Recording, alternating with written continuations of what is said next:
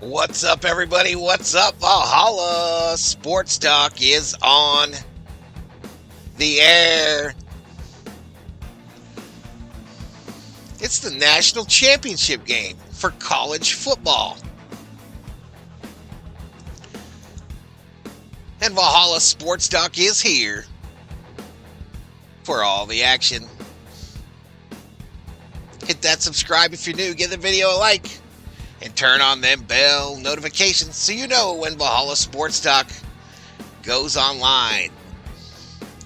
Tonight's game is set to start in 20 minutes. 20 minutes to kickoff of the Ohio State Buckeyes versus the Notre Dame Fighting Irish. Shout out to those currently in the chat. Betting is open. You could use your Valhalla Sports Talk points. They're like points, but with a V, to bet the winner of the game. The choices are Buckeyes or Irish. Buckeyes, all one word, Irish. Bet between 10 and 100,000. If you got that many. And you could be the winner at the end of the night. No cash value, y'all. These are just for fun. Mean Saltine is the first in the chat. What's up, Mean Saltine? What is up, Mean Saltine? All right, if I got this lined up right, let's go to the current betting odds for this one. Bazzow! Ooh. The Buckeyes are an 8.5 point favorite, chat. 8.5. Minus 400 on the money line. The Irish plus 310.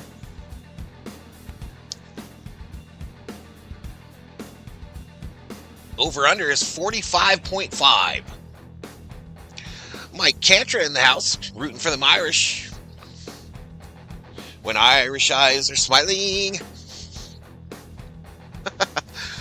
I think it goes something like that. Anyhow, there's the current betting line. Shortly, I'll go over the team stats and the team leaders for both of these teams. Toxic 92 is in the house. Says, let's go Buckeyes. You know, you got emojis, Toxic, for your Buckeyes. Because you are a Valhalla Sports Talk member. One of the few, the proud. How come it says I only have 0 members? That's weird. That's weird.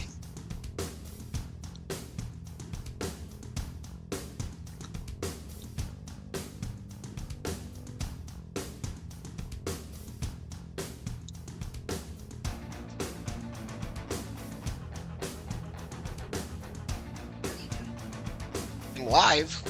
It's weird though. My member count says 0. Weird.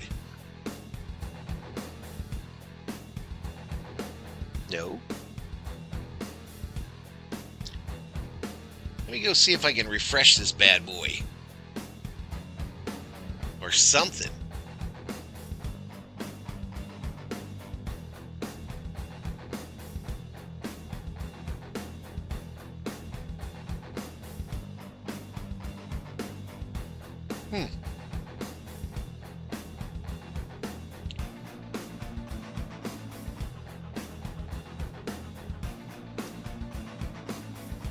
This doesn't have like a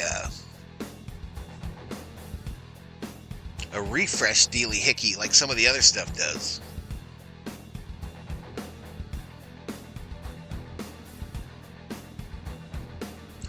Total sponsor count.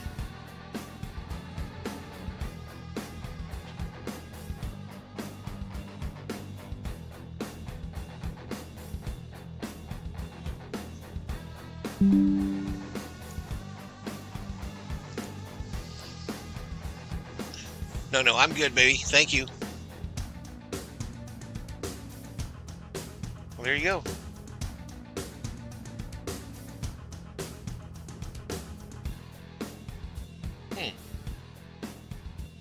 All right, I'm just going to turn that off today, chat. That's weird.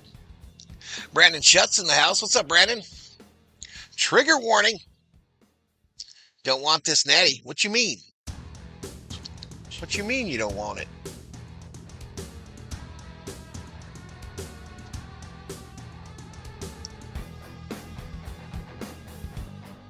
$20 in the house. All right, let's go back to the main for a minute. Notre Dame going to wear them navy blue jerseys with the gold pants and the gold domes. 15 minutes to kickoff. Teams are doing workouts. Actually, it's 32 minutes to kickoff.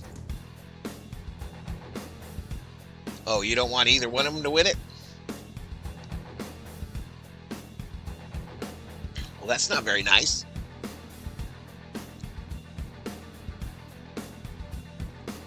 That's not very nice.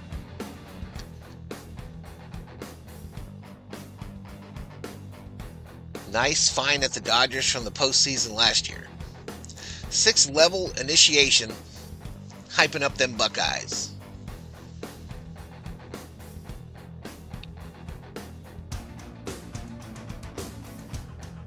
All right, let's go back to the main.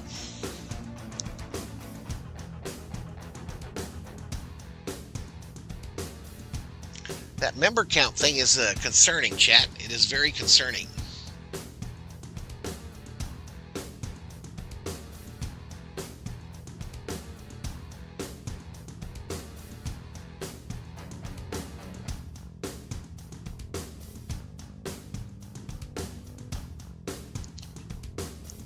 What's up, Fred? Fred Lunsman in the house. What's up, man? Don't ban me, bro. This is trigger warning. Oh, man. You guys. Hey! Are you a fan of either one of these teams? Valhalla Sports Talk has the swag for you. Below this video, I have selected some team swag for both of these teams from Fanatics. From the Fanatics, not from Temu, not from Facebook Marketplace, from Fanatics. Licensed memorabilia for both these teams. I got fan packs. This is like a flag, a t-shirt, all kinds of stuff. A bunch of different things. Notre Dame and Ohio State. I got polos for both Notre Dame and Ohio State. I got champion hats for both Notre Dame and Ohio State. Or I did, anyway. I've got a way cool jacket for the Buckeyes that says 8-time champion. And a way cool jacket for the Irish that looks like the one that Rudy wore in the movie. And I got full-size team lids, team helmets for both of these teams. If you click on those links and purchase that item, I get a little piece of the action, y'all. I get a little piece of the action from Fanatics.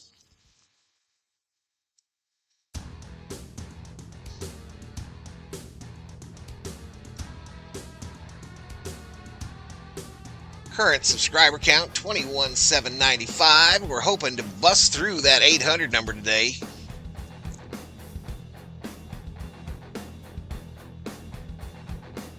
Looking to bust through that 800 number.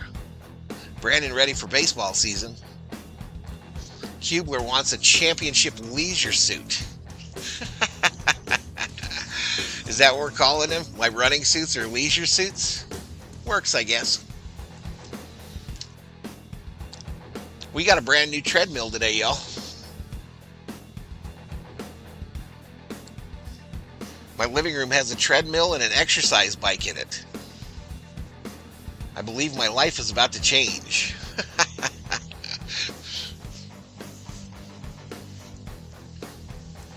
right, about 10 minutes to the half hour. 25 to what they're saying now is the official start time. Tonight is actually a doubleheader on the channel, y'all.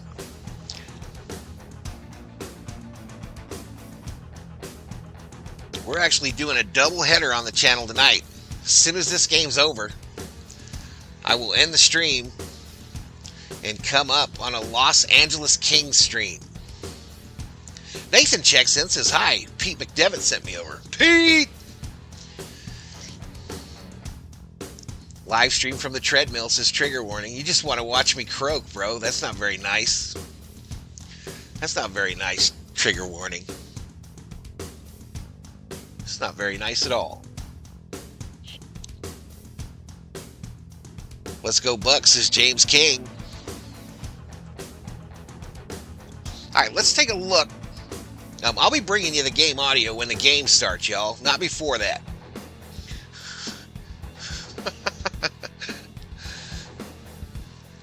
We will have game audio for this game.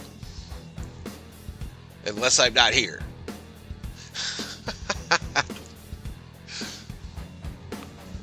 Well, let's go back to this stat page.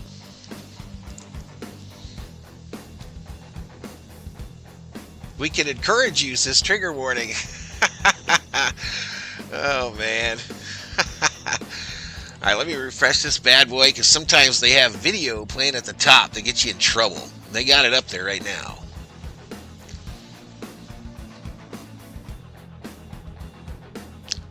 Let me pause that. All right, so here we go. I'm going to turn off this music. You guys are probably sick of hearing that, because I know I am. Here are your leaders for both teams. Will Howard leads the Irish with 2,860 passing yards. Riley Leonard leads the Irish with 2,092. Advantage, Will Howard and the Ohio State Buckeyes. Rush yards, Quinshon Judkins, 805 on the year. Jeremiah Love, 949. Advantage, the Irish. Let's go down and then we'll come back up. Like push-ups, trigger warning. Jeremiah Smith, 934 receiving yards, leads Ohio State. Bew Collins, 427, leads the Irish. Team comparison time. Rush yards per game, the Irish 112th in the nation. Hey, there's the Natty. There's the Natty trophy. I'm not sure whose band that is on the field right now. I think it's the Notre Dame one, and I think they're about to do the ND. Notre Dame 22nd in rushing yards, so advantage Irish. Passing yards per game. Ohio State 38th in the nation. Notre Dame 181st. Advantage Ohio State. Total yards per game. 44th to 83. Advantage Ohio State. Points for Ohio State 305th in the nation. Doesn't that seem low, chat? Or do you want to be low? Maybe I'm not understanding this stat. Notre Dame 308th. Why are they so low? Or maybe they're really high. Maybe the high number is the low number. Anywho, points against Ohio State 48th in the nation. Notre Dame 58th. We talked about game odds. Here are the most recent games. The last 5 for both of these teams. Ohio State's only blemish in the last 5 is that loss to the Michigan Wolverines, 13-10. And they won their bowl game on November 23rd. Has it been that long? This must just be regular season, chat. 38-15. Yeah, this must just be regular season stuff right here. They don't count the bowl games. Notre Dame, anyway, finished 5-0 to end the season. including a game where they beat my USC Trojans. James King in the house. What's up, James King? A Whataburger commercial? I was thinking of biathlon. Slow down, Fred. Slow down, Fred. You know how fat I am? You know how flipped up my back is? Two teams I hate the most except for Bama, says Stephen Cryer. Jay Money in the house says, let's go Irish.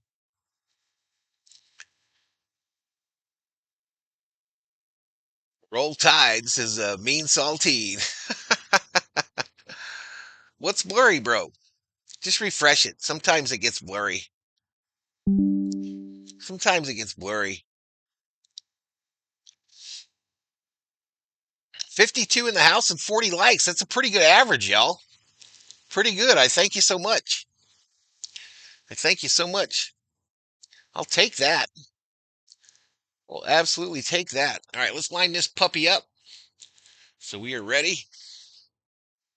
Lee Corso has donned the leprechaun outfit, y'all. He has donned the leprechaun outfit and the chain.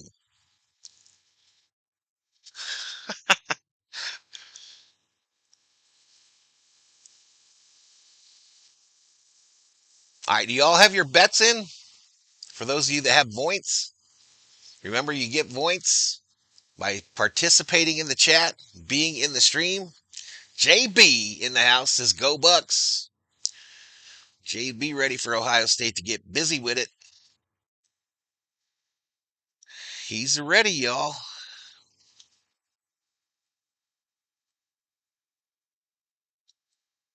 Listen, y'all, for as little as $1, you can become a Valhalla Sports Talk member. Apparently, I don't have any members anymore. But you could be the first, I guess. Now, I don't know what's going on there. That's not tabulating for some reason. Stephen Cryer says, I'm proud to say I'm an Auburn fan. I can't fathom a dimension where OSU doesn't win. Did you fathom a dimension where Detroit got their ass beat this weekend? Or Baltimore? McLovin in the house, proud Auburn fan. But I think he's making fun. Man, sports fans, y'all. That's why I love doing this shit.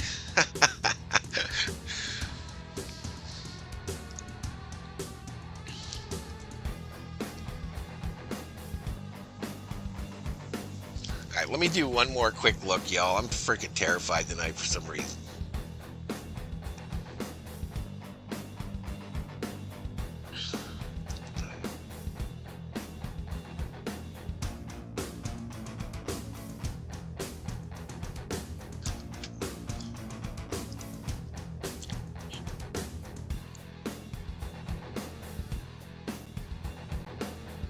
And it changed coming out of that Michigan game. Right. They went, okay. Like I said earlier, right? Yeah. Take me back to that. Take me back to Chip I'm Kelly. try to play the telecast audio, y'all. He's gone back to the guy he is. Absolutely. And that's where I was always frustrated with Ohio Ohio State. This game place in Atlanta at the Mercedes-Benz stop being Stadium. a head coach to be your offensive coordinator, and yet you're trying to just control and manage the games by being careful all the time. All I keep hearing about is how talented you are, how great it was to get this transfer quarterback, and yet your offense is stale. More moving pieces, more formations, more shifts and motions, more involvement with the entire team. You got two great running backs. They refuse to use them efficiently. Now, hey, the issues on the offensive line, that was part of their problems, and I get Good that. news if but you're new, it does y'all, seem you like can Chip become Kelly a Valhalla finally Sports has Talk been like, subscriber let's for just free. let it go. Let's rip this thing open. The bad Will news Howard, I expect Will Howard to is I've probably carry lost the one football since around I went online. 10 to 12 times tonight in key situations just to offset some of the things that Al Golden can do defensively. We have not seen that a lot in these first three playoff games. No. It really have not been designed runs. They haven't needed it. Okay. And if this is a game where it is close, they will rely on those heavily in short yarded situations. Hey, you know what time it is? Besides 15 I'll be minutes right away back, from Jack. kickoff in Atlanta, it's time for a fresh approach to dog food, and that's where the Farmer's Dog comes in. Developed by board-certified nutritionists, the Farmer's Dog is human-grade dog food that's made with real meat and veggies and gently cooked to preserve nutrients. And the pre-portioned packs make it simple to serve. Get 50% off your first box of fresh, healthy dog food at thefarmersdog.com/trial50. Plus, get free shipping. Just go to thefarmersdog.com/trial50 to get 50% off. That's thefarmersdog.com/trial50. So there's the Buckeye side of things. What about Marcus Freeman? He's getting set to take the Irish into a national championship game. A short time ago, he spoke with Katie George. Coach Freeman, when you talk to your players, how do you frame staying in the moment tonight, given the magnitude of this game? I think that's going to be the ultimate key is one thing we often talk about is winning the interval, which is what we term a football play, 5 seconds the length of a play. And at the reality of this thing is, like, we're going to have to win the interval more than Ohio State does. And so that's the way to achieve the outcome that you want. Now, it's a lot easier said than done, but that's got to be our focus, is to stay in the moment, win the interval, and you know what, let's just win it more than Ohio State does. Your team excels at running the football. Ohio State hangs its hat on stopping the run. What's the key to staying out of third and long situations? Well, we're going to have to find ways to get positive yardage with running the ball, and that could be with our running back, that might have to be with our quarterback, but there's got to be ways that we have positive yardage running the football. If we're in third and long situations, it's going to be a long day for us, and so we got to be creative, but we got to be physical, and we got to be aggressive, and they're a physical attacking unit that we're going to have to win that battle when it's mano-a-mano. Ohio State has some players that pop in skill positions. How do you limit the explosive plays? As I said earlier, it is not something that's easy to do. They're going to make some plays, but it's through different coverages, different pre-snap alignments, getting pressure on the quarterback. But then when you have a chance to make a play, you got to make the play, and you can't have fear. And they're going to make a play, and you got to be able to let that play go and make it on this play. This is a good football team. They're going to make some explosive plays, but we got to make sure when it matters the most, we make the play. Thank you for the time. Best of luck. All right. Thank you, Katie. Marcus Freeman with Katie George. Katie George, Ian Fitzsimmons, Greg McElroy, Sean McDonough have our call coming up from Atlanta here on ESPN Radio. Alongside Matt Sims, I'm Kevin Winter, College Football Live, counting it down to the College Football Playoff National Championship presented by AT&T.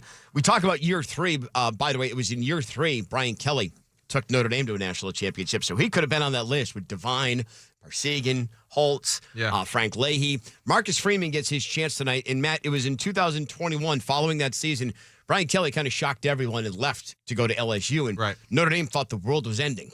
They get Marcus Freeman. How has Marcus Freeman not only developed as a head coach, but how has he been different from BK?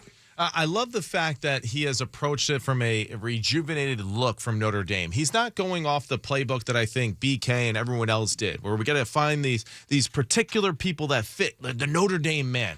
I think Marcus Freeman has kind of opened up that search area in the recruiting aspect. They're going in areas that typically they have not gone in the past, right, to get players. They've also been a little bit more active in the transfer portal. The fact that they have been able to, the other thing that I really like about Marcus Freeman, to be honest with you, he's relatable, he's approachable, and players, especially in today's day and age, they need people more like genuine father figures than dictators. The authoritarian doesn't work. No doubt. The days of back in my day, we used to no, that doesn't exist anymore. Yeah. Right? That's a great nowadays, point. Marcus Freeman, he is a guy that you can knock on his door and he will be able to talk to you about life, football, family, what's going on in school, what are the personal issues you need to go through. And I think that's what young men really, they need that in their lives for their development, but I think that's also why this team gravitates towards him so heavily. I think if we're looking at this game, because many of the experts believe it's Ohio State, I think they probably have the more skilled players. No doubt. No, you would agree with that. Yeah. What does a Notre Dame victory look like? The Notre Dame victory looks much like how a Buffalo Bills victory versus the Baltimore Ravens the other day looks. And that is playing great sound defense.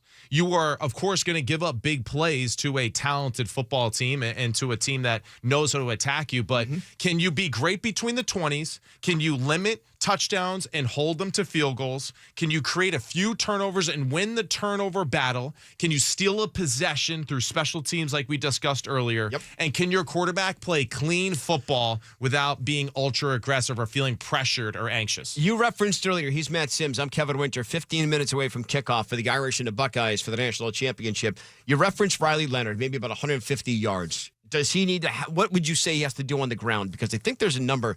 If he's had more than 30 yards rushing, Notre Dame's won every game because he had like 29 or something in the Northern Illinois game. Yeah, and really that is probably, I would say, the sweet spot for him, right? Okay. Is that 25 to 40-yard range, because it's not like he needs to break off a 50-yard run to win the football game. They just need him to be able to use his legs in certain passing situations where the lanes does open up and he can make plays outside the pocket, make a throw on the run, or in short yardage situations where they can get a man advantage by getting an extra blocker with the running back, with a heavy personnel, and him getting those tough yards. And that's really what it's going to take. Other than that, I would say the heavy toll will be on the offensive line. Can you just do a great job of not giving up too much penetration in the run game? The TFLs will be a big part of Ohio State. If they can get TFLs and stop the Notre Dame backs in the backfield, then it's going to be a long day for them. I would guess as well, if you're the Irish, you can't get frustrated. Like if negative plays happen, as coaches say, every possession has to end in a kick, right? Absolutely. And I would say, honestly, more so probably for Ohio State, you can't get frustrated. Because if I'm Notre Dame, I'm trying to bring them into the mud. Okay. I am trying to make this game as ugly as possible. And for Ohio State, are you comfortable winning the game 14-10? That's how I want this football game to go if I'm the Notre Dame coaching staff. You want to know who's not comfortable for that 14-10 score? Who's that? Buckeye fans. They'll be absolutely apoplectic on the entire night.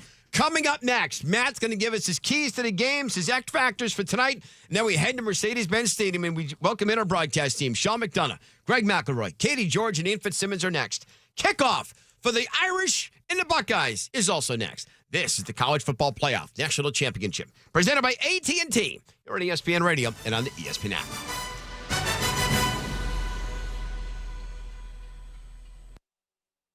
Hey, fans! Welcome back to Fansville's Cheer. All right, Chad, I'll bring that audio back up here in just a moment. No personal attacks. Why have a chat? Just don't be talking about somebody's mama, McLovin. Come on, man. Keep it civil. Keep it civil.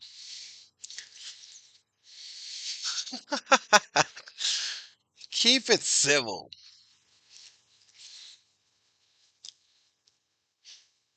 Anyway, what do we got now here? We got about 8 minutes. About 8 minutes to kick off, y'all.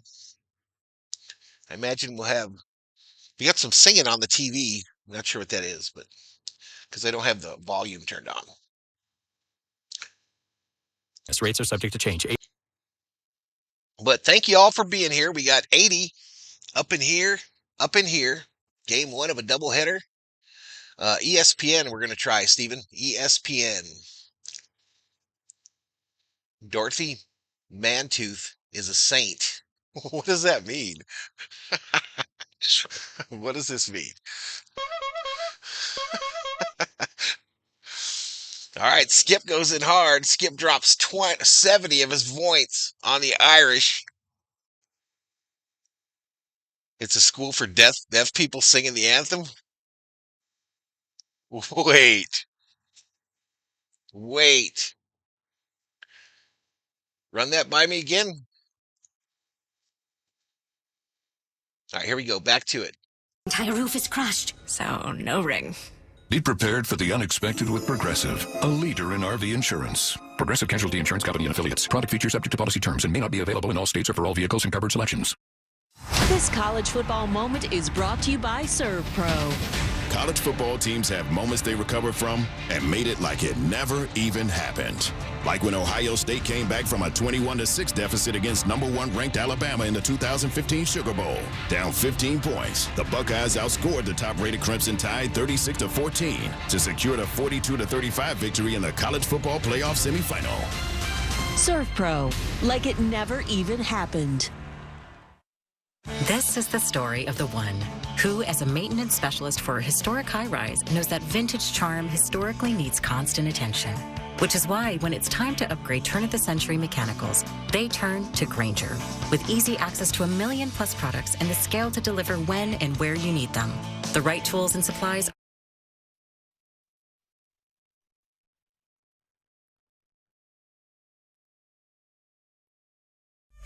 Catch the best basketball coverage on Sirius XM NBA Radio Channel 86. Jaylen Brown drives, bounce back to the corner. Tatum drives, baseline, strong two-hand play. Every day, we bring you the latest headlines, expert analysis, and exclusive interviews with the players, coaches, and legends of the game. We're now joined by best Laker of all time. It's Magic Johnson. Nick Nurse, head coach of the Philadelphia 76ers, joins us. Plus, catch live play-by-play action you won't hear anywhere else. Tune in on NBA Radio Channel 86 or the Sirius XM app.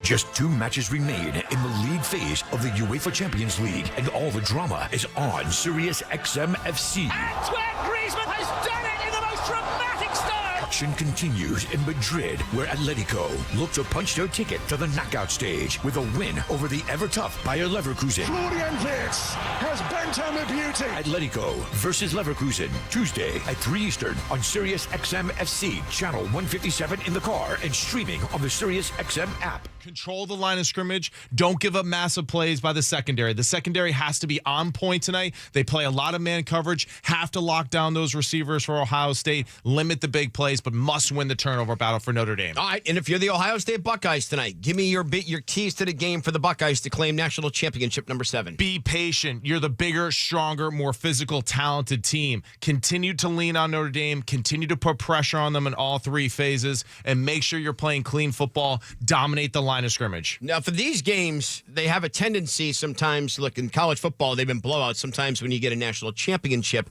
coming up in other sports, you have X factors. Yeah. Give me some X factors tonight.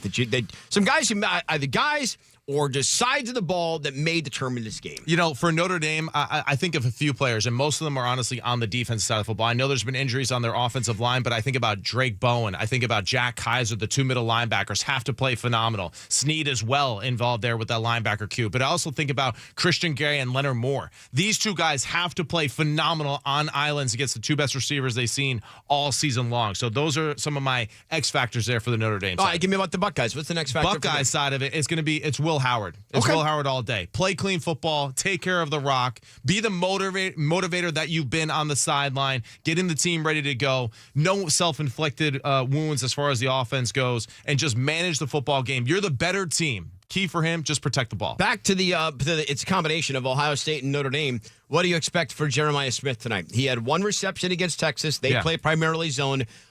He is arguably the most talented player on the field tonight when it comes to a skill position. Yeah. What kind of evening do we expect out of Jeremiah Smith? I say that he's got 5 or 6 catches for at least 75 to 100. I really do. And I think for an Ohio State victory, it's going to have to rely on something like that. I think he needs to be involved, and I think they're going to have a few plays specially designed for him. In Ohio State victory, I could see the big plays happening. I mean, that's how they basically dismantled Oregon in the Rose Bowl. If you're Notre Dame, how vital is it you can't give them up? And Notre Dame, the biggest thing, the difference between Notre Dame, I think, and Texas did a bad job of understanding situational football. Even the screen pass for the touchdown right before half was a backbreaker. Al Golden and this crew will be all over those type of football plays, and they will limit some of those plays just because they are well coached and they understand what is to be expected from Ohio State's offense. You have a prediction tonight?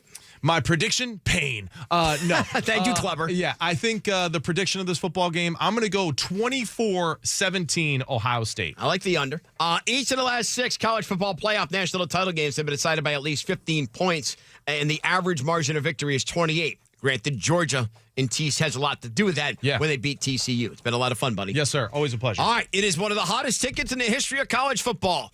It is the College Football Playoff National Championship, presented by AT&T, with 2 of the most passionate fan bases in the history of the game. It's Notre Dame and Ohio State. With the call, we go to Mercedes-Benz Stadium in Atlanta and join our broadcast team with Katie George and Ian Fitzsimmons alongside Greg McElroy. Here's Sean McDonough.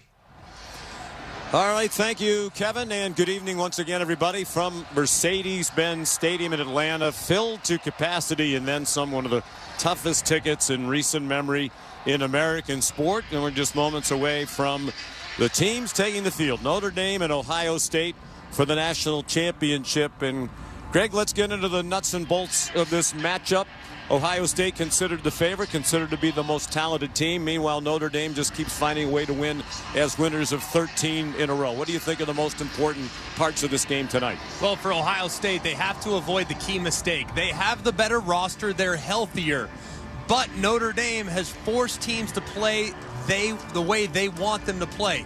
big mistakes that have been created in each of the first 3 playoff games, and they have capitalized time and time again. For Ohio State, involve their playmakers and their weapons. Will Howard, the quarterback, has been outstanding, but the wide receivers are the ones that can win this game for the Buckeyes. In particular, Jeremiah Smith, who had 13 catches for 290 yards in the first 2 playoff games before he was finally held in check against Texas. It should be a tremendous matchup against a great secondary of the Fighting Irish. Just had a stirring rendition of our national anthem from Coco Jones. The Spelman College Glee Choir sang America the Beautiful, and now the fans anticipating the arrival of the 2 teams in this 71,000-seat stadium. And it's a good thing the roof is closed tonight. It was a chilly couple of days here in Atlanta. It never got above freezing here in the capital of Georgia today. What's this like? You've played in a national championship game just moments before you take the field. A lot of anxiety in those last few moments. You're excited. That anxiety, though, Sean, in many ways, you crave it. It's almost like an addiction as a player, and to know that, hey, this game is going to be about execution, reminding yourself about what needs to be done on those first 10 plays. Think about the first 10 plays and let the rest of the game come to you. So just reminders, things to think about in those spots, and come out without making big mistakes early. Notre Dame has just taken the field. We have Ian Fitzsimmons on the Ohio State sideline as the Buckeyes are just a moment away from taking the field. Good evening, Ian. Sean, thank you. And this Ohio State bunch has really bought into a second lease on life. The quarterback, Will Howard, before the Rose Bowl against top-ranked Oregon, told me it is so rare to have an opportunity to play and get another chance at a national championship and redeem yourselves. And he went back and talked about that loss. They called it to the team up north in Michigan. And he said, we are so blessed to have a shot with the 12-team playoff to redeem ourselves and play our best football. That is exactly what they've done. Other senior leaders on this Ohio State team have also embraced that exact same thing, that rare opportunity to avenge a loss and find a chance to win a national championship. And this Ohio State bunch, they're playing like they have that second lease on life and that second chance that Will Howard was talking about. For more on that very thing also, let's head over to Katie George and Notre Dame. Katie? Well, Ian, the big question coming into this game for Notre Dame was who will start at left tackle. We now have our answer. Sophomore Charles Jogusaw will get the nod after Anthony Knapp suffered a season-ending ankle injury in the Orange Bowl. Jogusaw was the intended starter at left tackle before a season-ending injury, what they thought was a season-ending injury, sidelined him for much of the year. He was available, rehabbed, tactic, got back, and was able to help out 10 days ago in the Orange Bowl at right guard when Rocco Spindler went down. Spindler is back healthy tonight. They'll keep him at right guard, with Jogusaw making his first start of the season at left tackle. No time like the present in our national championship, Sean. That's right, Katie. Both teams have dealt with key injuries all season long. Ohio State played the second half of the year without 2 of their best offensive linemen. Both teams on the field now. Ohio State is on the near sideline as we look down on the field from the press box level to give you an idea of our vantage point. We're on the 5-yard line. As we look down on the field, most of it is to our left. Ohio State's on the near sideline dressed in white uniform tops with the scarlet numerals, gray pants, and silver helmets. Notre Dame in the far sideline with the shiny gold helmets on top of blue jerseys with white numbers and gold pants. And the captains are out at midfield for the toss of the coin with the referee, Steve Marlowe. It's an SEC officiating crew and SEC replay as well. There's also collaborative replay. Back in Pittsburgh, Pennsylvania, Dr. Bernice King is coming out for the coin toss on this Martin Luther King Day. Quite a day in America. We inaugurated the President of the United States. It's Martin Luther King Day, and the national championship in college football is about to get underway. Steve Marlowe going through the instructions with the captains.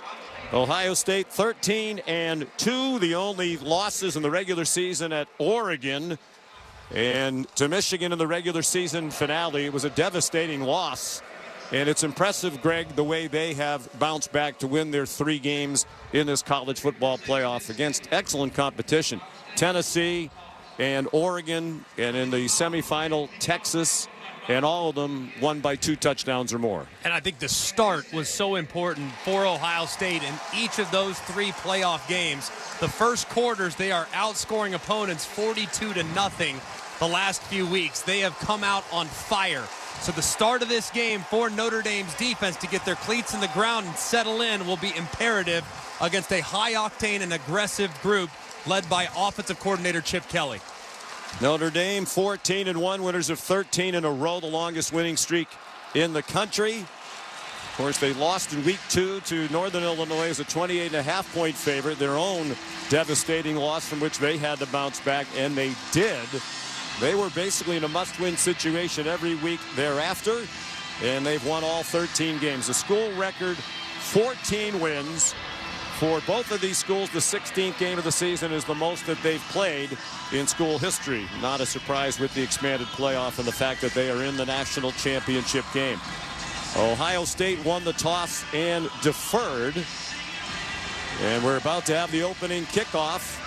It'll be Ohio State kicking off from our right to our left.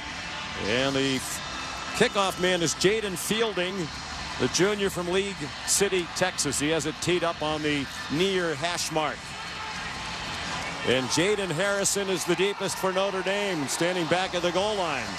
He had one of the electrifying plays of this college football playoff. Returned the second half kickoff against Georgia for a touchdown to open up some breathing room in their win over the SEC champion Bulldogs. Crowd just about 50-50. Lots of scarlet below us and around to our left, and on the far side of the field, looping around to our right, a sea of green. Fortunate to be here. The average ticket price during the week was more than $2,200. Fielding has it teed up. He has a strong leg. Recruited out of League City, Texas to be their kickoff man and is their field goal kicker this year. And he bombs one that lands almost out of the back of the end zone. It's a touchback, and Notre Dame will start on offense at its 25-yard line, led by Riley Leonard, playing in his last college football game. The senior from Fairhope, Alabama, a transfer from Duke, where he spent 3 seasons, the last 2 as the starter.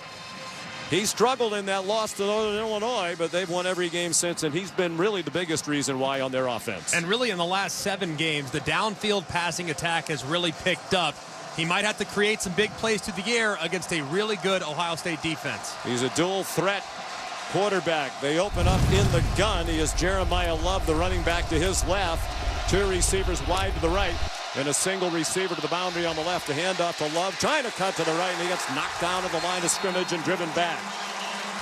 J.T. Tuimoloau, part of that great defensive front for Ohio State, the #1 defense in the country, both in scoring defense, giving up just 12 points per game, and in total defense, they're giving up 250 yards per game. Notre Dame is second in the country in scoring defense. Loss of a yard on the play. They stay in the shotgun with Love now on the right side of Leonard. The tight end, Mitchell Evans, went in motion to the left. It's a fake handoff. A design quarterback running a hole up the middle for Leonard, but he's knocked down at the 32-yard line by Sonny Styles, the linebacker, and Jordan Hancock, a safety. A gain of 9. Notre Dame goes quickly to the line with 3rd down and 3 upcoming. And it will be imperative all night long to stay in 3rd and manageable situations. On a bad first down play, good second down play, set up 3rd and short. It is Jagusah starting at left tackle, as Katie George reported. Out of the shotgun again. Love shifts wide to the right. It's another design run for Leonard, and he carries for the first down. Across the 35 to the 37 for a gain of 5. And every time in this postseason when they've had to have it 3rd and short, 4th down and short, or running out the clock protecting a lead, Leonard's been the man. Also in the red zone too, and no limitations on how many touches he'll get tonight. They stay in the shotgun. 4 receivers, 2 to each side. Love, the running back, on the right hip of Leonard, who stepped toward the offensive line to give them some information. Minute and 40 gone by, no score. Shotgun snap to Leonard, looking around, turns to his right and throws incomplete. He was trying to hit Chris Mitchell, curling up at around the 50-yard line along the near hash marks. And it'll be 2nd down and 10. First opportunity to really see this offensive line in pass protection. They held up pretty good. Riley Leonard starting the read to the left, scanning all the way back to the right and throwing it away with decent coverage on the back end. Leonard stays in the gun, moves some of his players around, brings Love back to his left hip. 2 receivers to either side. The tight end, Mitchell Evans, is in the slot to Leonard's left. The snap to Leonard. It's a quick slant to Mitchell this time, and he's down at the 45-yard line. They'll give him the 46 for a 9-yard gain. Denzel Burke, starting his 51st straight game at cornerback, made the tackle for Ohio State. And thought it was going to be 3rd down. The chains on the far sideline say 1st down, but it looked like he came up short from our vantage point. They do give him the 1st down, and no protest from the Ohio State sideline. So they're on the 46. A quick snap to Leonard and a swing pass out wide to the left to Jeremiah Love across midfield and down to the Buckeye 47-yard line. Cody Simon, their leading tackler linebacker there, along with Jordan Hancock. A 7-yard gain. Love bothered throughout the postseason by an injured right knee. Mike Denbrock, the offensive coordinator, asked him during the week, "You need to be honest. How do you feel?" He said, "I'm 90% and getting better."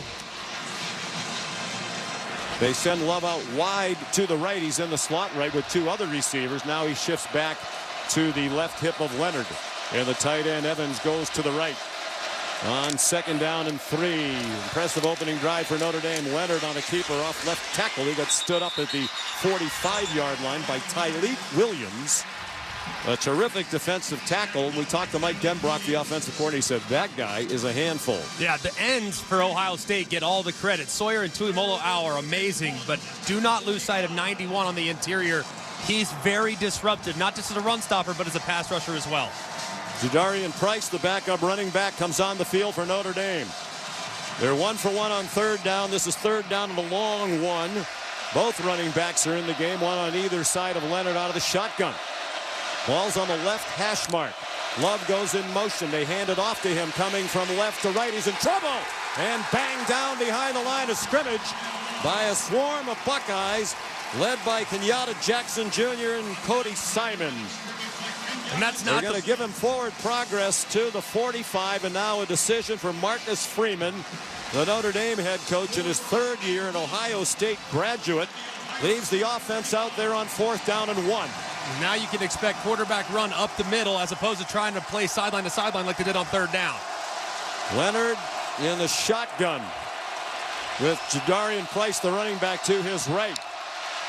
It's a direct snap to Leonard and a design run, and once again he gets the 1st down, running off right tackle to the 42-yard line for a 3-yard pickup. And if the Notre Dame coaches, Greg, were concerned about their offensive line against this defensive front, they're more than holding their own so far. And if they've learned anything on that 3rd and 1, they try to go with the sweep to Love to the outside. Do not run horizontally against Ohio State. Run right at them downhill. Down to 10-10 to go, 1st quarter. No score. Notre Dame with the opening drive, and they're on the move. Leonard takes a shotgun snap, looking around, anti-feet, rolls to his right, throws back over the middle. It's caught, and down inside the 30-yard line goes Eli Raridan, the backup tight end, with a 14-yard gain to the 28-yard line, and another Notre Dame 1st down. And the Irish go quickly to the line of scrimmage. The ball's on the right hash mark. 10 plays on this opening drive. They've held the ball now for more than 5 minutes. Leonard's 3 out of 4 passing for 31 yards. Shotgun again. 5 receivers, 3 to the short side right. Price, one of them, went in motion to the left. The snap to Leonard. He sets and fires, and an errant pass. A diving attempt made by Chris Mitchell on a ball thrown to his right near the 23-yard line between the hash marks and the numbers. And it fell incomplete. It'll be 2nd down and 10. Yeah, the first significant miss from Riley Leonard. His guy was open.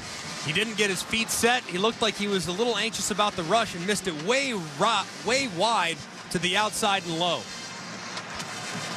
11 plays so far. 6 of them rushes 4 by Leonard. 5 of them throws. He's now 3 out of 5. Price, the running back, on the right hip of Leonard out of the shotgun. 3 receivers to the left. The handoff to Price, running outside of the left, has some running room, turns the corner, and gets dragged down near a first down along the far sideline by Caleb Downs, the All-American sophomore safety. They're going to mark him down at the 19, just short of the first down. It's another 3rd down and 1, and probably Riley Leonard time again. I would think so. I think Riley Leonard will get another look. He's already got 4 carries. They've been really good on 3rd and short all season long, but Price there showing some speed to the outside. Notre Dame is substituting. They bring receivers off the sideline. They're on the left hash mark. Leonard with the running back Love to his left. And it's a shotgun snap, and it's Leonard straight ahead again. Why change it if it keeps working? And it works again as he fights his way inside the 15. They actually move the Buckeyes back for a 5-yard gain. Leonard, spindly at 6'4", about 215 pounds. Doesn't look pretty, but he's effective. It's just been a dream start to this game for Mike Denbrock's offense. Now entering play 14, but they're approaching the midway point of the first quarter, so this is helping their defense as well with a tremendous start. Ball right in the middle of the field. They're on the 14-yard line. 14th play of the drive. Shotgun snap, a handoff to Love across the formation from right to left and down to the 11-yard line between the hash marks and the numbers. For a gain of 2 for Love, the sophomore from St. Louis, who had the 98-yard touchdown run in the first game of this playoff against Indiana, the first score of this 12-team college football playoff to set the tone for the Irish. They're on the left hash mark. Both running backs in the game now.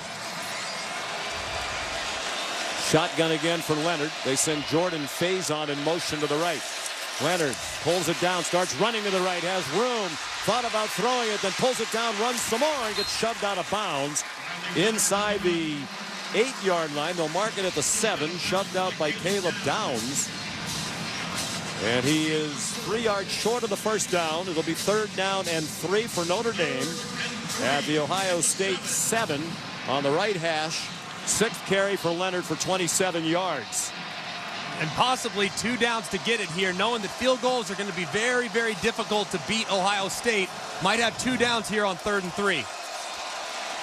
Under 7 minutes to go in the first quarter. Ohio State hasn't touched the ball yet. Out of the gun, Leonard. 2 receivers to either side. He fakes an inside handoff. Slips as he tries to cut. Lunges forward. Got inside the 5, but it looks like he's about a half-yard short of the first down. He faked the handoff, kept it. And when he turned the corner, he slipped just a bit. They mark it right on the 5. So it's 4th down and 1, and the offense stays on the field for the Irish. I don't think there's any secret about what's going to be called here, but Riley Leonard looking like he's a little out of gas. Hands on the hips, just a little bit bending over ever so slightly. They hand it to him again on 4th and short. Almost a 9-minute drive. The clock down to 6:05 to go in the first quarter. 17th play of the possession, 4th down and 1. Leonard, direct snap. He goes straight ahead and has another first down. Powers toward the end zone and goes down at the 1. He got rocked by Cody Simon, but again, he and the Irish moved the pile toward the goal line. What a start for Notre Dame. Leonard a little slow to get up, put his hands on his knees just trying to catch his breath. He took a big pop at the 3-yard line, but with some help from the big offensive linemen, including Pat Coogan, the center, got to the 1. He's rushed 8 times on this drive for 33. 1st and goal, Notre Dame. 5:23 to go in the quarter. In motion, Bo Collins, direct snap. Leonard walks in for a touchdown untouched. Off left tackle. What a drive by Notre Dame. And Riley Leonard, the rushing touchdown, his 17th of the season, adding to his Notre Dame single-season quarterback record. 18 plays, 75 yards, 9 minutes and 45 seconds off the clock. Leonard 9 carries for 34 and the touchdown. And on that play, Greg, a great job done by the new left tackle, Jagisaw. Excellent job by the entire offensive line, and a good run there by Riley Leonard, designed to hit play side to the right, cuts it back to the left, and he's walking for a touchdown. Mitchell Jeter for the extra point. And it is good. What an opening drive by Notre Dame. They lead 7-0 with 5:15 left in the first quarter. You're listening to the College Football Playoff National Championship presented by AT&T on ESPN Radio and the... All right, chat. So Notre Dame, you know, they didn't win the toss. Ohio State won the toss, deferred, and Notre Dame takes the football right down the field and puts up the touchdown. We've got 5:15 to go in this first quarter. Notre Dame 7, Ohio State 0. Hit that subscribe, give the video a like, and turn on those noties. Thank you so much, everybody. College football on Valhalla Sports Talk. XM. Daytona is so unique. We have a expectation of what we expect of ourselves. The Great American Race is underway. Awesome. We want to win that race so bad. I know how heartbreaking that place can be. The entire pack is collected. I know how amazing that place can be. Are you kidding me? I'm ready to go. We know what we're capable of. Daytona is coming. The Daytona 500, Sunday, February 16th at 1:30 p.m. Eastern. Sirius XM NASCAR Radio, Channel 9, and on the Sirius XM app. Right along as Sirius XM NFL Radio hits the road. It all starts at the Senior Bowl, checking out the future stars of the NFL. That's a great read by Jackson Dart. Then off to Orlando, Florida for the Pro Bowl games. Caught! Jamar Chase with a touchdown! Yeah. And finally, a stop in New Orleans for coverage all week through Super Bowl 59. We actually did what we said we were going to do, and I couldn't be more happy for my guys. Nobody covers the National Football League like Sirius XM NFL Radio, Channel 88.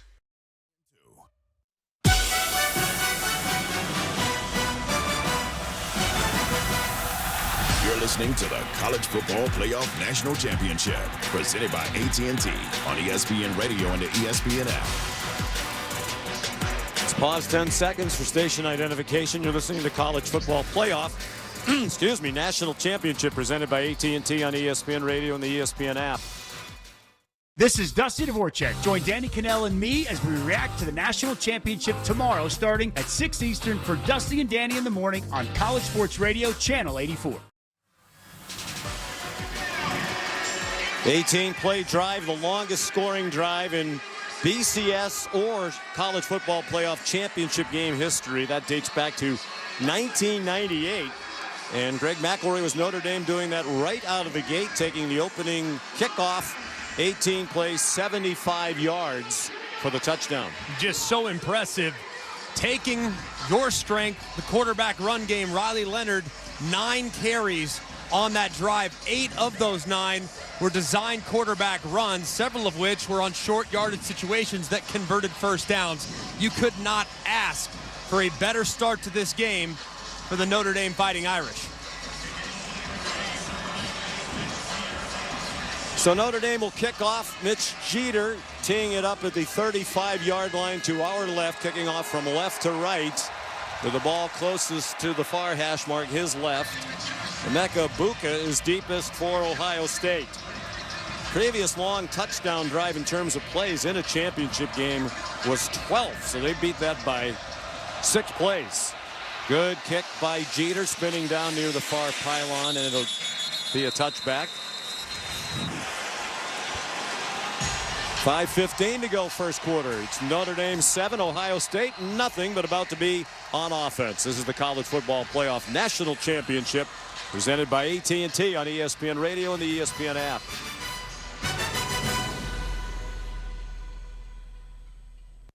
Timeout. Your body goals don't have an off season. GNC is ready to help you get a stronger start on the new year with help building more muscle and proven weight loss support. Need a boost? We're ready with GNC vitamins for your longest winter days. Want the best energy drinks? They're at GNC. Never tried creatine before? Get ready to be amazed. GNC coaches are ready to help you in stores everywhere, and you can shop our full collection of flavors and online exclusives at GNC.com. GNC, live well. Some people just know they could save hundreds on car insurance by checking Allstate first. Like you know to check that your guests like spicy first before serving Atomic Hot Wings. Who's hungry? Oh my gosh. What are these? You don't like them? Yeah, checking first is smart. So check Allstate first for a quote that could save you hundreds. You're in good hands with Allstate. Savings vary. Subject to terms, conditions. All right, here we go, chat. The Buckeyes with the ball. It's their first possession of the game. Again, 5:15 remaining in this first quarter. Thank you for being here. Subscribe, like, turn on them noties. Come together for inspiration and a plan. Financial confidence in SEC country works that way too when you and your banker get together to create your personal Regions Greenprint plan. I think that'll really work. Thanks. So let's huddle up, because in an SEC world, we're the SEC Bank. Regions, official bank of the SEC. Member FDIC.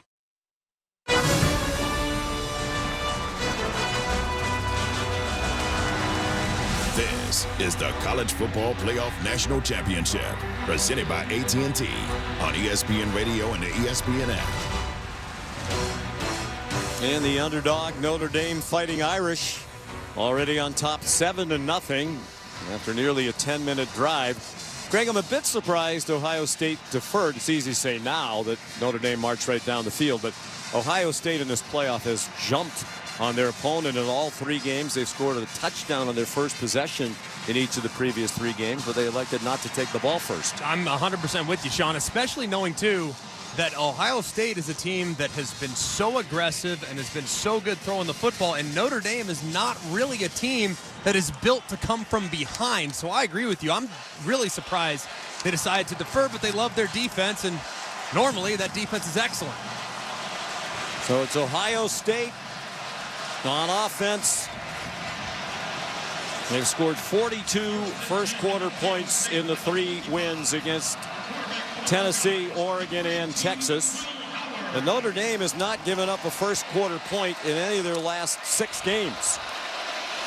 They haven't given up a first quarter touchdown in their last 8 games. 3 months ago, Georgia Tech scored in a first quarter of a game played here between Georgia Tech and Notre Dame. The Irish won it. Travion Henderson is the back. Will Howard, the quarterback, under center. He hands off to Henderson, running left, and he speeds across to 31. Taken down right along the numbers after a 6-yard gain by Jack Kaiser, playing in his 70th career game for Notre Dame as a 6th-year player. Came back to win a national championship. Will Howard is the Ohio State quarterback, the transfer from Kansas State, like Riley Leonard in his first year at his current school, and he's had a very good year. From Downingtown, Pennsylvania, similar size to Riley Leonard. They're both 6'4". Howard's a little heavier, 235. Goes out of the gun now with a double receiver set to the left, hands it off to Henderson. He's spun down for a loss again by Jack Kaiser. 70 games for one school is the all-time FBS record, as you might expect. Players playing extra games because of the extra COVID year. Ball's on the 30-yard line. 3rd down and 5 for the Buckeyes from the left hash mark. The Travion Henderson, the running back. He'll split time with Quinshon Judkins. Notre Dame crowding the line of scrimmage. Howard takes the shotgun snap, drops, throws to his left, caught. Jeremiah Smith struggles for the first down.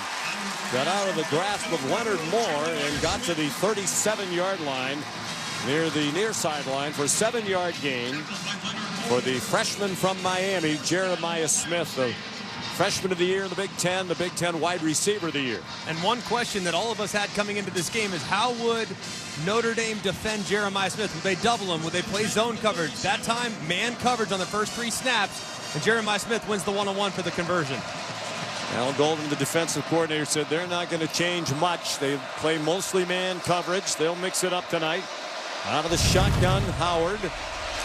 In motion to Emeka Egbuka. Here comes a blitz, and it's a delivery by Howard to the near sideline to the tight end, G. Scott, who bounced off a hit near the 38 and went up the sideline to the 41 before he was knocked out of bounds by Howard Cross for a 4-yard gain. It was R.J. Oben who was bringing pressure from Howard's right, so he threw away from the pressure to his left for a good play on first down. A good job by Will Howard. I mean, Oben was coming very quickly around the right-hand side, but he knew his outlet, got rid of it, and lived to play second down. Pistol now. Henderson still the running back. He's had a tremendous playoff. Down to 2:40 to go in the quarter. 7-0 Irish. Low snap. Handled by Howard. A handoff to Henderson. Big hole running right. Bounces outside and turns the corner. Crosses the 50 and gets wrestled out of bounds at the 41 of Notre Dame by Xavier Watts. 18 yards on the gain for the explosive Henderson.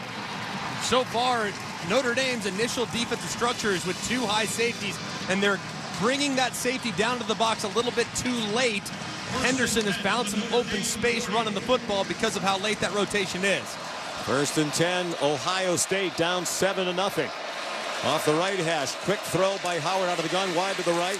It's caught by Quinshon Junkins, the running back, down the far numbers, and finally chopped down to the 25-yard line for a 15-yard pickup to their running back Judkins. And like Henderson, he's also an excellent receiver.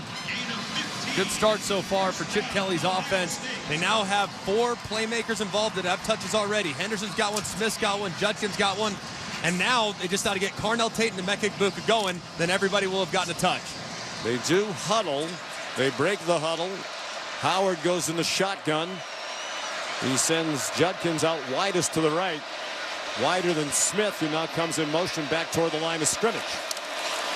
And it is Smith who took the ball off the snap for a handoff going right to left, and he got dropped for a 5-yard loss back at the 30-yard line by Xavier Watts, another one of those veterans who came back for one more year to win a national championship, and he has a shot at it tonight.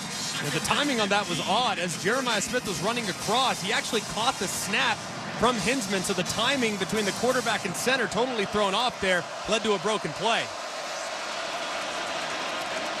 2nd down and 15. They're on the left hash. There's a fake handoff to Judkins. Rolling left, Howard throws on the run. It's caught near the 1st down marker. Out of bounds near sideline. Emeka Egbuka. They're going to mark him out of bounds with a 12-yard gain. Short of the 1st down. They're at the 18-yard line of Notre Dame.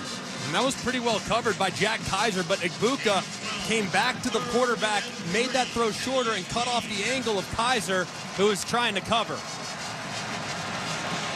First catch of the game for Egbuka. Judkins is the running back. Out of the gun, Will Howard. Judkins on his right hip. Howard claps. It's a design run for him. Off right guard, 1st down. Had a nice hole between the center and guard, and went down to the 13-yard line before he got upended. Ryan Day, the Ohio State coach, applauds on the sideline as that's the end of the 1st quarter. His team trying to answer the historic opening touchdown drive by Notre Dame. At the end of the 1st quarter, Notre Dame 7, Ohio State nothing.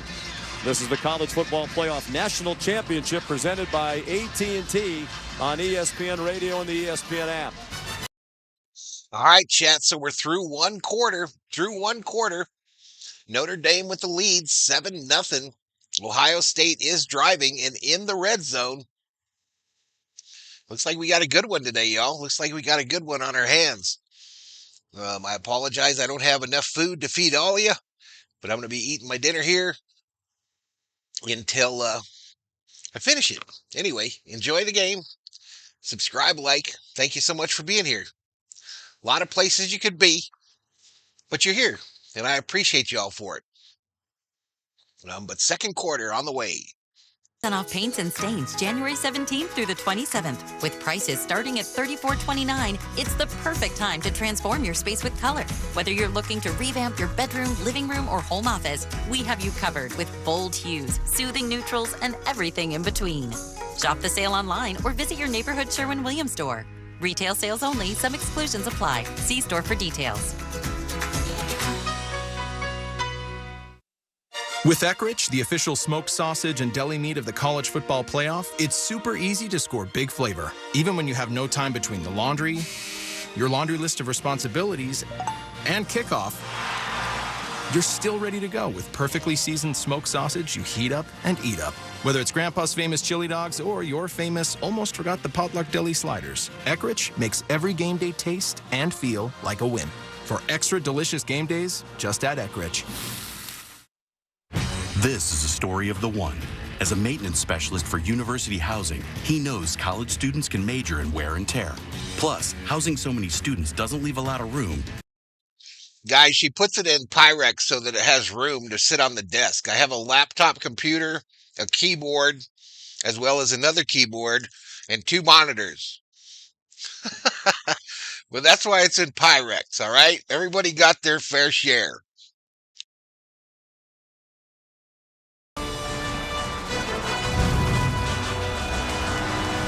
This is the College Football Playoff National Championship, presented by AT&T on ESPN Radio and the ESPN app.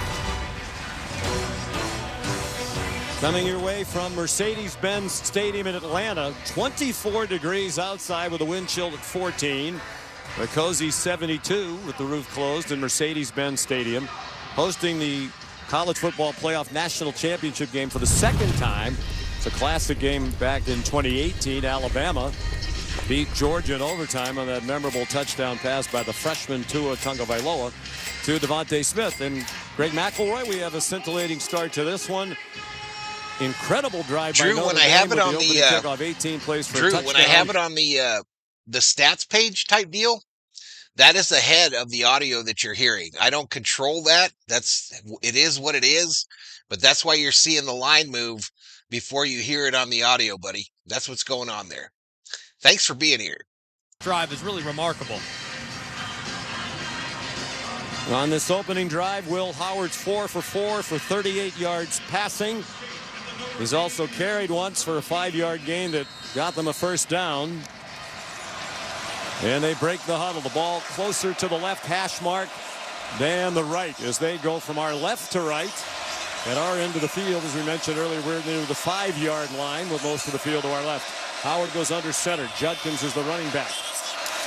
It's a handoff to Judkins off left tackle. Cuts back to the right inside the 10 and knocked down just inside the 8-yard line by Jalen Sneed, who plays their rover position, primarily a linebacker. Judkins, a transfer from Ole Miss. Both he and Henderson have more than 3,600 career rushing yards. They both have a chance to go over 1,000 for the season tonight. Of course, the extra games help. They huddle again on second down and 5. Ball right equidistant between the hash marks, and Howard will go under center again with Judkins, the running back. They send the tight end Scott in motion, then he sets near the right. A play fake to Judkins, a throw in the flat. Wide open Jeremiah Smith, he walks in for a touchdown. They fake to the left. Howard threw it back to the right in the flat near the numbers at the 10-yard line. And Smith was all alone and walked in along the near sideline for the Ohio State touchdown. And that was really nice design. They put Smith to the field, and you noticed right at the last second, Christian Gray, who was in coverage, is pointing, saying, hey, Jeremiah Smith's over here. Leonard, we got to switch spots. They couldn't get it communicated in time. They run Jeremiah Smith on a fake sweep, roll him back out to the right. It's an easy pitch and catch and a walk-in touchdown for the freshman.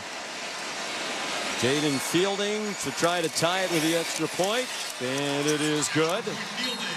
So after Notre Dame went 18 plays for 75 yards and a touchdown, Ohio State 11 plays 75 yards, had it for more than 6 minutes, and score on the touchdown pass to Smith. What a start. 14-10 to go in the second quarter. Notre Dame and Ohio State tied at 7.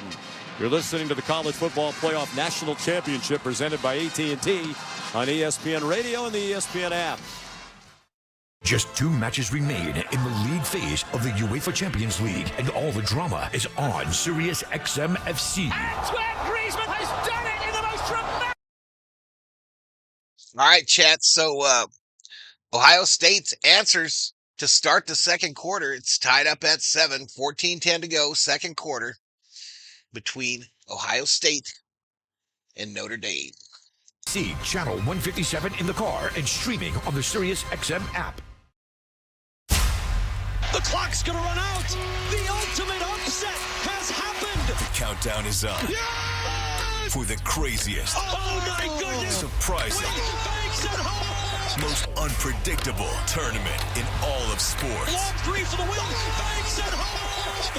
Banks at home. Get ready from the first 4 to the final 4. And let's go! Let's go! March Madness lives on Sirius XM.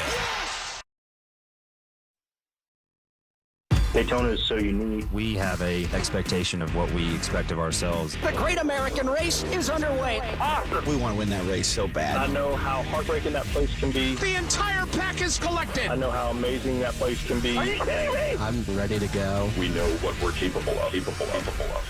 Daytona is coming.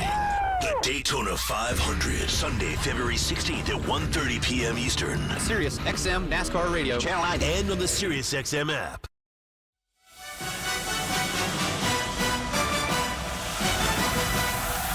You're listening to the College Football Playoff National Championship, presented by AT&T on ESPN Radio and the ESPN app. 50 seconds into the second quarter. Each team's had it just once, and each has scored a touchdown. We're tied at 7 as we check in with Katie George. Well, Sean, after his 9 carries for 34 yards and a touchdown, Riley Leonard was exhausted when he came off the field. He dropped down into a crouch on the sidelines, coughing and spitting. Trainers immediately got him fluids. When he popped up, he walked through his offensive line group, said, "That's a heck of a drive, boys." 10-minute drive, I think, gets you that praise, Sean. All right, Katie, thank you. I can tell you this. I can't speak with perspective on having 9 carries in a game, let alone a drive. But looking at Riley Leonard and the physical beating he took on some of those hard carries on thirds and shorts, it was pretty impressive to see him finish in the end zone. He is a dual threat quarterback for sure. He's just the 3rd quarterback to play in the championship game, BCS or college football playoff, back to 1998, who entered the game with more than 15 rushing touchdowns and passing touchdowns for the season entering the title game. Cam Newton for Auburn. They won it in 2010. Marcus Mariota, as they were both Heisman Trophy winners. For Oregon in 2014. They lost to Ohio State in that championship game. So each team's had it once, and we're in the second quarter, 50 seconds deep. And Jaden Fielding's kickoff is going to be another touchback over the head of Jaden Harrison. Still 14-10 left, second quarter. Notre Dame and Ohio State tied at 7 in the College Football Playoff National Championship, presented by AT&T on ESPN Radio and the ESPN app.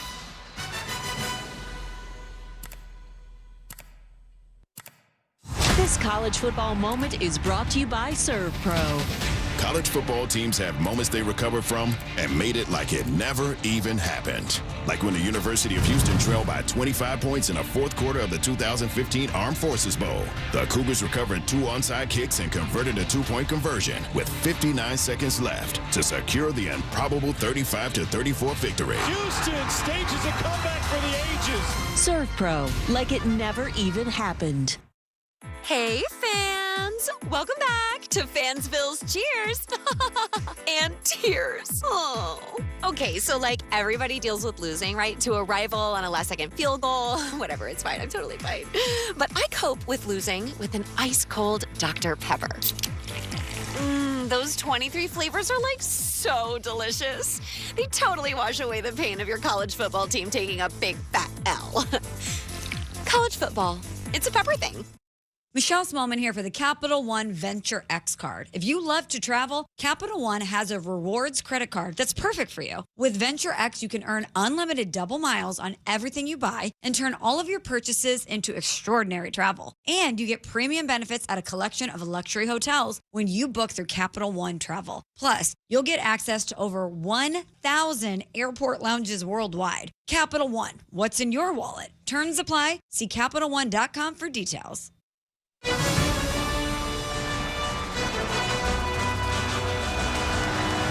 This is the College Football Playoff National Championship, presented by AT&T on ESPN Radio and the ESPN app. And it's coming away from Mercedes-Benz Stadium in Atlanta. Terrific start to this national championship game. Each team has had one possession. Each has had a long touchdown drive. The touchdown catch by Jeremiah Smith was for the freshman from Miami, his 15th of the year, second most all-time by a freshman.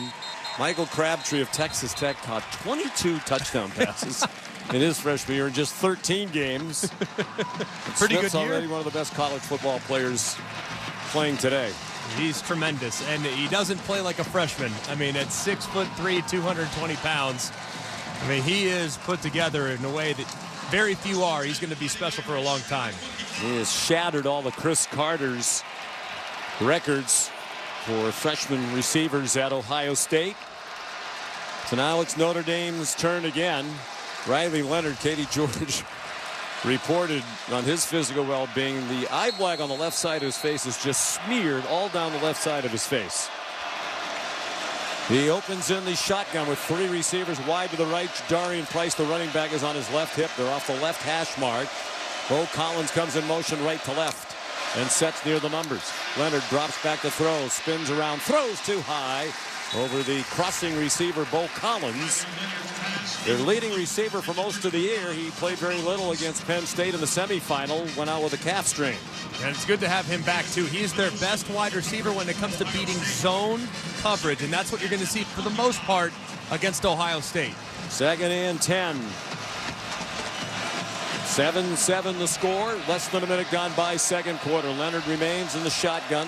Price still the running back. Mitch Evans, the tight end, in motion from left to right, and then he came back. There's a flag down. This will be the first penalty of the game on either team for a false start against the Irish. Before the snap, false start, offense number 5. 5-yard penalty, 2nd down. It's on Bo Collins, the transfer from Clemson, where he played for 3 years. So that'll bring the ball back to the 20. It'll be 2nd down and 15. And one thing that Notre Dame did a great job of on the first drive was taking 2nd and 10, 2nd and long, and making it 3rd and manageable. What will Mike Denbrock do to get this back to 3rd down and 3 or 4? 3 receivers to the right. Eli Raridan, a tight end, split out to the short side left. Price, the running back, to the left of Leonard. Evans in motion from right to left. Here comes a blitz up the middle. Leonard sidesteps and he's still in trouble. Now scrambles back to his left. There's a flag down behind the play. Throws caught near sideline. And it's a catch by Bo Collins just short of the first down marker, out of bounds at the 33. But Cody Simon came on a blitz, and the Buckeyes think this is going to be a holding call against Notre Dame. Holding. Offense number 56. 10-yard penalty. 2nd down.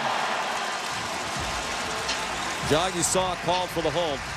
Of all the things that we came across in preparing for this game, to me, the most remarkable, Greg, Ohio State's opponents were called for 1 offensive holding penalty all year prior to tonight. And they couldn't believe that, the way they rushed the passer. That's 1 in more than 730 plays. So they finally get their 2nd. On Joggy saw he had a hold of Tyleek Williams. The ball back on the 10-yard line. Wiped out a 13-yard gain. Leonard takes the snap, hands it off to Price, trying to find a hole to his left. Didn't get much, perhaps 2, before he got wrapped up by Sonny Styles, the linebacker, former safety, and one of the leading tacklers on their team. 2nd leading tackler behind Simon. Already one of the early adjustments from Jim Knowles, defensive coordinator for Ohio State. Those safeties are a little bit tighter than they were on that first drive. Now here on 3rd and 25, I don't anticipate them getting up and run support. But notice on 1st and 2nd down, they were a little closer to the line of scrimmage to take away the run. They have Aeneas Williams in now at running back. He's a 3rd down specialist.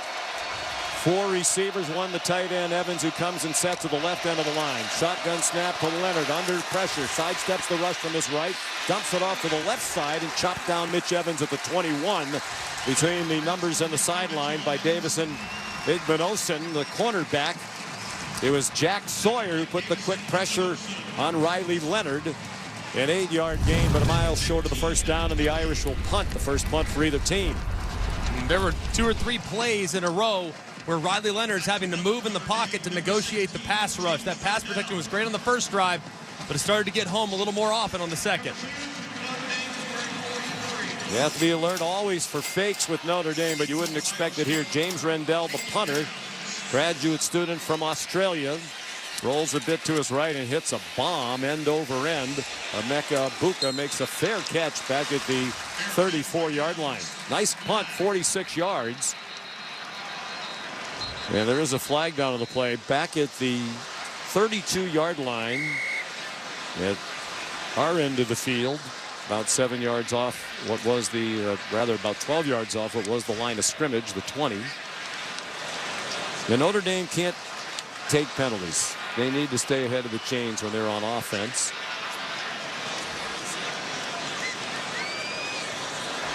Steve Marlowe is the referee, ready to make During the the kick, holding, receiving team.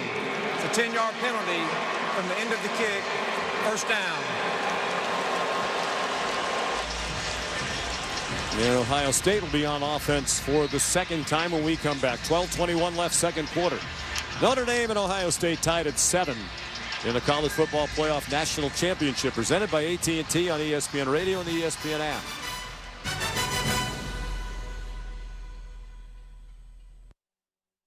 Hey, fans! Welcome back to Fansville's Cheers and Tears. Oh. Okay, so like everybody deals with losing, right? To a rival on a last-second field goal. Whatever, it's fine. I'm totally fine. But I cope with losing with an ice-cold Dr. Pepper. Those 23 flavors are like so delicious. They totally wash away the pain of your college football team taking a big fat L. College football, it's a pepper thing.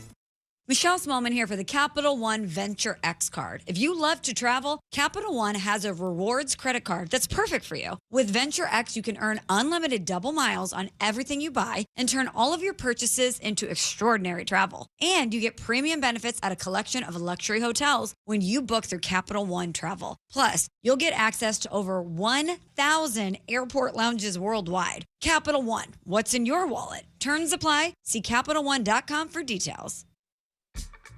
Harry Douglas here for Technique's new noise-canceling True Wireless AZ80 earbuds. Technique's has been revolutionizing the audio game for almost 60 years. With multi-point connection of up to 3 devices at the same time, the AZ80s let you go from leading a meeting to listening to a podcast to taking a call seamlessly. Visit us.tech. All right, chat. So we got a punt here. The Buckeyes with the $1 million football. How much time we got left in this bad boy? 12:21 to go in the second quarter. That was delicious, chat. That was absolutely delicious. Shout out to the COO if you're watching. I didn't finish it because there were some mean people in the chat, COO, that were making fun of me. And there were also people left the stream, probably because I was eating. So it was delicious, girl. Thank you so much. Back to the ball game. Will Howard and the Buckeyes about to go on offense for the second time. Each team scored on the first possession, and then Notre Dame stopped by the Buckeyes on their second time on offense. And while they reached the end zone through the air by throwing it to Jeremiah Smith, it was really the run game that had them in great position. Travion Henderson's 3 for 24. Will Howard added 5 yards on the third down conversion, and Quinshon Judkins not just had a catch for 15, but also had a carry for 5. So this Notre Dame defense has got to figure out a way to stop the run, and Ohio State needs to continue to control the line of scrimmage. Ohio State has scored a touchdown now in each of their 4 opening drives in this college football playoff. They come over the ball from the sideline, operating from their own 23-yard line. Perhaps the 24. Thank you, Fred. As they go from left to right. Total yards are 85 for Notre Dame, 75 for Ohio State. All 75 on that one possession. Travion Henderson's the running back. Will Howard's going to go under center on first down. The 2 receivers to the left, the tight end tight to the right. They take a jet sweep. They hand off the jet sweep to a Book. They're going from left to right. He turns the corner up the field and across the 35 with a 13-yard gain and a first down, tackled by Drake Bowen. They brought a Book on a jet sweep. He took the handoff from Leonard. Xavier Watts missed the tackle, and it's a first down. And they've been in that formation several times. 2 tight ends to the right, Abuka in the slot, Jeremiah Smith to the outside to the left. They've motioned him down and blocked and handed off the running back. That time they head to the jet sweep, and it was a nice gain. Howard goes under center again. One running back, Henderson. It's a play-action pass and a deep drop, and Howard throws on target. Out of bounds with another first down at the Notre Dame 47 is Carnell Tate for a 15-yard gain. His first catch of the day. Chip Kelly, the coordinator, says they have 3 number 1 wide receivers, including Tate. Most offenses script their first 15 plays. It's probably about how many plays Chip Kelly scripted, and now every single one of their playmakers has a touch. Tate was the last one that had yet to be targeted. He reels one in for another gain. So everyone's been started for the Buckeyes. They have 3 receivers now over 700 receiving yards for the year. Notre Dame doesn't have anybody with more than 500 receiving yards. Out of the pistol against the blitz. It's a handoff. Henderson breaks a couple of tackles and stumbles ahead inside the 46-yard line. He got a couple. R.J. Oben, the transfer from Duke, finally made the tackle, but that looked like it was going to be dropped for a loss, and Henderson turned it into a 2-yard gain. Yeah, that was an excellent job by Henderson. Pressure off the left-hand side. It looked like it was going to be Tuihalamaka and Rubio. They kind of ran right through in the backfield, but somehow it wasn't stopped for a loss. Turned it into a short gain. Howard goes into the shotgun. Henderson, the running back, on his right, the tight end to the right. 2 receivers wide to the right and single coverage out on the left. Play action fake to Henderson to throw on the left flat. Caught by Ibuka, spins up the field and got taken down by Jordan Clark, the transfer from Arizona State, at the 43-yard line. 3 yards on the completion. And here comes 3rd down and 5. Howard a perfect 7 for 7 for 64 yards. Just like Notre Dame, they're not afraid to run the quarterback. They had 3rd and 3 earlier, went with quarterback run. Let's see if Chip Kelly tries to go with quarterback run again with Will Howard with the opportunity to potentially go for it on 4th and short. They're on the right hash mark. They send Henderson out to the left. 3 receivers over there, 2 to the short side right. The snap to Howard. He's looking to his right. He has a lot of time. He has running room to his left. Pulls it down and runs for the first down and more. And ducks down head first at the 32-yard line for the first down. Wasn't a designed run, but after he looked to the right and couldn't find anybody, had all kinds of running room to his left, and goes for 11 and a first down. And just poor pass rush integrity there from Notre Dame. Just 3-man rush, but they all got sifted to the right-hand side of Howard, which allowed plenty of room out the left, and there's nobody home as Howard picks it up with ease. They're 3 for 3 on 3rd down. Both quarterbacks impressive to start. We're tied at 7, approaching 9 minutes to go in the first half. Out of the shotgun now, Howard, with Henderson, the running back, on his left. The Notre Dame blitz is picked up. Wide open receiver, a broke on the near sideline is a 30. Down the sideline, he delivers a hit to Christian Gray as he goes out of bounds with a first down at the 20. Emeka Ibuka, the grad student, with the catch and run. And he now has 202 career catches. That is number 1 all time in Ohio State history, their great history. 1 more than K.J. Hill. And by the end of the night, he's going to be their all-time leader in career receiving yardage as well. 202 receptions for Ibuka. He goes wide to the left on first down at the Notre Dame 20 in a 7-7 game. Quinshon Judkins, the running back. And a timeout called by Ohio State. Ryan Day didn't like what he saw as his team lined up. Don't want to quell their momentum. They are briskly on the move again. 7th play of the drive upcoming when we come back. 8:20 left, 2nd quarter. Notre Dame 7, Ohio State 7. This is the College Football Playoff National Championship presented by AT&T on ESPN. All right, chat. All right. Notre Dame is in the red zone. In a tie ball game, 7-7. What do we got left? 8:20 remaining. 2nd quarter. Excuse me.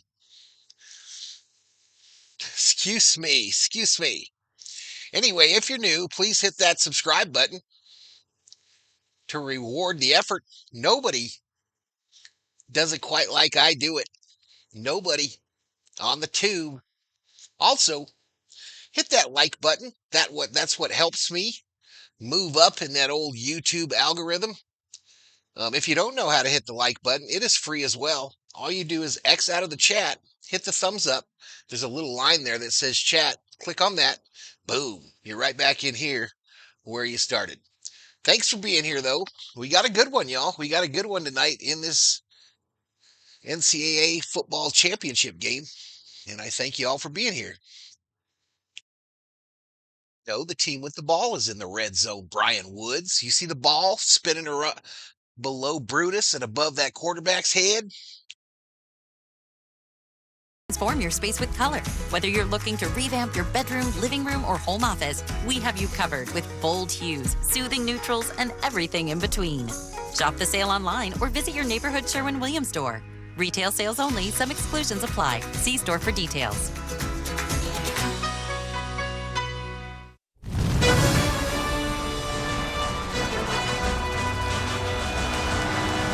This is the College Football Playoff National Championship, presented by AT&T on ESPN Radio and the ESPN app. To the all-time greats in college football history, Notre Dame and Ohio State battling for the national championship here in Atlanta, with a lot of royalty for the Irish and the Buckeyes on hand tonight, including national championship winning coaches Jim Tressel of Ohio State, Lou Holtz of Notre Dame. The honorary captains were Jerome Bettis and Archie Griffin. 7 Heisman Trophy winners at each of these two schools. Of course, Jim Tressel, a big influence on Marcus Freeman. He was Marcus's coach when Marcus played linebacker. Jim Tressel told me on the field before the game tonight he has 7 coaches between these two staffs that he coached. Joe Montana is also here tonight. One of the best. Coach Tressel, got to visit with him briefly earlier this week, and got to visit with him before the game, and he is just a great statesman, tremendous ambassador to our sport, so it's great to visit with him. Urban Meyer's here as well. Jim Tressel had a big hug for both Ryan Day and Marcus Freeman on the field. So it's Ohio State on the move, trying to break the 7-7 tie. The 7th play of the drive upcoming for the Notre Dame 20 on the right hash mark, 1st down and 10. They go in the pistol. Howard's been terrific. Takes a low snap. Hands it off to Quinshawn Judkins, running right for about 2. Chopped down by the freshman Kingston Viliamu Asa, who they think is going to be a star in the years to come. It's really one of the few times we've seen Notre Dame kind of stop the momentum of the line of scrimmage. It felt like they were on roller skates most of the first quarter and here into halfway through the second, but that time they held up at the point and stopped for a short gain. Ohio State has a lot of weapons, and they have very creative play calling, play design. They have a bunch to the right, the short side of the field. Then Judkins went in motion. They take a jet sweep to him. Howard throws left flat, caught by Emeka Buka, taken down by Jordan Clark at the 12-yard line, about 2 yards short of the first down. With a 6-yard gain, here comes 3rd down. And a short 2, more than midway through the second quarter now, tied at 7. And with all the man coverage that Notre Dame plays, these crossing routes across the field with these receivers running full speed have been very tough for Notre Dame to defend up to this point. Buckeyes 3 out of 3 on 3rd down. They're on the right hash mark. Judkins, the running back, on the left side of Howard as he goes out of the gun. 2 receivers wide to the left, 1 to the right. Design run for Howard, off left tackle, 1st down. He got banged down as he crossed the 10, lunged forward to the 9 for a 1st down run. These two quarterbacks look like carbon copies of each other. Both 6'4", dual threat quarterbacks. They're good buddies. They room together at the Manning Passing Academy in Thibodaux, Louisiana. Similar young men. High character, men of great faith. 3-star prospects out of high school, not highly recruited. And now they're both playing in the national championship game in their last year in college football. Out of the pistol. On 1st and goal from the 9. It's a handoff to Judkins, trying to get outside left. Breaks a tackle. Inside the 5. Runs for the goal line. And no signal yet. Touchdown, says the official on the far side. Jaden Osbury missed the tackle that would have prevented the touchdown. It was close as to whether or not Judkins got it across the goal line before he was down. He is a powerful runner, and it is going to be a touchdown that stands. He just dragged Leonard Moore. Never looked like that left knee was down. It's really close, but I do think he broke the plane. How about the right arm of Judkins stiff-arming Osbury, who is in good position at the end of the line of scrimmage, but they'll take a look at it, but I expect this to stand. It's going to be his 5th touchdown of the playoff, in this their 4th game. Henderson has also scored 5 times on 4 rushes in that memorable screen pass that went 75 against Texas late in the first half. Right after Texas had tied the game at 7. What a dynamic duo of running backs the Buckeyes have. They lead for the first time And here's Jaden Fielding for the extra point. It's good. Right-footed kicker. So they went 11 plays, 75 on their first possession. The second possession, 10 plays, 76 yards. And again, took more than 6 minutes off the clock. And Howard was 4 for 4 for 36 yards passing and rushed 6 times for 40 yards, did the Buckeyes on that drive. Let's send it down to Ian Fitzsimmons on the field.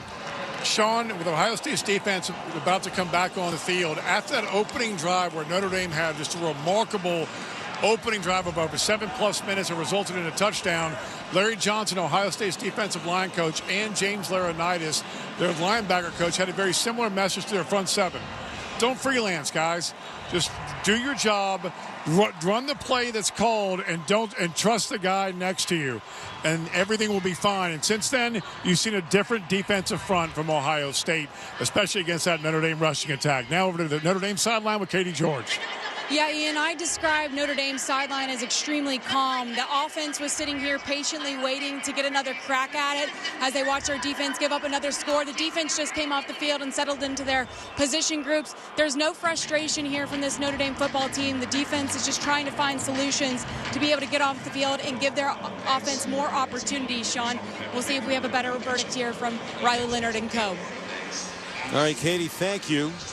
That Notre Dame touchdown on the opening drive was the first time that Ohio State has trailed at all in this college football playoff. This is their 4th game, but boy, did they respond. It's amazing how well they've played offensively in this college football playoff. Unreal, and it's really been the passing attack and the big plays that have led to these just incredible moments for the Buckeye offense. But in this game, it's been relatively methodical. I mean, there's not a lot that's way down the field. It's 6 yards on the handoff inside here. It's 8 yards on a shallow cross here. It's getting the ball out of Will Howard's hands very, very quickly so that pass rush of Notre Dame never has a chance to affect the quarterback. So far, they're in a great rhythm, both running it and throwing it to start this national championship. Will Howard is 9 for 9 passing. The most consecutive completions to start a national championship game since Chris Leak hit his first 9 for Florida against Ohio State in the 2007 national championship game, a game that Marcus Freeman played in as a linebacker for Ohio State. Said he always cheers for his alma mater, except when they play Notre Dame, obviously, and they're playing each other for the 3rd straight year. Ohio State has won the previous 2 last year in memorable fashion when they scored a touchdown with 1 second to go to win 17-14 in South Bend on a play that Notre Dame had only 10 men on the field. Kind of feels like you only have 10 men on the field tonight a few times against this Buckeye bunch. You might want to try to sneak 14 on there to see if you can slow this group down. Fielding will kick off. He was on his way to Houston Christian to kick out of IMG Academy in Florida. They were playing a game in Cincinnati, a high school game. Ryan Day was there to watch Carnell Tate. Fielding told me he thinks his team won 63-0, so he kicked off a lot. And Ryan Day walked over to him after and said, "We need a kickoff guy.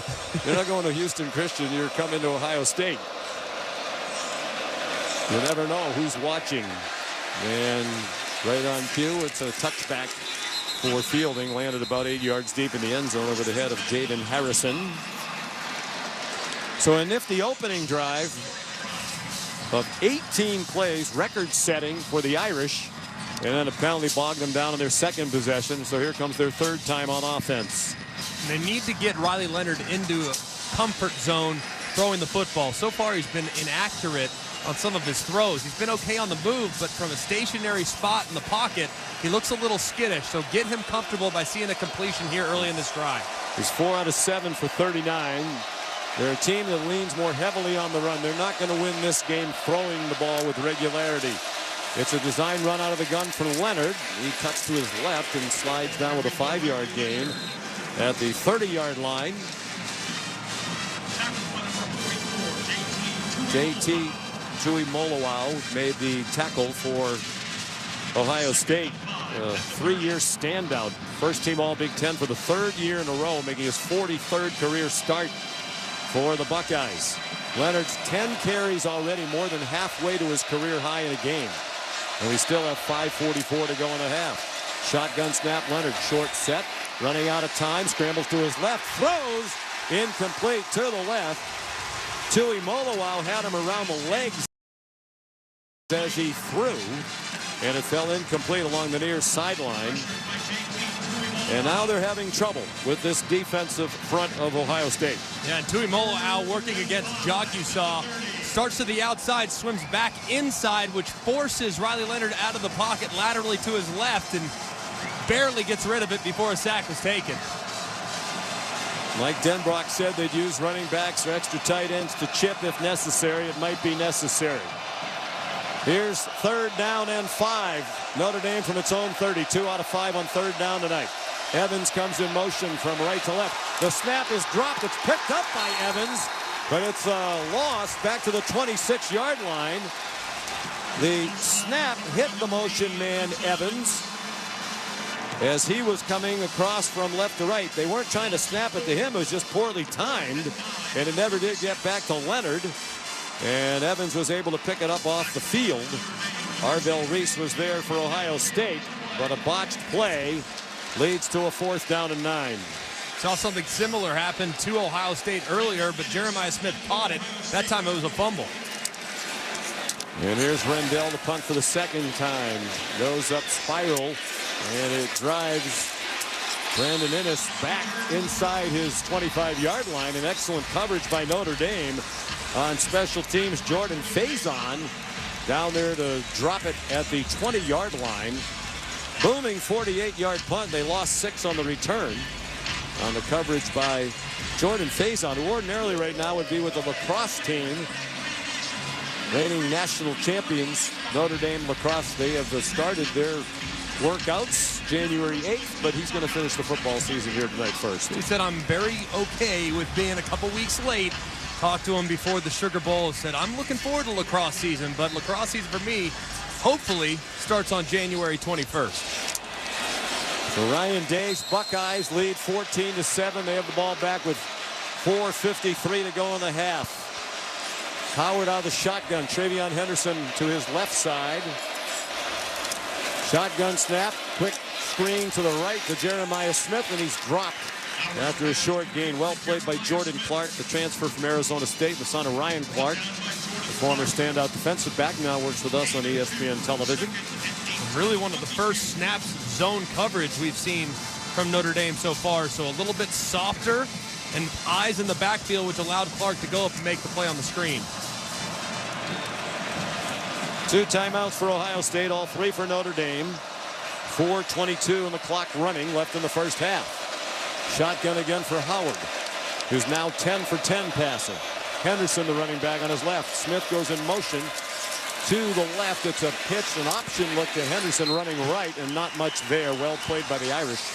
Had a couple of defenders there, including the big middle linebacker Drake Bowen at 240 pounds. Stopped it for 1-yard loss along the 1-yard gain rather along the near sideline. That time hoping that Jeremiah Smith would serve as a decoy. They ran him in a jet sweep from right to left from a speed option to the right, but it was well played by the Irish. Can Notre Dame get a stop for the first time tonight? The 3rd Ohio State possession. They've had 2 double-digit play drives of more than 6 minutes, both resulting in a touchdown. 4 out of 4 on 3rd down are the Buckeyes. Out of the shotgun, Howard. Pressure coming up the middle. He got it off to a book and a first down on the far sideline. Check that. It's Brandon Innes along the far sideline. He was open in the flat, ran up the sideline to the 42. Knocked out of bounds, but it's a 19-yard gain, and they convert again on 3rd down, 5 for 5. And this was man coverage underneath, the 2 high safeties over the top. They're trying to double cover Jeremiah Smith to the right-hand side, but the bunch formation created a lot of traffic, and Rod Hurd was trying to be in coverage, but just got beat way too far to the outside where Innes had tons of space to convert that 3rd down. Talking about the depth of the receiving corps. Innes is a sophomore, just 13 catches all year entering today, but he had a big conversion there for 19. 12 after the catch out of the gun, Howard. He takes a handoff and then tried to run up the middle, and he got dropped behind the line of scrimmage by the defensive end, Joshua Burnham. Looked like a quarterback draw. And it's a loss of 1 on the play. Starting to notice now this Notre Dame defense starting to get a little bit closer to the line of scrimmage to stop the run themselves. They got gashed on those first couple possessions, but now it's leaving them a little more vulnerable on the outside and giving up a couple plays through the air. Looked like an RPO. There are a couple of wide receivers out to the right who wish that Howard had thrown it wide. The clock running now down to 2:12 to go in the first half. 14-7 Buckeyes. They have it at their own 41. On second and long, a toss to Henderson outside to the right. He lowers his head as he got chopped down by Xavier Watts at the 45-yard line on the play that will take us to the 2-minute stoppage. 2 minutes to go in the half. 14-7 Ohio State. And let's check in on the Buckeyes sideline again with Ian. Sean, watching Brian Hartline, co-offensive coordinator for Ohio State and a wide receivers coach, with his 3-star wideouts in Abuka Smith and Carnell Tate, he had a very firm yet fun message to them before they came out for this possession. If they keep playing man, guys, what kind of a night are we going to have? And they all just high-five to one another. And, Mac, you're seeing it right now. Will Howard is yet to throw an incompletion at Notre Dame, and Al Gold. Man, y'all, they don't really love the commercials on ESPN, do they? Ohio State with the ball, up by 7. We're at the 2-minute warning of the second quarter. And it is what it is, y'all. We're moving quickly towards the half. Now, listen. At the half, I'm going to use the restroom right quick. Then I'm going to come back and we'll go over the individual and team player stats, as well as the halftime betting line for those of you gamblers.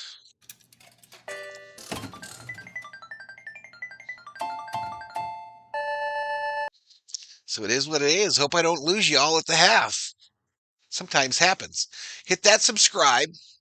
If you want to reward the work, give the video the thumbs up. We're at 229 likes. I will gift a Valhalla Sports Talk membership at the half. And I will gift another one if we get to 300. If we get to 300 likes. Thank you so much. Pick. Donovan Jackson moved from guard to tackle. He's been terrific. Let's pause 10 seconds for station ID. You're listening to the College Football Playoff National Championship, presented by AT&T on ESPN Radio and the ESPN app.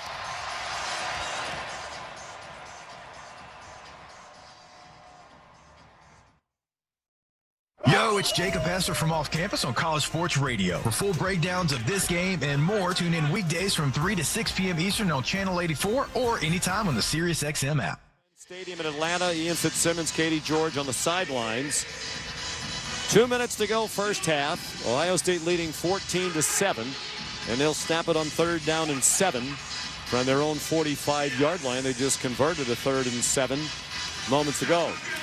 One thing that's been very difficult so far for Notre Dame to defend are bunches and stack formations. So let's see if Ohio State comes out in a condensed formation where they have 2 or 3 different wide receivers that are all lined up very close to each other to the field where they have tons of space to create that separation against the man coverage of the Irish.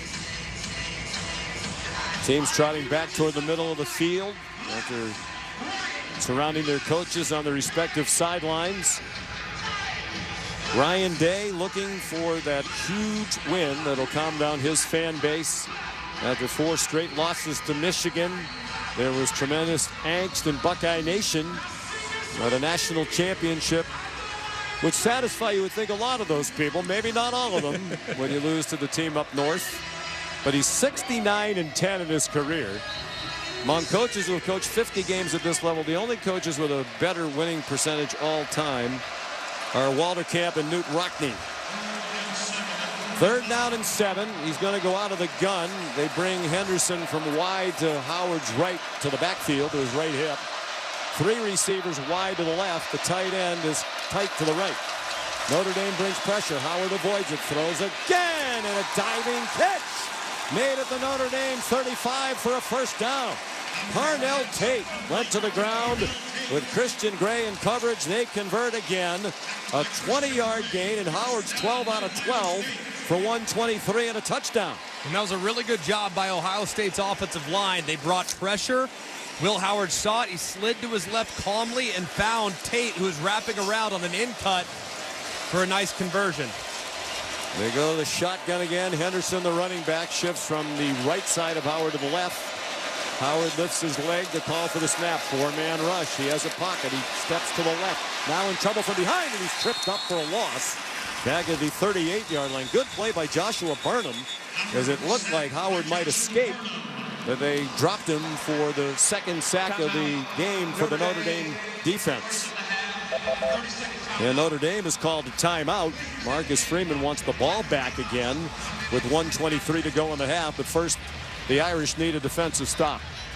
Now, understanding that Ohio State gets the ball in the second half, probably sensing the urgency here to try to steal some of their own points. And the reason why Notre Dame's in this position is because of how well they've played in end-of-half and end-of-game situations. They've been great in this part of the playoff games up to this point. So can they try to squelch this momentum that Ohio State's been able to put together here in the first half?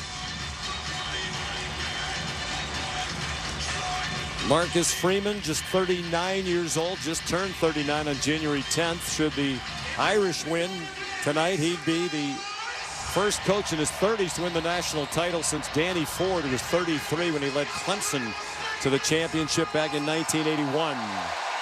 The ball's on the left hash mark. Ohio State going from left to right as we look down on it. 1:25 to go as they break the huddle, with Henderson, the running back, on the right hip of Howard. They bring a Book in motion. Notre Dame brings an all-out blitz. Howard has time, throws, caught. Jeremiah Smith along the near sideline, out of bounds with a first down. He made a hands catch just inside the 30 and then ran for about 5 more for the first down. Out of bounds at the 23-yard line. 1:19 to go, chat. 1:19 to go. Great job by the protection up front. Ohio State just outside of the red zone. Coming off the left-hand side of Will Howard. Henderson went across the formation, knocked that out to give him plenty of time to find Smith on a curl route where he had plenty of space working against Gray. 4 catches for Smith. Howard's now 13 out of 13 for 138. They're on the 23-yard line, right hash mark. They stay in the gun. Will Howard calls for the snap. Straight back to pass. Under duress. Throws single coverage far side. Battle for the ball. And it is incomplete. Travion Henderson and Xavier Watts in a battle inside the 10 along the far numbers. And it's the first incomplete pass. They both had their hands on it. They're both trying to rip it away from each other. And the ball fell to the ground. And that's a dangerous guy to throw the direction of. Xavier Watts with 13 career interceptions and a huge one against Indiana in the first round of the playoffs. So pretty fortunate. Almost a pick by Notre Dame there. 1:12 to go. 1:12. 13 interceptions are third in Notre Dame history. Out of the shotgun, Howard. On 2nd and 10, he drops straight back to pass. Pressured, runs to the right, runs right past the pressure inside the 15, and is thrown down at the 12-yard line, very close to the first down. And they're going to give him the first down by about the nose of the football after an 11-yard run. These Notre Dame pass rushers are running right past him as they try to defend the pass. Low snap to Howard. They go quickly. A handoff to Henderson. Running right. Tries to break a tackle and lunges through a tackle down to the 6-yard line. Along the near numbers, Drake Bowen got enough of him to stop the play. But it's a 6-yard gain. Third drive of the day for the Buckeyes, and they're poised to go 3 for 3 in touchdowns. 40 seconds and the clock running in the half. 14-7. Ohio State trying to add to the lead. Judkins the running back now. Shotgun snap to Howard, and whistles stop the play as he took the snap. And there's a flag on the far side of the field thrown along the line of scrimmage. Now the line judge Jeremiah Harris is running into Steve Marlowe to explain what he saw.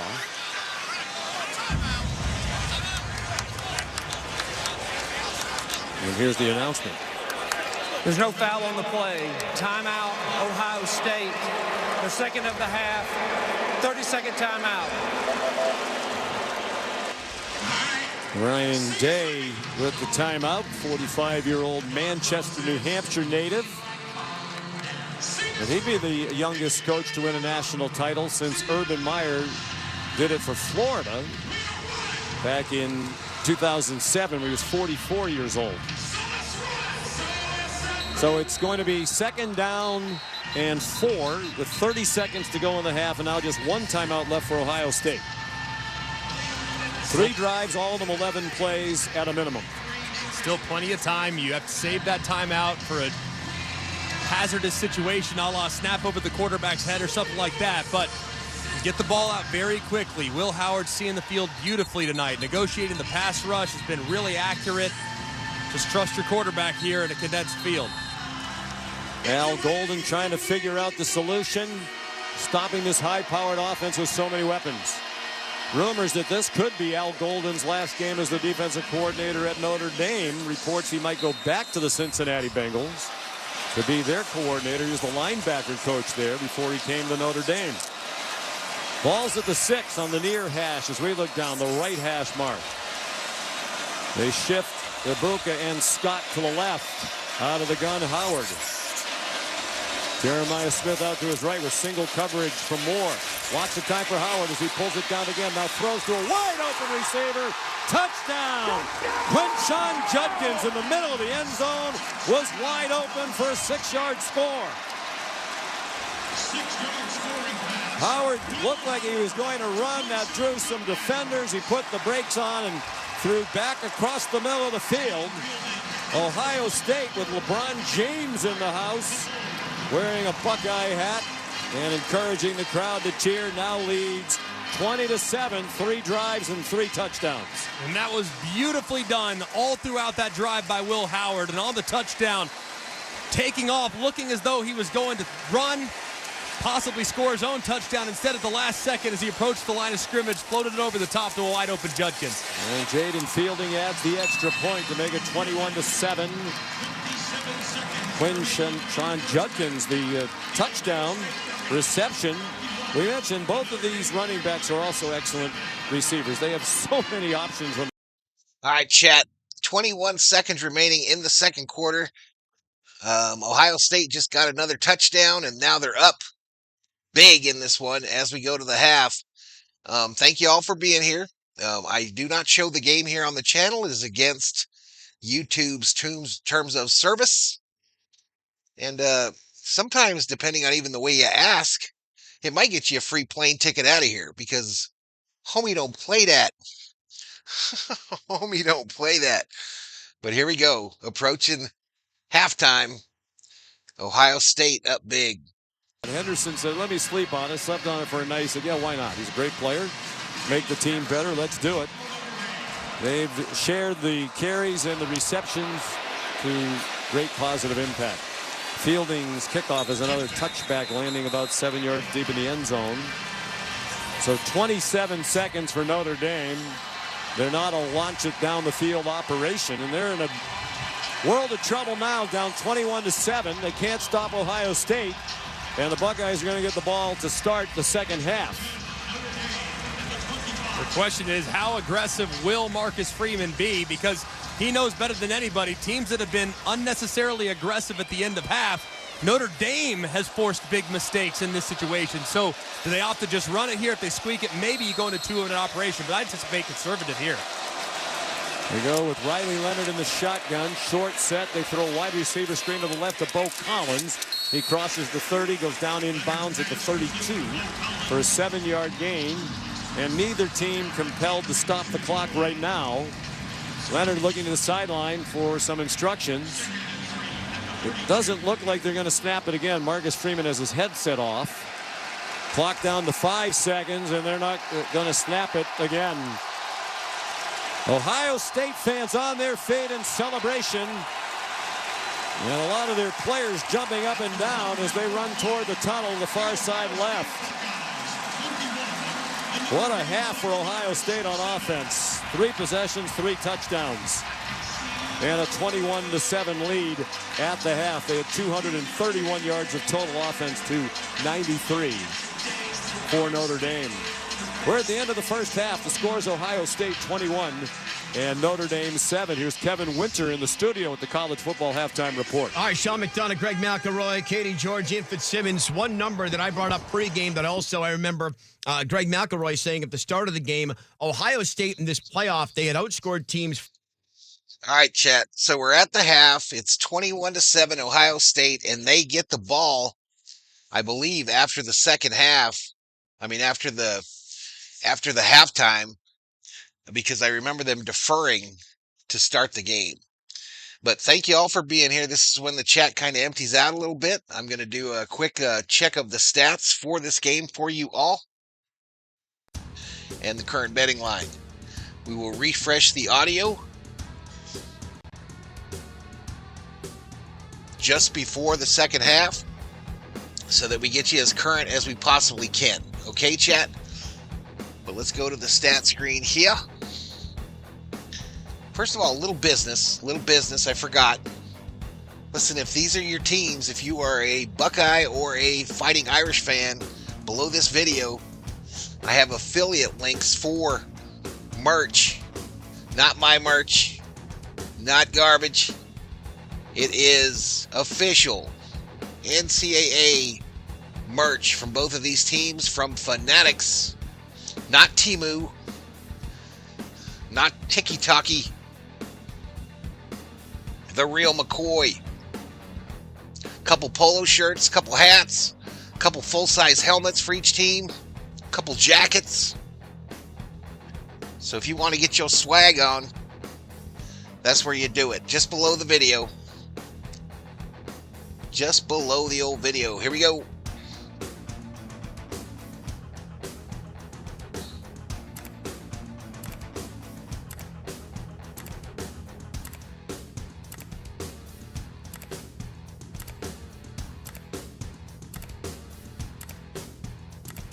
YouTube fam in the house. What's up, YouTube?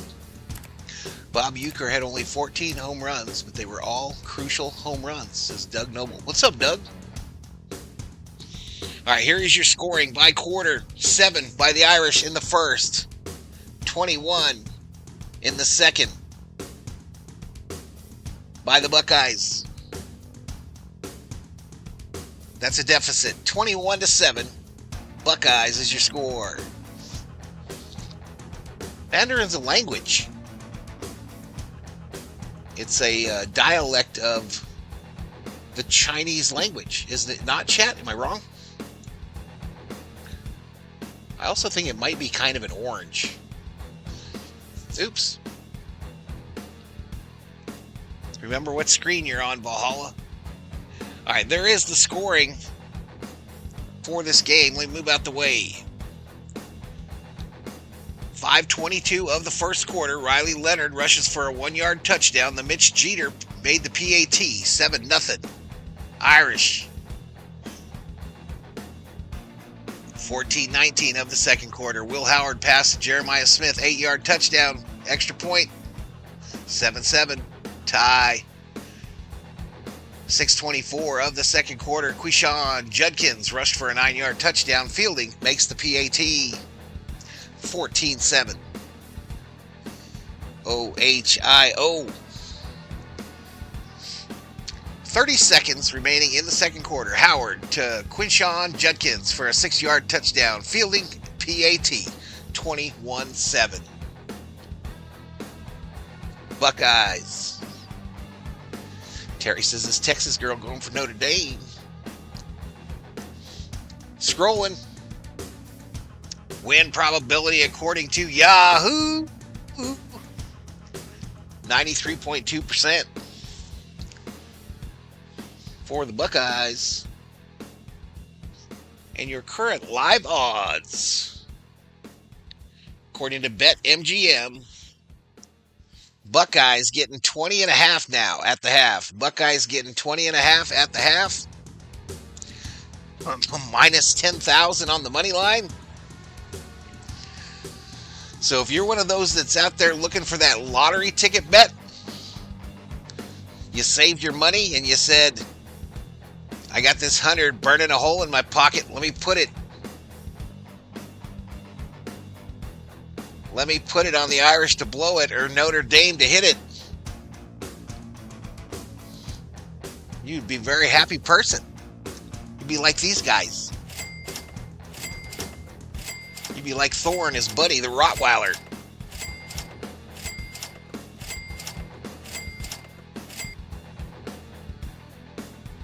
Just saying. Just saying. Scrolling down. Individual player stats. I'll bring you down to the receivers in just a minute. I got a 2-minute microwave pizza. What a world, says Michael. A $2 or a 2-minute?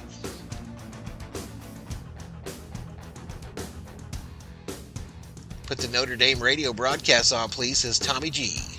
Denied. Legalized gambling and NIL ruined the sport. Championships now can be bought, says IXLR82. So who was your team?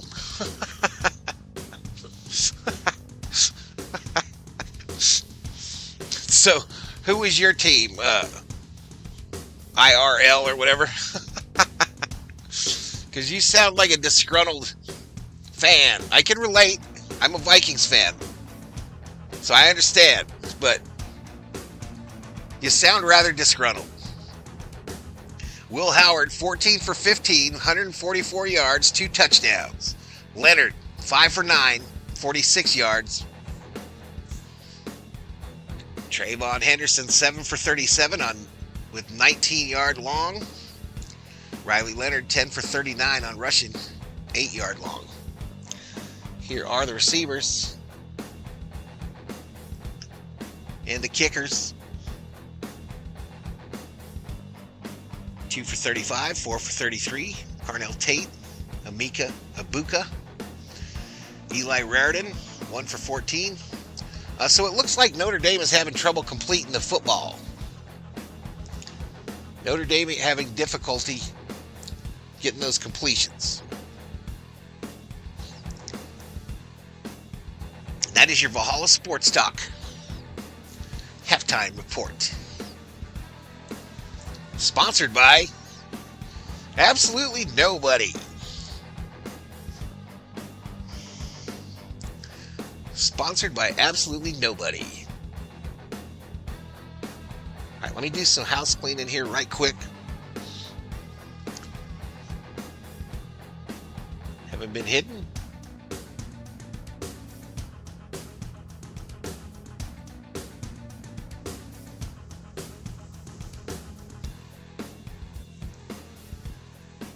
40,000 views, 280 likes, and hey, we busted 800, y'all, on the subscriber side. Let me update that right quick. Ignore your screen. I'm going to make some things happen that ain't supposed to happen. Okay.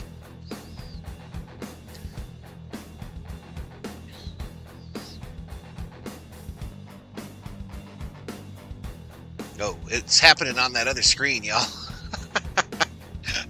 21-7. All right, so 21,835 is the current subscriber count. A little break. I'll get you the audio. How about that El Salvador Coke? Or the Belize Coke?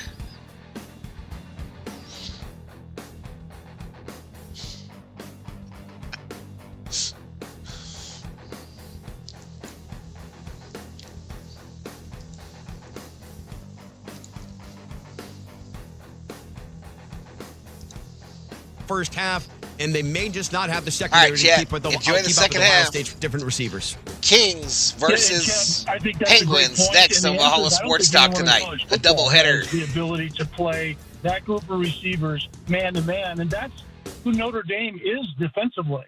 And it's not going to fly. In that last drive before Ohio State they overcame a 3rd and 7, a 3rd and 7, and a 2nd and 13. Ohio State did.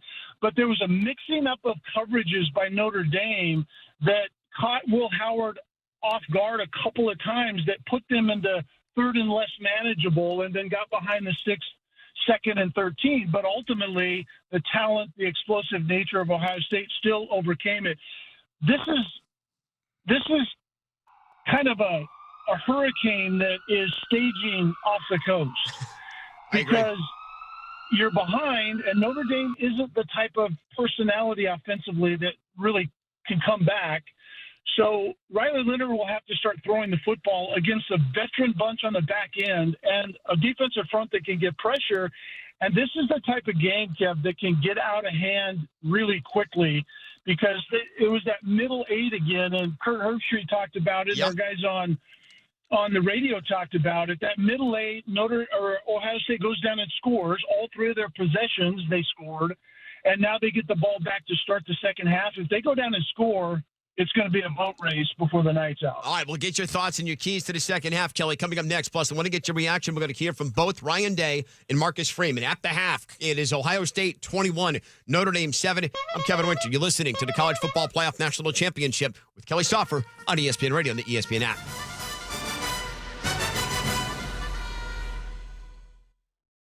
Just 2 matches remain in the league phase of the UEFA Champions League, and all the drama is on Sirius XM FC. Antoine Griezmann has done it in the most dramatic style. Action continues in Madrid, where Atletico look to punch their ticket to the knockout stage with a win over the ever-tough Bayer Leverkusen. Florian Wirtz has bent home a beauty. Atletico versus Leverkusen, Tuesday at 3 Eastern on Sirius XM FC, channel 157 in the car and streaming on the Sirius XM app. The clock's gonna run out. The ultimate upset has happened. The countdown is on. Yes! For the craziest. Oh my goodness! Surprising. Banks at home! Most unpredictable tournament in all of sports. Long three for the win. Banks at home! Banks at home! Get ready from the first 4 to the final 4. It's good! It's good! March Madness lives on Sirius XM. Daytona is so unique. We have a expectation of what we expect of ourselves. The Great American Race is underway. Awesome. We want to win that race so bad. I know how heartbreaking that place can be. The entire pack is collected. I know how amazing that place can be. Are you kidding me? I'm ready to go. We know what we're capable of. Daytona is coming. The Daytona 500, Sunday, February 16th at 1:30 p.m. Eastern. Sirius XM NASCAR Radio, channel 9, and on the Sirius XM app. Ride along as Sirius XM NFL Radio hits the road. It all starts at the Senior Bowl, checking out the future stars of the NFL. That's a great read by Jackson Dart. Then off to Orlando, Florida for the Pro Bowl games. Caught! Jamar Chase with a touchdown! Yeah. And finally, a stop in New Orleans for coverage all week through Super Bowl 59. We actually did what we said we were going to do, and I couldn't be more happy for my guys. Nobody covers the National Football League like Sirius XM NFL Radio, Channel 88. Catch the best basketball coverage on Sirius XM NBA Radio, Channel 86. Jaylen Brown drives, bounce pass to the corner. Tatum drives, baseline, strong, 2-hand grab. Every day we bring you the latest headlines, expert analysis, and exclusive interviews with the players, coaches, and legends of the game. We're now joined by best Laker of all time. It's Magic Johnson. Nick Nurse, head coach of the Philadelphia 76ers, joins us. Plus, catch live play-by-play action you won't hear anywhere else. Tune in on NBA Radio, Channel 86, or the Sirius XM app. You're listening to the College Football Playoff National Championship, presented by AT&T on ESPN Radio and the ESPN app. Out of the gun, Howard. Jeremiah Smith out to his right with single coverage from Moore. Watch the time for Howard as he pulls it down again. Now throws to a wide open receiver. Touchdown! Quinshon Judkins in the middle of the end zone was wide open for a 6-yard score. 21-7 is where we are at the half. Marcus Freeman's team has given up 3 drives to Ohio State, and all 3 have resulted in touchdowns. He spoke with Molly McGrath. Coach, how does your defense get them off the field on third down? We got to get off the field on third down. We got to be able to cover them. We're trying to play a little man, and they convert, and then we play a little zone, and they're converting. So we just got to get some things fixed. We're making some uncharacteristic mistakes on both sides of the ball. You know, offense, the last 2 series, we have penalties, and then we have a muff snap. Defensively, we just got to relax, man. This moment shouldn't be too big for us, but we got to relax and go back and do the things we're supposed to do and be aggressive. So we'll get them going. Thank you, Coach. Thank you. Holly.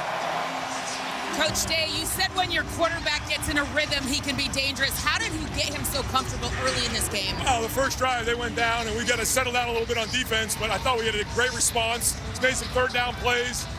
they've changed a few things up on how they're defending us a little bit, and we got to go into halftime and make sure we come out and win this middle eight right here because they did a great job finishing the drive. We have the ball to start the second half. We got to come out and have a great drive. Yeah, thank you, Coach. There's Holly Rowe with Ryan Day and Molly McGrath with Marcus Freeman. Kelly Stauffer, our college football analyst, rejoins us here. Kelly, your reaction to hearing the two head coaches. You look ahead to the second half with the Buckeyes up 21-7. Well, what I heard out of Marcus Freeman is uncharacteristic mistakes. Well, that's what a more talented team that pressures you all the time, offensively and defensively, that Ohio State is, they force you to make mistakes. Those mistakes are not by chance. Those are because you're playing a really good team. And Ryan Day is facing something that he's never faced before. He's in a place that he's never experienced before. So his team, really the only chance I believe that Notre Dame has is in the first two drives. The drive defensively, where they have to play this juggernaut of an Ohio State offense, and then getting the ball, they have to score. If they don't, this game is over because of the pressure that Ohio State presents in every phase of the game. And I think that the only open door potentially is Ohio State loses focus because they have their eye on the trophy already, running this gauntlet of the college football playoff, but I don't expect that to happen with this veteran team. This is going to be more than just a tough uphill climb for Notre Dame in the second half. Our first half check-in is brought to you by Allstate. Some people just know they can save hundreds on car insurance by checking Allstate first. Visit allstate.com or call a local agent for a quote that could save you hundreds. You're in good hands with Allstate. Kelly Stauffer, greatly appreciate it. Enjoy the second half. Coming up next, does Notre Dame have an answer for the Buckeyes? We return to Atlanta in Mercedes-Benz Stadium for the start of the second half. This is the College Football Playoff National Championship, presented by AT&T on ESPN Radio, the ESPN app.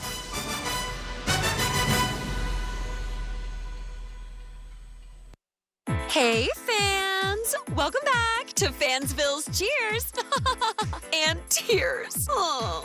Okay, so everybody deals with losing, right? To a rival on a last-second field goal. Whatever, it's fine. I'm totally fine. But I cope with losing with an ice-cold Dr. Pepper.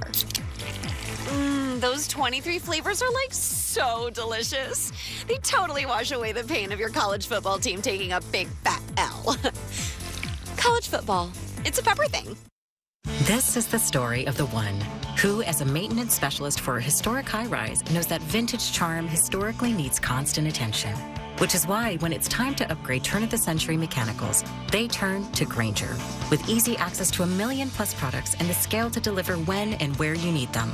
The right tools and supplies are never far away. So the one can keep that vintage building running like new. Call, click Grainger.com, or just stop by. Grainger, for the ones who get it done. Harry Douglas here. Say goodbye to bulky, clunky shavers that clutter your bathroom.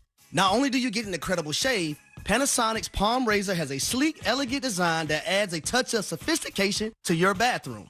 It also conveniently charges with a USB cord. Visit shop.panasonic.com/sports to shop for the Palm Razor. Use promo code HARRY for 10% off exclusively for ESPN Radio listeners. That's shop.panasonic.com/sports, promo code HARRY. Robinhood Gold members can now enjoy the VIP treatment, receiving a 3% IRA match on annual retirement contributions. With Robinhood Gold, the perks of the high net worth are now available for any net worth. The new gold standard is here with Robinhood Gold. To receive a 3% boost on annual IRA contributions, sign up at Robinhood.com/gold. Investing involves risk. 3% match requires Robinhood Gold $5 a month for 1 year from first match. Must keep funds in IRA for 5 years. Go to Robinhood.com/boost. Robinhood Financial LLC member SIPC. Gold membership is offered by Robinhood Gold LLC. Shop the Sherwin-Williams winter sale and get 30% off paints and stains January 17th through the 27th. With prices starting at $34.29, it's the perfect time to transform your space with color. Whether you're looking to revamp your bedroom, living room, or home office, we have you covered with bold hues, soothing neutrals, and everything in between. Shop the sale online or visit your neighborhood Sherwin-Williams store. Retail sales only. Some exclusions apply. See store for details. 30 for 30 presents the New York Sack Exchange. Flecko, Lyon, Salam, Gastineau. If you hit a quarterback and if they got up, you didn't do your job. They were a brotherhood. There is no magic formula for controlling the New York Sack Exchange. But brothers don't always play nice. Flecko could not stand me. I should be waiting all day for you. Well, get down on the stairs. I don't know what you were doing. I'm still trying to forgive and forget. Stream the New York Sack Exchange, now on ESPN+.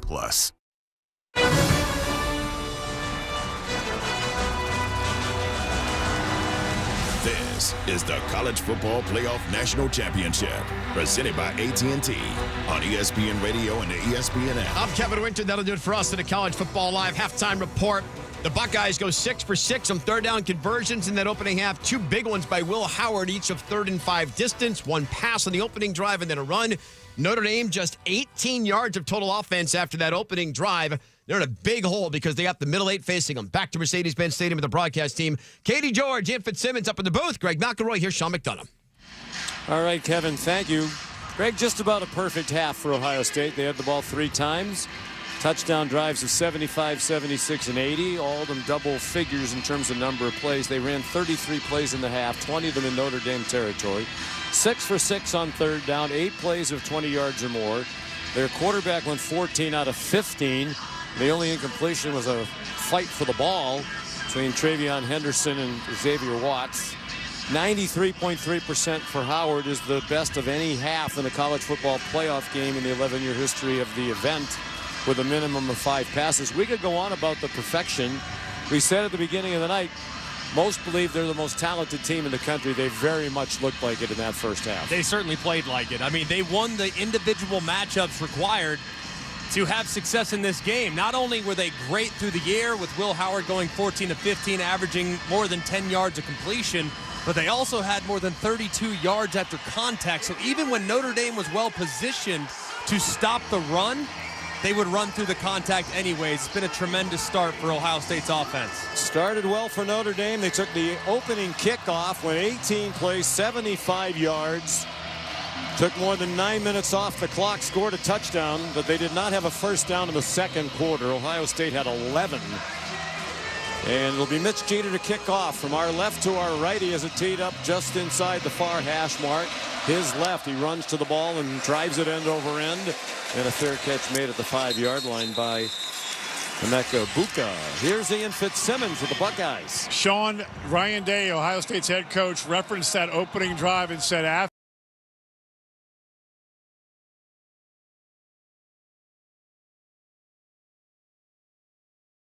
win the first 4 minutes of the second half, and it starts right now. All right, Ian, thank you. Notre Dame, the 11th team to trail in the BCS or CFP championship game by 14 or more at the half. The previous 10 all lost. So the Irish are trying to make history one more time tonight. Here's Will Howard out of the shotgun on 1st and 10 from the 25. Ball right between the hash marks. Notre Dame brings blitz. Howard gets it off, and it's batted down by Leonard Moore, the cornerback. Nice play as he stuck a hand in front of Jeremiah Smith. Here's Katie George. Well, Sean, Marcus Freeman said we have to be better on third downs. We have to be better in man coverage. He said we've had missed calls, missed checks. That's not who we are. We are not a team that just gives things away. He told his group in the locker room, you have to believe first and foremost that you can come back in this game. It starts with this drive on defense here.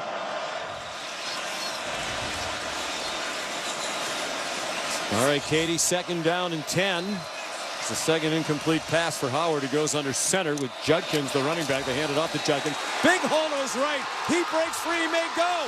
He's across the 50, coming toward the near sideline. Chased by a couple of fighting Irish defenders who run him down near the 5-yard line. What a run by Judkins. He cut it back to the right near the line of scrimmage, had a big hole, and he went 70, and Leonard Moore saved the touchdown. And a great run by Quinshon Judkins. That run was designed to go back to the left. It was a counter, but there was so much space back to the right. There was only one Notre Dame defender there. That was Drake Bowen. And number 34 has no chance in the open field against Judkins. Well, right now the question would be, if it ended, who would be the MVP on offense, Judkins or Howard? They've both had mammoth nights. 1st and goal, Ohio State. Already leading 21-7. 57 seconds timeout into the third quarter. Ohio State. And they call a timeout. Here's Ian Fitzsimmons. Sean, Ryan Day came screaming down. Damn, y'all. Damn. Ohio State wastes no time. That big run play puts them inside the 5 with a 1st and goal. Start of the third quarter. In the same game in a BCS or CFP national championship game, the first since Najee Harris of Alabama in 2020. And what an addition he's been after 2 great years at Ole Miss. The 70-yard run is the second longest play in CFP championship history. Actually, it's the longest run by 3 yards over James Cook, who went 67 against Alabama in Indianapolis for Georgia in 2022. It's been a historic night for Judkins. He remains the running back as Howard will go under center on 1st and goal at the 5 on the left hash mark. It's a handoff to Judkins, patiently looking for a hole to his right, and he ducks down with a 1-yard gain. Looked like on that big run by Judkins, it was a blitz called by Notre Dame defensively. Clearly Al Golden knowing that if they just try to anchor down, it's going to be hard for them to stop this rushing attack. They tried to get risky, and as a result, a big gap was opened up on the right side of the defense. 2nd and goal, they break the huddle. Ball's at the 4. Slightly closer to the right hash than the left. They go out of the pistol with Henderson now the running back. Shotgun snap to Howard. He keeps running left, lowers his head, and goes down at the 1-yard line. Xavier Watts chopped down Will Howard. A 3-yard gain. It's 3rd down and goal from the 1. Would imagine much of the same here for Ohio State. Will Howard at 235 pounds is a willing and capable runner as you get closer and closer to the goal line. So anticipate him here on the 1-yard line. 6 out of 6 on 3rd down. Here's the 3rd down. They line up Patrick Gurd, a backup tight end, in the eye in front of Judkins. The handoff to Judkins. Up the middle, touchdown. His 3rd touchdown of the night.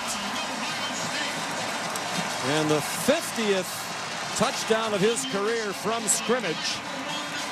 2nd most in the FBS since 2022. Only the great Ashton Genty of Boise State has more with 56.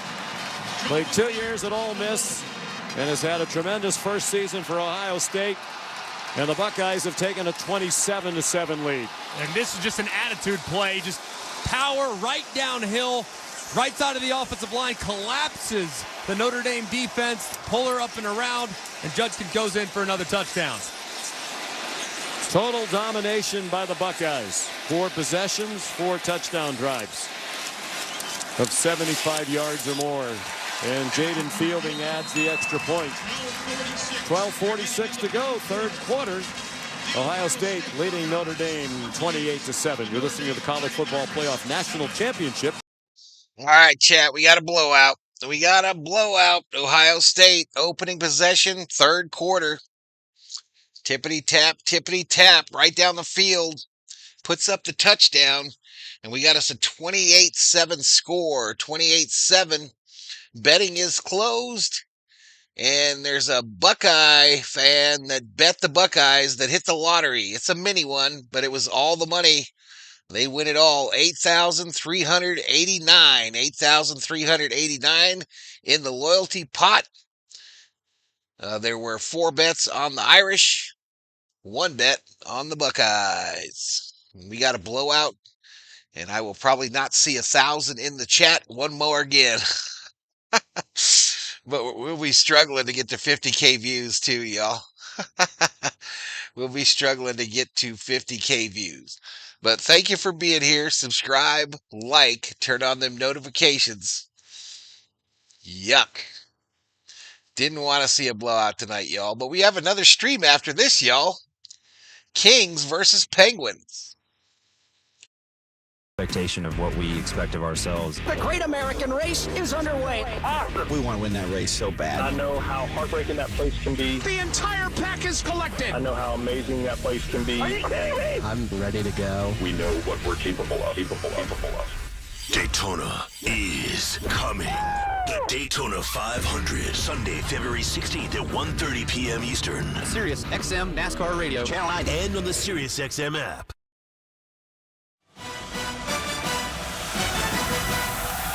You're listening to the College Football Playoff National Championship, presented by AT&T on ESPN Radio and the ESPN app. 28-7, Ohio State has the lead. Long way to go yet here in Atlanta. Let's check in with Katie George on the Notre Dame sideline. Yeah, Sean, Marcus Freeman said at half, as it pertains to his offense, we have to start throwing the football. We can't expect to run Riley Leonard every single play, but Leonard also has to be confident in what we call. We can't be timid if we want any shot getting back into this game here in the second half, Sean. All right, Katie, that's be a glum sideline at the moment. Quinshon Judkins has 109 yards from scrimmage tonight and 3 touchdowns. Notre Dame has 93 yards as a team. They had 75 of those on the opening drive, just 18 yards since, and only 7 plays run since. So they need to find something, Greg. And if you're an Irish fan, you have to be pessimistic because the reality is they haven't done a lot in this playoff on offense. They've done just enough. They've leaned heavily on the defense and special teams. Yeah, the defense is capitalizing on other teams' mistakes, and that has not been the case here tonight. Ohio State has been flawless in the first 33 minutes of this football game, and the Irish, frankly, are a team that's not exactly built to come from behind. They run the ball, they run the quarterback, but the passing attack leaves a little to be desired, so an uncomfortable spot for Marcus Freeman's Irish. Buckeyes, the first team to score a touchdown in each of their first 4 drives in a BCS or CFP championship game. The 70-yard run by Judkins to set up that. I'll drop that second membership for the 300 likes at the end of the stream. If we get to 500, I'll give the third. Over the head of Jaden Harrison. So 5 for 5 on touchbacks for fielding. That's why Ryan Day brought him to Ohio State. Thank you, Joby. Thank you so much. Can Notre Dame recapture what it had on the opening drive of the game? Well, it looked like it might be a special night for the Irish. So impressive to start the game, and nothing on either side of the ball since. Ohio State has not punted yet.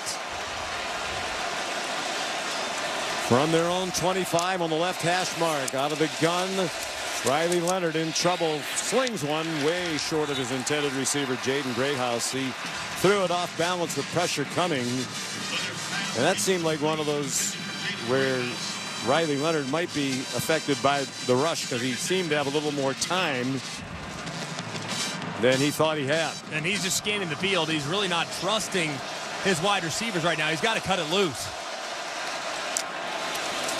Ohio State crowds the line of scrimmage on 2nd and 10. A handoff to Jeremiah Love off left tackle for 2. And it is Ohio State defense, you can tell, is feeling it right now. They're crowding the line of scrimmage. And it's a huge difference between these two teams, Greg. Great wide receivers for Ohio State. It's not a terrific wide receiver core at Notre Dame. That is arguably the biggest difference in the game, is the quality of the weapons that they have out on the perimeter. 3rd down and 8. Leonard again out of the gun. Mitchell Evans, the tight end, goes in motion to the left. 2 receivers to each side. Leonard back to pass, under pressure, throws short, caught, short of the first down. Goes Jordan Faison, down 2 yards short of the first down with a 6-yard gain. An interesting decision here for Marcus Freeman on 4th down and 2 in his own territory. And it looks like he's going to send the punt team out. A little surprised by this, too. I mean, look, 4th and 2, you got to trust your quarterback and the way he runs the football to pick this up, but always be alert for a fake with Notre Dame's punt unit. They are 2 for 2 on 4th down on the opening drive. James Rendell was on to punt.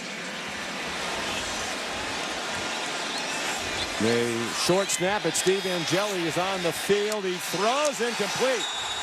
They had a fake on. You weren't surprised by that. They faked with great regularity. They brought Steve Angeli, the backup quarterback, in as the protector snapped it directly to him. He threw short of Jordan Faison in the right flat. And the fake fails.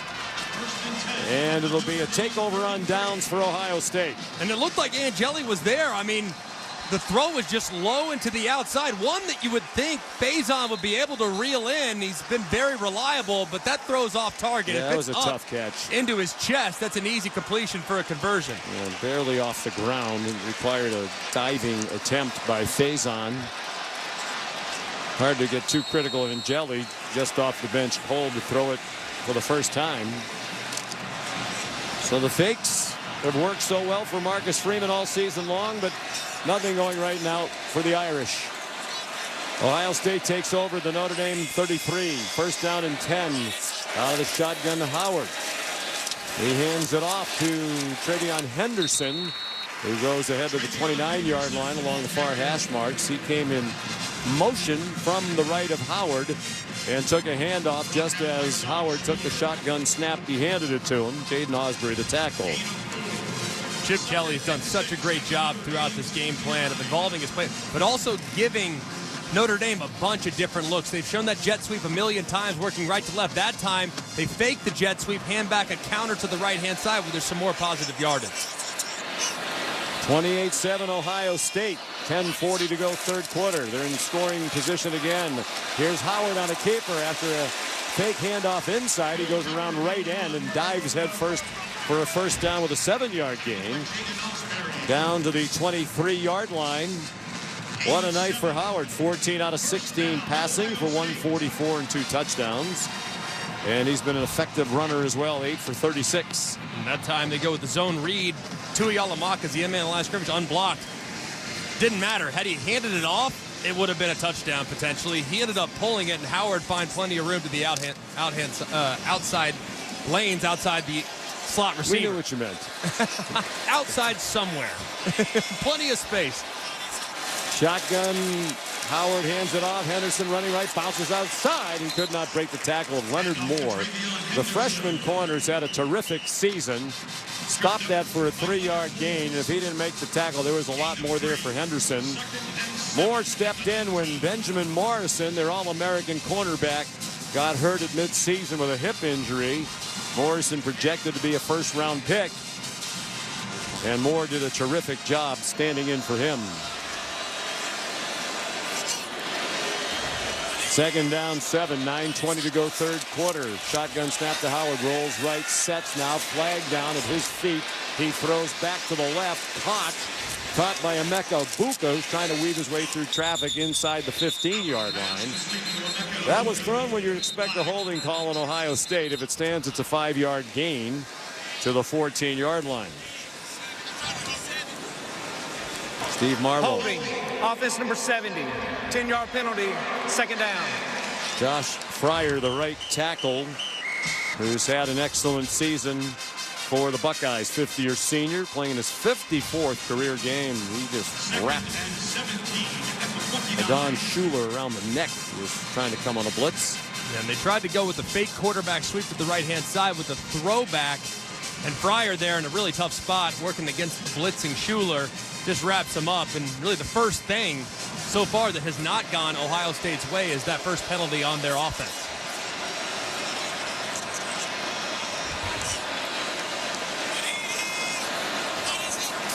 Under center, Howard hands it off to Henderson running right.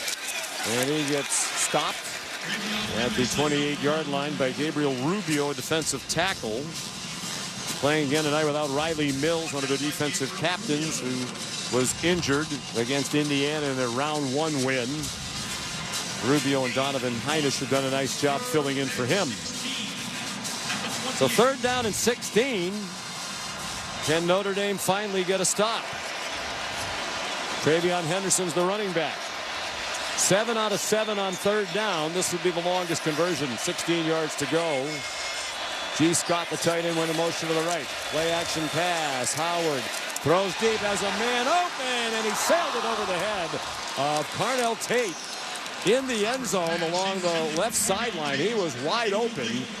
And the first really bad throw tonight by Howard. That was a touchdown waiting to happen as Christian Gray lost the coverage. That might have been the first time it didn't hit his intended receiver's hands. I mean, that ball was thrown way off the mark and to the outside on the double move. They tried to go with a slant to the inside. Carnell Tate broke to the outside. He's way behind Gray, who's in coverage, and that would have been an easy touchdown with an accurate throw. So there's Jaden Fielding, a 46-yard field goal try from the right hash mark. Snap and hold are good.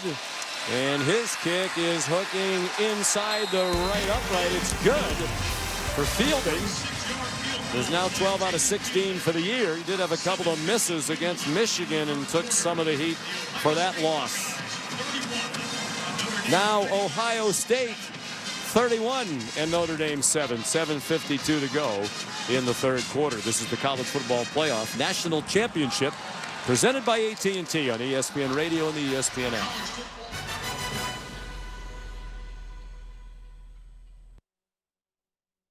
Wow, it's you, the Capital One Bank guy. That's what they call me. Mind if I get a selfie? Yeah, sure thing. Say no fees or minimums on your Capital One checking account. Wow, that's a keeper. So, where are you heading? I'm off to spread the good news that Capital One helps people keep more money in their wallet with no overdraft fees. Oh, you're the best Capital One Bank guy. Hey, mind if I get a selfie? Sure. Say, Capital One, what's in your wallet? Terms apply. See CapitalOne.com/bank for details. Capital One NA, member FDIC. Are you ready to unleash the beast? Monster Energy is here to give you the edge this college tailgate season. Loaded with bold flavors, our powerful blend gives you the energy you need to push you beyond your limits. Tune in all season long with Monster, the energy drink of ESPN Radio College Football Tour. Power your performance with a drink that's as hungry for victory as you are. Crack open an ice-cold Monster and dominate your competition. Monster Energy. Unleash the beast. Grab yours today. This college football moment is brought to you by Serve Pro. College football teams have moments they recover from and made it like it never even happened. Like when Texas Tech found themselves down 38-7 with under 8 minutes left in the third quarter of the 2006 Insight Bowl. The Mike Leach-led offense scored 31 unanswered points to force overtime and then won it in overtime by a score of 44-41. Serve Pro. Like it never even happened.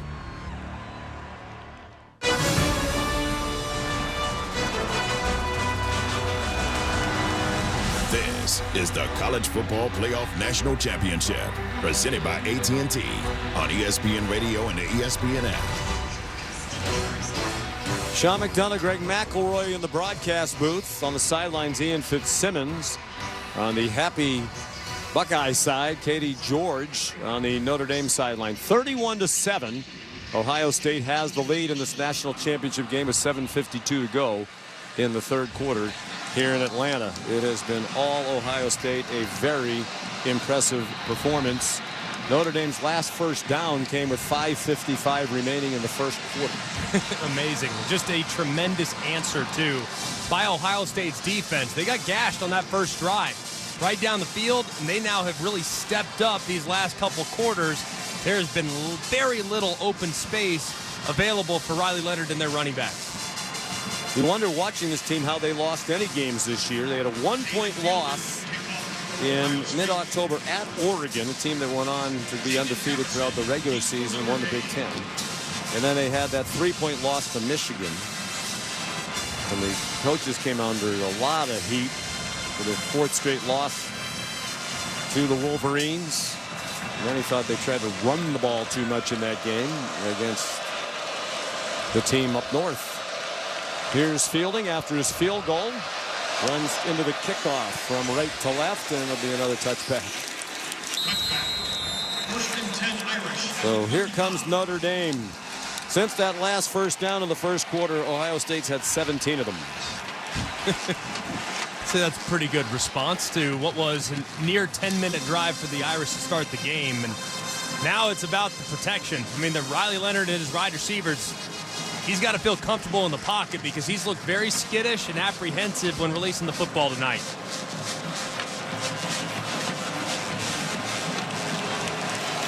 Could not get the running game going again tonight. Just 49 yards so far. He goes shotgun, design run, out of the gun. He's up the far hash marks to the 31-yard line.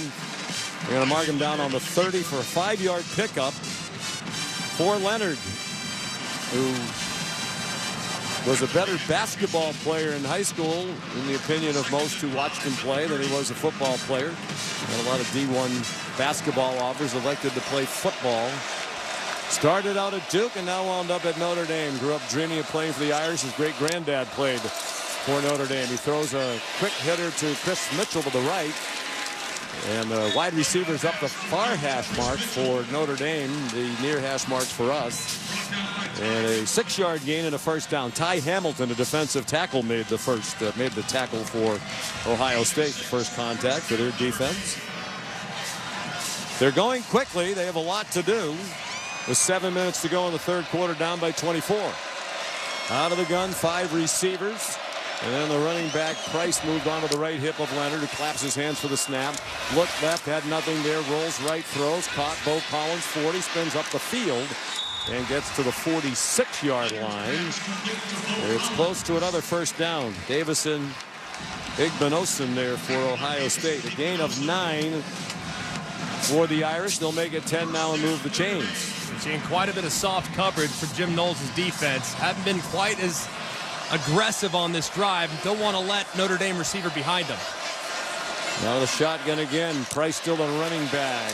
And it's a handoff to Price off right guard. Crossed the line of scrimmage and then got stopped by Cody Simon, who wears that block number 0, which is a great honor in the Ohio State program. Grad student out of Jersey City, playing in his 60th career game, hoping to go out with a national championship.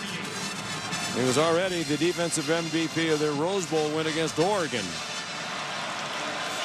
31-7 Ohio State, under 6 minutes to go third quarter. Notre Dame out near midfield now.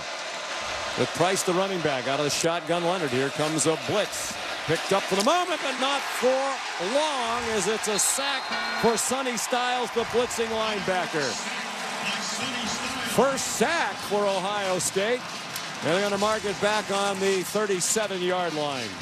And a perfectly timed blitz call by Jim Knowles. Sonny Styles was the second arriving linebacker. They blitzed Cody Simon up inside. Then it was Styles that went all the way around to drop Riley Leonard for the sack. Tyleek Williams there to finish off Leonard. An 11-yard loss for the Irish. Now third down and 19. 4-man rush out of the gun. Leonard, they still get pressure. Leonard, while he's being hit, throws, and it's incomplete. Flag down. It was intended for Mitch Evans at the 40-yard line of Ohio State. Kenyatta Jackson put the hit on Leonard, who managed to get it off on a pretty accurate throw, and it's against Ohio State. Defense number 1, 15-yard penalty, automatic first down. That's on Igbinosun. His 15th penalty in pass coverage this season, most in FBS. Yeah, and this was a pretty remarkable play by Riley Leonard. And Igbinosun never turns around to try to make a play on the football. He grabbed him the whole way down the field. I mean, for a guy who has a reputation for holding and pass interference, the pass was not factoring into his thinking there. I mean, he pretty much grabbed Evans all the way down the field. The ball spotted at the 48 of Ohio State. Out of the shotgun again. Leonard, short set, throws to the right, caught.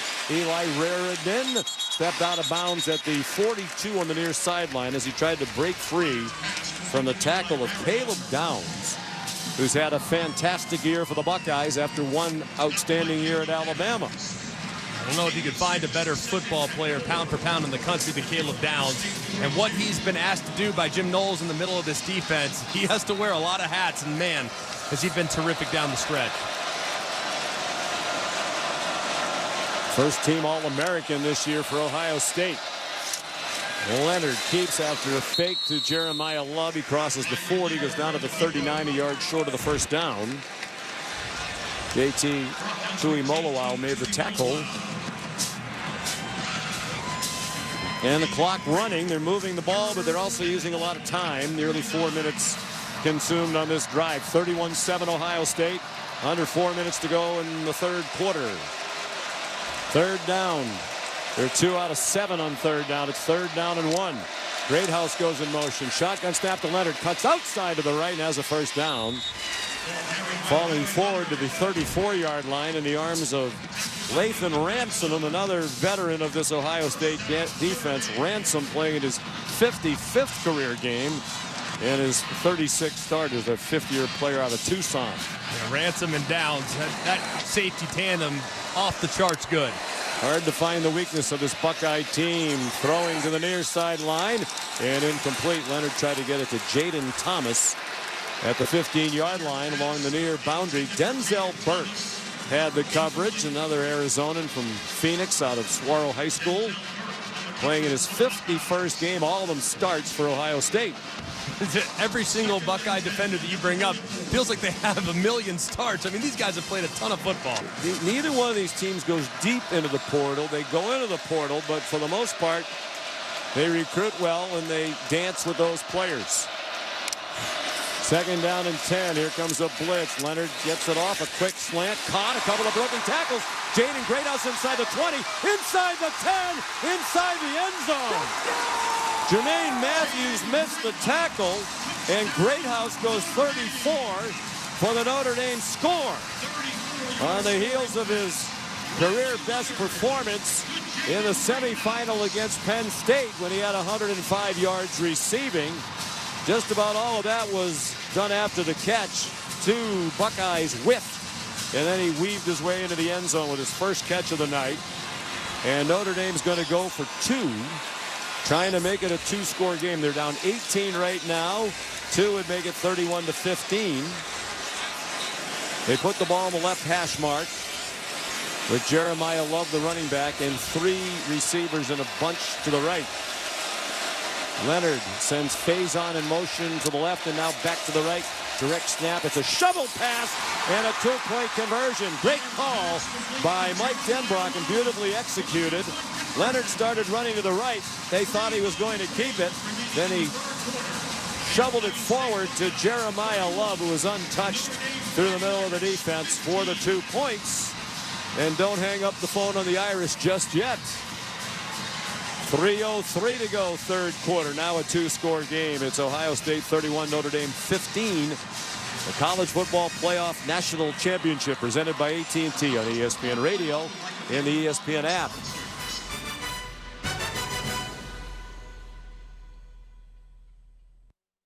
With Eckrich, the official smoked sausage and deli meat of the college football. All right, chat. All right. Notre Dame has life. Notre Dame has life. They put up a touchdown and a 2-point conversion. Score is now 31-15. 31-15 here in the third quarter. We've got 3:03 remaining in the third. Buckeyes about to get the ball, and Notre Dame needs a stop. 900 in the chat, 48,000 views, 315 likes. Please subscribe, like, and turn on notifications. This is our last college football game stream of the year. Kings versus Penguins next tonight on Valhalla Sports Talk. We'll probably join the game in progress.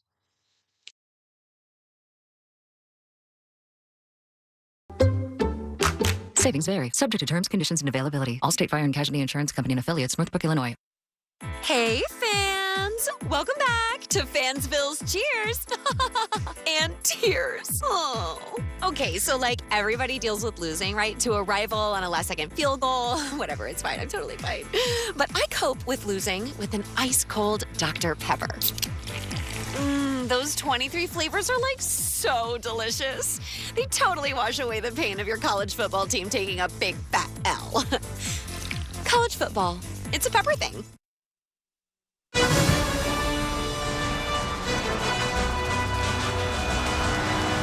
This is the College Football Playoff National Championship, presented by AT&T on ESPN Radio and the ESPN app.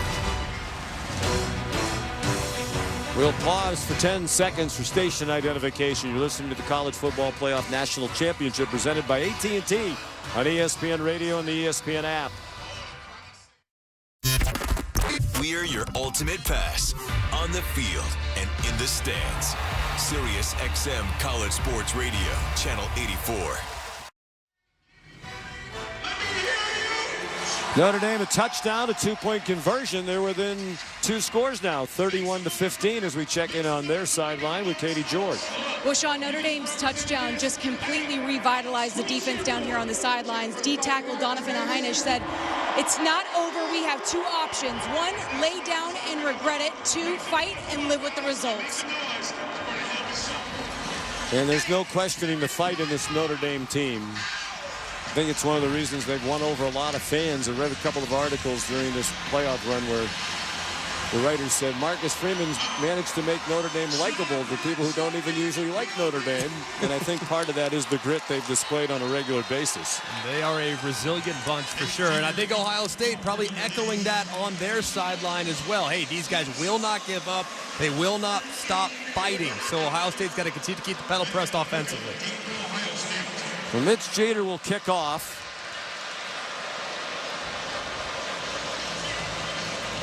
And he runs to the ball, kicks off from our left to our right, end over end, and another fair catch to be made by Emeka Buka at the 4-yard line, electing not to run it back. Let's check in with Ian on the Ohio State sideline.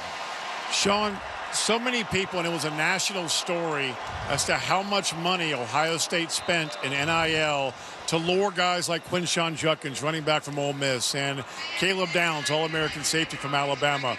But not enough when you talk to head coach Ryan Day and their assistant coaches, whether it's Jimmy Knowles, their defensive coordinator, or Brian Hartline, their co-offensive coordinator and wide receivers coach, about the guys that decided to stay to try and come and win a national championship. Guys like Emeka Ibuku, who could have been a late first, early second round pick last year. Jack Sawyer, an outstanding edge rusher for Ohio State, decided to come back and run it back. And Sean, I can't tell you how many times Ohio State coaches, this is the 6th time I've had Ohio State this year and been on this ride with them throughout the entire college football playoff, brought that up to me, how everyone talks about, they say, about the guys we brought in, but it's more also about the guys that decided to come back and run it back to be in this moment right now with 3:03 to go in the third quarter, up 31-15, this close to winning a national championship. To me, beyond impressive. It has been very impressive, and both teams have that same narrative. You look at the Notre Dame side, Kaiser and Cross and Xavier Watts, among others, came back hoping for a chance to play for a national championship. The Notre Dame touchdown was their third play of the night of 10 yards or more. It was 34-yard touchdown to Greathouse. Ohio State has 9 plays of 10 yards or more.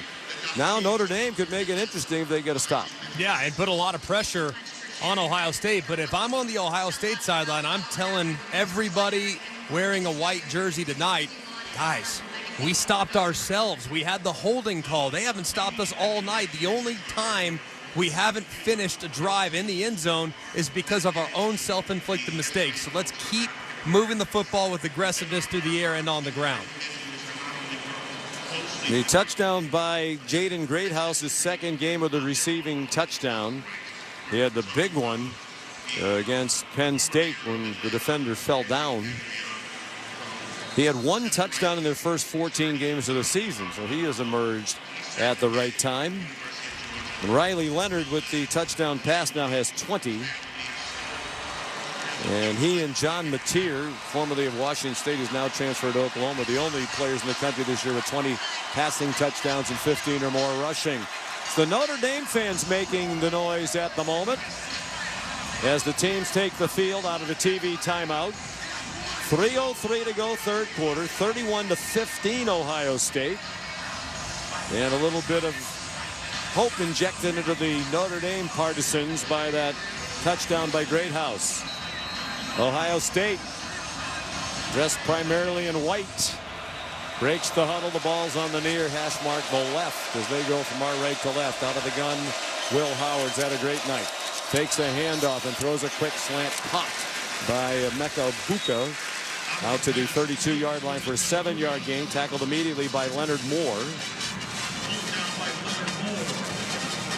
Gain of 7. It'll be 2nd down and 3.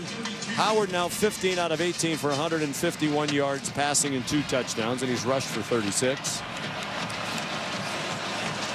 For Ryan Day, trying to join Paul Brown, Woody Hayes, Jim Tressel, and Urban Meyer as national championship winning coaches at Ohio State. Shotgun snap to Howard. He takes off running and goes down just short of the line to gain. Just shy of the 35 in the arms of Kingston Viliamu Asa. Massive down here for Ohio State. Quick 3 and out would result in the momentum that's swelling on the Notre Dame sideline to start to get out of control. So expect here 3rd and short, your 235-pound quarterback that's been effective using his legs tonight. Third and less than a yard. The football just across the hash mark. They're on the left hash. Under center goes Howard, and they give him a push. It was Travion Henderson behind him, helping him across the 35-yard line for a first down. So a big first down will help them kill some time. They probably can run out at least the rest of the third quarter now as the clock runs down to 1:40 to go. The offense has been in a really nice rhythm throughout the start of this game. I don't think you are at the point yet where you start really thinking about the clock. You're trying to get and inject some momentum into this offense. So just kind of play at a normal tempo and don't take it all the way down on the play clock just yet if you don't have to. Well, they have slowed down the tempo this season intentionally. They go out of the pistol on this play, and it's a handoff to Travion Henderson. He stumbles off right guard out to the 38-yard line, a gain of 2. Chip Kelly said, the offensive coordinator, they were planning on playing a 16-game season, so they didn't want to just play at a blistering pace all season long as Chip's teams have done in the past and wear people out. So they've been much more deliberate on offense this year than they've been in the past. Yeah, being mindful of the snap exposure that your defense might play in the event in which you run tempo and go 3 and out. So it's great complementary football that we've seen kind of used across the country. 2nd and 8. They're the 38 under center again. Howard, play action pass. Here comes R.J. Oben providing pressure and a flag thrown. The pass was incomplete. He was basically throwing it away in the left flat over the head of Travion Henderson. I think Oben's going to be guilty of roughing the passer. A huge penalty. Personal foul, roughing the passer. Defense number 9. 15-yard penalty. Automatic first down. And Marcus Freeman hangs his head and shrugs his shoulders on the Notre Dame sideline. He's looking up at the video screen to make sure it was a good call.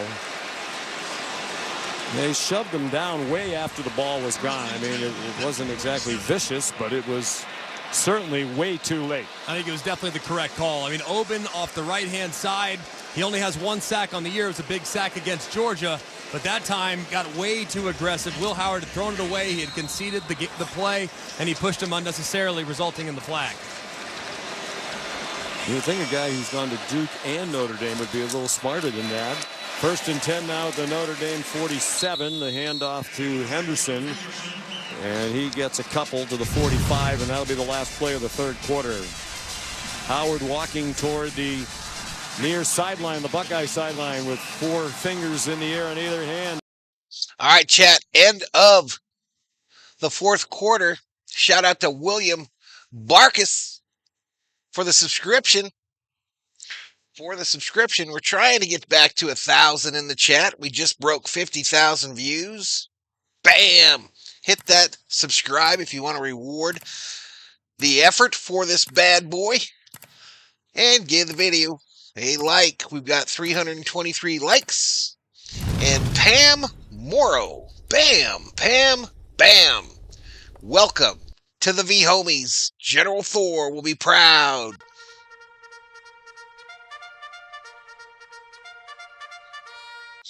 Put your 4s in the air like you just don't care. Back to it, y'all. Constantly on the go like I am, then earbuds are a priority. That's why you need Technique's new noise canceling AZ80s. Like you, these buds work as hard as they play. You'll get Technique's legendary high-res audio, along with state-of-the-art noise cancellation, so you can stay in your zone.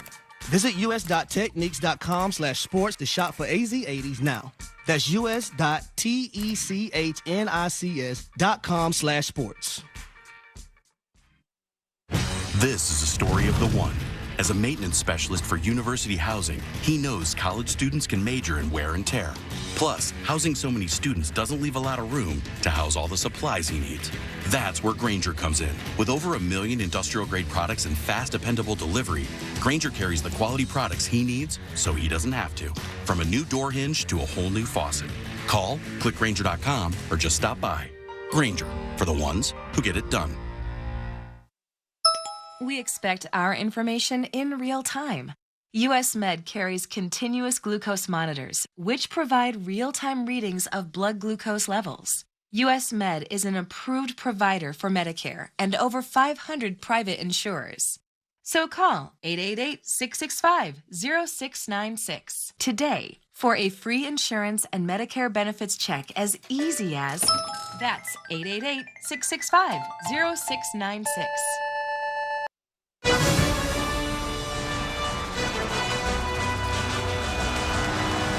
This is the College Football Playoff National Championship, presented by AT&T on ESPN Radio and the ESPN app. Sean McDonough, Greg McElroy, Katie George, Ian Fitzsimmons back in jam-packed Mercedes-Benz Stadium in Atlanta. Heading to the fourth quarter of this national title game, Ohio State trying to win its 7th national championship all-time as a 31-15 lead over Notre Dame. They claim 8 national championships, but our people say 1961, 1970 were neither AP nor coaches poll titles. So you can claim them. Doesn't mean everybody else has to recognize them. And there's a lot of that around college football. Notre Dame was trying to win its 9th in the AP poll era and its 12th overall. So here comes a 2nd down and 8 on the first play of the fourth quarter. That was a big roughing the passer call against R.J. Oatman. It would have been 3rd down and 8 for Ohio State. One of the few times that Ohio State would have been behind the sticks. They've been so good on 3rd down tonight, 8 for 9, but the average distance to go on 3rd down has been just 5.2 yards. So they've been terrific on critical down and distance. Ohio State also trying to make it back-to-back national titles for the Big Ten. Their arch rival Michigan won it last year with their victory in Houston over Washington. The Big Ten has not won consecutive national championships since the conference won 3 in a row in the early 40s. Minnesota won 2 in a row, and then Ohio State. First play of the fourth quarter, 2nd down and 8 for Ohio State at the Notre Dame 45. Will Howard in the gun. Takes a snap. They fake a jet sweep one way. They give it to Emeka Buka going the other way to the left. Couple of nifty moves. He's inside the 30. Still on his feet. Lost the football as he hit the ground. Notre Dame has it. Is it going to be a fumble? Buka gesturing he was down, but for the moment the officials are saying it is a recovery by Kingston Viliamu Asa after Drake Bowen knocked the ball out at the 21-yard line. And there'll undoubtedly be a review of this via replay to see if it's a turnover. Bowen punched it out, and it looked like he did it just before Ibuka's knee was down. It was a tremendous play by Ibuka, who came all the way back across the grade and had the ball in his right hand. Drake Bowen came out of nowhere from behind and hit it out with that right hand of his, and the ball was dislodged before the right knee of Ibuka's hit the ground. That's a fumble. I think this is going to stand as called. It was very close to being the right knee down, but the ball's definitely out. Drake Bowen, the linebacker, with a huge play. Sophomore from St. John, Indiana. Al Golden loves him, raves about him every time we talk to the defensive coordinator of the Irish. That'll be the first turnover of the game by either team. And it was a beautiful play by Ibuka to that point. 24-yard reception. Made several defenders miss near the far sideline. But then had it punched out by Bowen, the 33rd takeaway for the Irish this year, leading the country. The field stands. First down. Now, can they put together a drive and really make a game of it? Down by 16 points. Their fans fully engaged, many of them green-clad on their feet as we look around Mercedes-Benz Stadium. Riley Leonard out of the gun. Jeremiah Love, the running back, on his left hip. The tight end goes in motion from right to left. 2 receivers wide to the right. Collins to the left. It's a jet sweep and a handoff to Jordan Faison. Left to right, and a nice tackle made by Caleb Downs, because if he missed, there was more there for Faison. It's just a 1-yard gain for the product of Fort Lauderdale, Jordan Faison. Yeah, that was a tremendous play by Caleb Downs, because Faison's going 100 miles an hour. Downs is engaged with Jeremiah Love, who's blocking him, and still dropped him for a short gain. 2nd and 9, 14-20 to go. The clock running. Shotgun again for Leonard. Claps his hands. 5-man rush. They block it for the moment. He rolls a long way to his right, over by the numbers. Stops, now has to throw it away. That play took a long time. It was Jack Sawyer at the very end who forced the throwaway by Leonard, who's shaking his head. He spun it all the way to the far sideline, but couldn't find anybody. And here's 3rd down and 9, a huge play for Marcus Freeman and the Irish. Protection needs to be great because here they've struggled a little bit with this Ohio State pass rush, mostly on the left-hand side where Jagusaw is playing and starting his first game. Aeneas Williams in at running back on the left hip of Leonard. They're 3 out of 8 on 3rd down, the longest they've made those 3 yards. Leonard given a pocket hit as he throws, and it is caught at midfield by Jaden Greathouse. Right at the number 50 on the near sideline. Tackled on the boundary at the 48, a 30-yard gain. Leonard got smoked as he threw the ball. It was Cody Simon, the linebacker, running in coverage with Greathouse, who's had 2 big catches, including a touchdown that's made a game of it. On 1st and 10 from the 48, Leonard steps into the pocket. Now rolls left, throws it away. There's a flag down in the secondary, thrown by the official on the near sideline. He's indicating a holding call, and it's going to be against Igbenogson again. Defense number 1. 10-yard penalty, automatic first down. His 2nd of the night. As we mentioned, he's been the most penalized player in the country in pass coverage. He grabbed a hold of Bo Collins along the near sideline, and there's no question he did. Yeah, as Bo Collins is trying to work back to his quarterback who's scrambling, Igbenogson grabbed him with the left hand, and it was a good call. They're at the 38-yard line, 1st and 10. 13:34 to go. Riley Leonard out of the shotgun. Look out, he's under pressure. It's a little screen to the right, and that's going nowhere. Jaden Harrison belted for a loss of 4. Cody Simon right there for Ohio State. I don't think that was what the play was intended to be. It looked like they wanted to throw it left to Jeremiah Love in the flat, but that was covered. 2nd down and 14. Leonard's been under pressure all night long. Simon now 7 tackles to lead their team. He's their leading tackler for the year. Back on the 42-yard line. Ball centered between the hash marks. Shotgun again. Design run for Leonard. He runs ahead and struggles to get to the 40. Stopped by Cody Simon again and Jack Sawyer. 2 of those veterans who came back to win a national championship that Ian was talking about. Just a 2-yard gain. 3rd down and 12. Probably not in field goal range, and at this juncture you probably wouldn't try it anyway. Just want to make the 4th down more manageable. Yeah, 2 downs to get it here, no problem. So you don't have to get it all right here, but the guy that's been most impactful here in the second half for Notre Dame, Jaden Greathouse. He's lined up on the left-hand side with Denzel Burke in coverage. He's widest to the left. 12-12 to go. 16-point lead for Ohio State in the 4th quarter.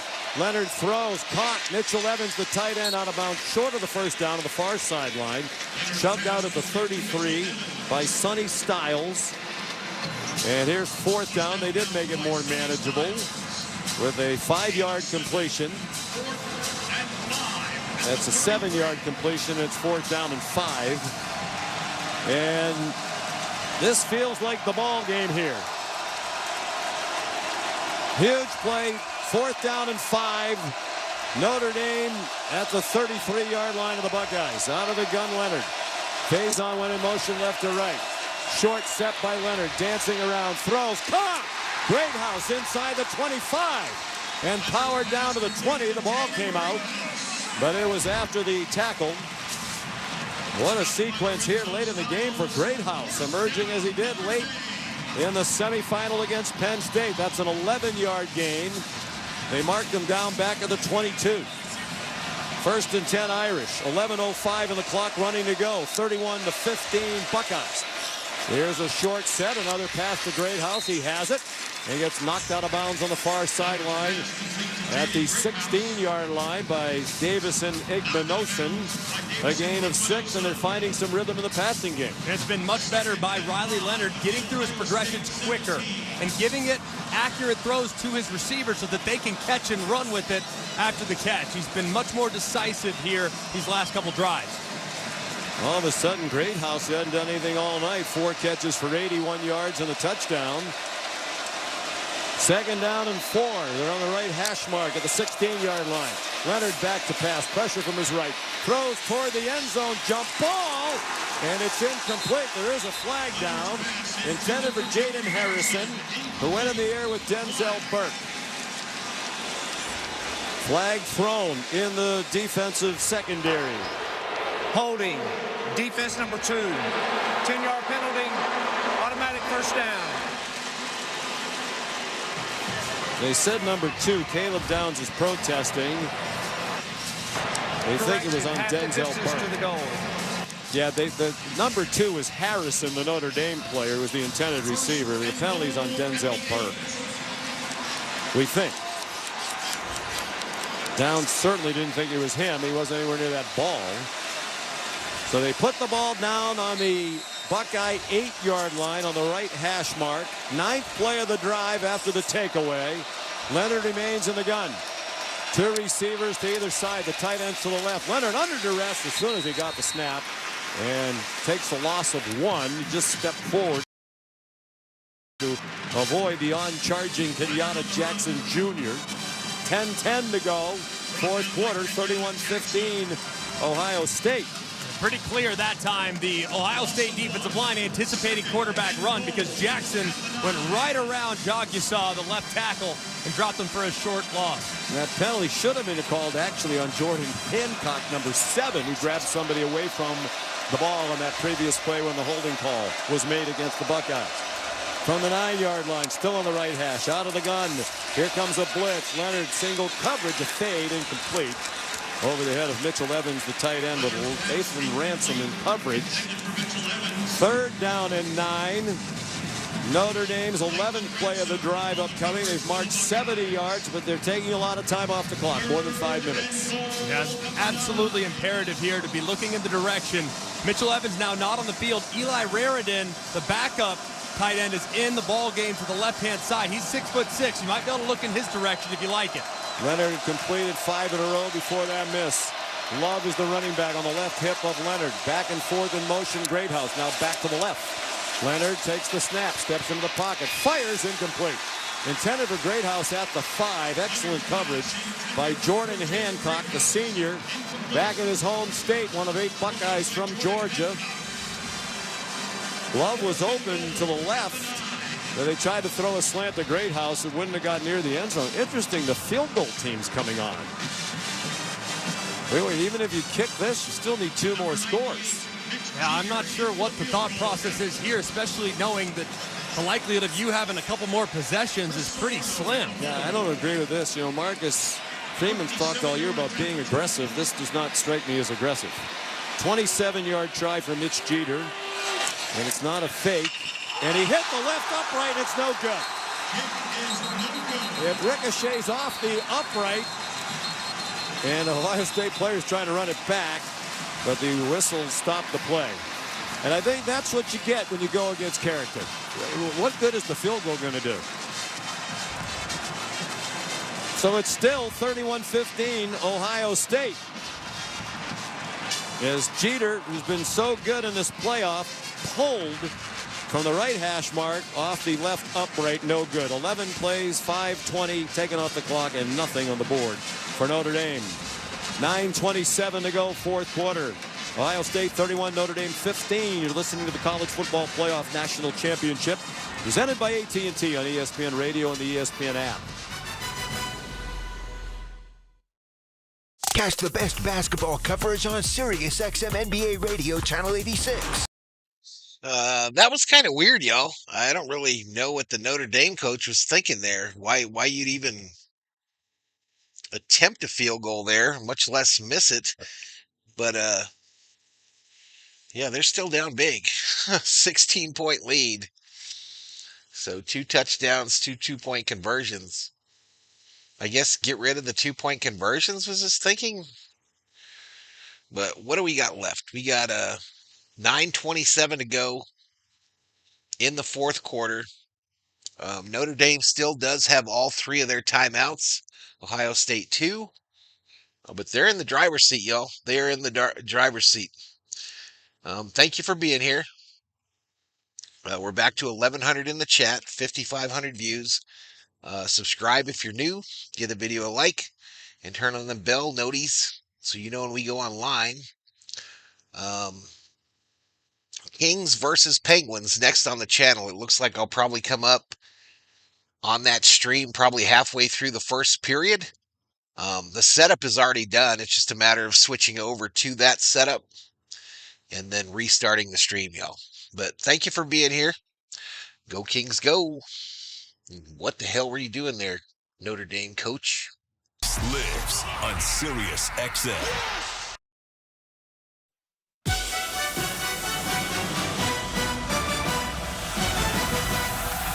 You're listening to the College Football Playoff National Championship, presented by AT&T on ESPN Radio and the ESPN app. Sean McDonough, Greg McElroy, Katie George, and Ian Fitzsimmons back at Mercedes-Benz Stadium in Atlanta. Looked like Notre Dame was poised to really make a game of it. Down by 31-15, but driving. They opted for a field goal try of 27 yards. It hit the upright. You know, you and I spent a lot of time around Marcus Freeman this season, particularly in the playoff. We did the first 3 Notre Dame games of this playoff on TV. You know, he deserves a tremendous amount of credit. He really is the tone setter for this whole program. He's a great leader. But I think he's going to be asked some hard questions tonight. You know, the fake punt seemed a little odd to me. It's 4th down and 2. Riley Leonard's done that for you all year long.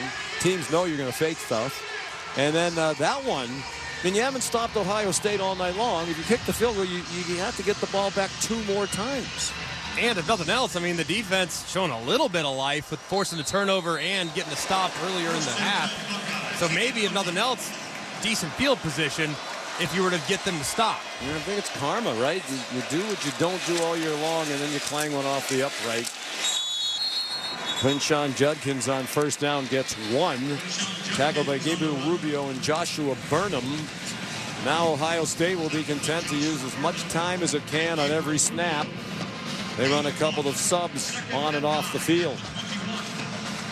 At this point, you really don't want to snap the ball over 5 seconds remaining on the play clock. So you want to break the huddle at 15, take your time getting up to the line of scrimmage, making sure that you're in a perfect play. And of course, unlike last drive, double over the football, because a fumble could spin this game on its head. Mitch Jeter made 5 straight field goals and 7 out of 8 before that miss. Here's Howard running through a middle blitz across the 30, and he lunges forward with a 1st down to the 32-yard line. A run of 11 for Will Howard, the transfer from Kansas State, who came here to have a chance to win a national title, and he just might do it. I'll tell you this, I mean, I've watched Will Howard every single snap he's played this year, but it's really now, for the first time in person, he's much faster than you realize. I mean, he can get to the open field and create a lot of problems with his legs. 1st and 10 Buckeyes. 8:10 to go. The clock's running. Ohio State leads Notre Dame 31-15. On 1st down, a handoff to Quinshawn Judkins. And he's down with a gain to the 36-yard line up the middle. A pickup of 3. 92 yards rushing for Judkins. And both he and Travion Henderson have gone over 1,000 yards for the season. Now, Henderson started the night needing 33 rushing yards. He has 49. Judkins needed 40, and he has 92. Both these running backs have really complemented each other so well this year. Judkins' physicality and Henderson's speed is a tough combo to deal with. We're on the 35-yard line, 2nd and 7. Shotgun snap and a quick toss by Howard back to Judkins running left. Tackled near the far numbers, just shy of the 40-yard line by Drake Bowen. 4-yard gain, 96 yards rushing for Judkins. And again, the debate, who's the MVP if it stays this way? Be hard not to look in the direction of Will Howard, but it's as much with what he's done with his legs. Critical 3rd down conversions, and he might get another chance to convert one here on a 3rd and 3.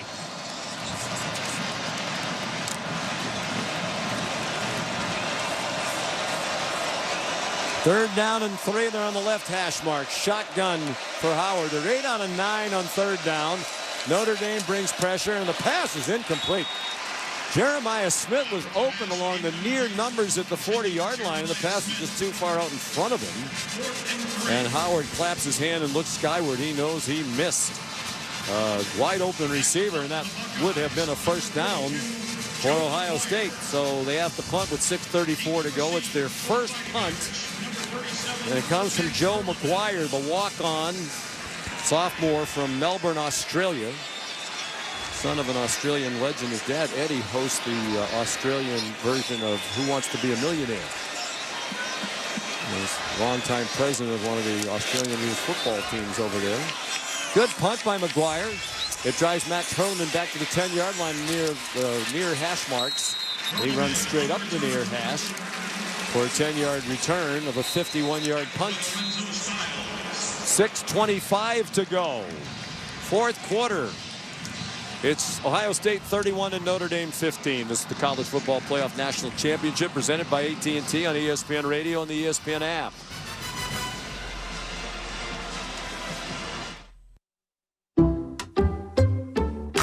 Some people just know they could save hundreds on car insurance by checking Allstate first. Like, to check the kickoff time first before showing up at the stadium. What? The slot's full already? Final score of today's game. You said kickoff was at 3. It was last week. That's not how it works, Bob. Yeah, checking first is smart. So check Allstate first for a quote that could save you hundreds. You're in good hands with Allstate.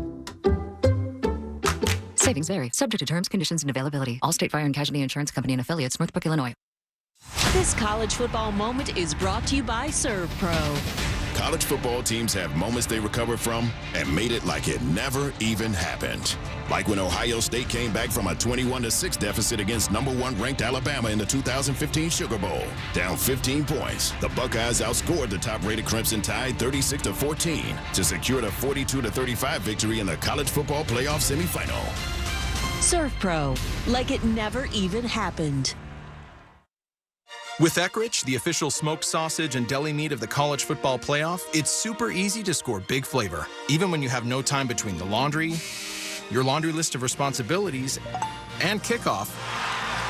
You're still ready to go with perfectly seasoned smoked sausage you heat up and eat up. Whether it's Grandpa's famous chili dogs or your famous almost forgot the potluck deli sliders, Eckrich makes every game day taste and feel like a win. For extra delicious game days, just add Eckrich.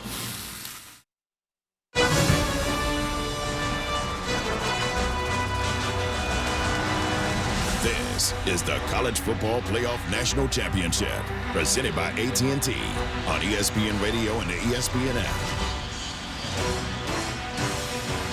6:25 to go in the national title game. Ohio State leading Notre Dame 31-15.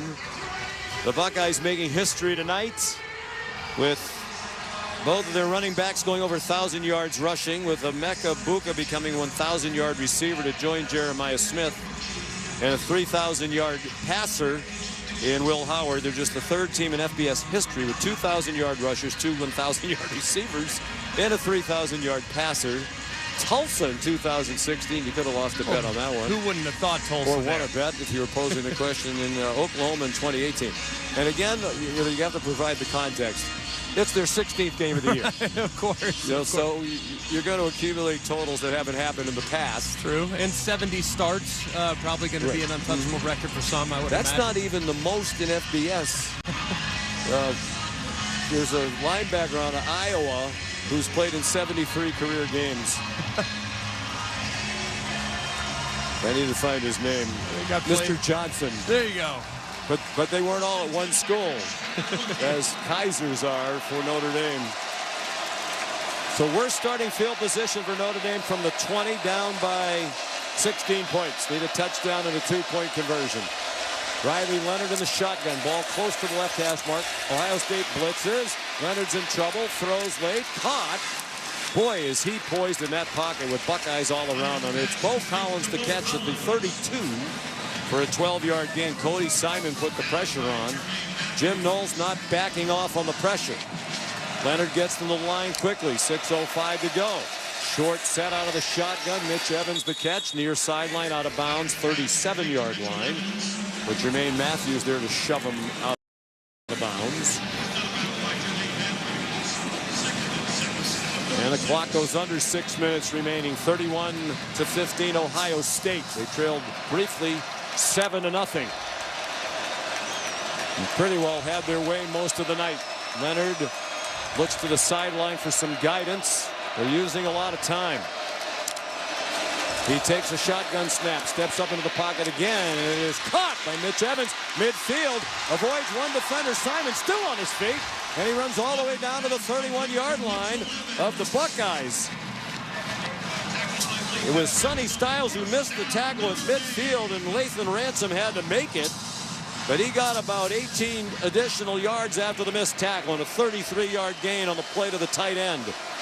They're at the 31-yard line. 5:05 to go on the clock running. A 16-point lead for the Buckeyes. Leonard back to pass out of the gun. Steps up into the pocket. He's in trouble, and he's going to be swarmed under. Back just outside the 33. Chewy Molowau there. JTT for Ohio State. For the second sack of the night for the Buckeyes. And that was a good job by Tui Molowau. Was really the back end of the defense that allowed that sack to take place. There was nobody there for Riley Leonard, and then eventually Tui Molowau was able to get home. He was being held on the play, still got there. Jagisaw had a couple of handfuls of Tui Molowau's jersey. Tui Molowau still on the ground. So there's a timeout with 4:40 to go. Ohio State 31, Notre Dame 15. This is the College Football Playoff National Championship presented by AT&T on ESPN Radio and the ESPN app. If you love to travel. All right, chat. So we've got an injured player on the field. Notre Dame is driving.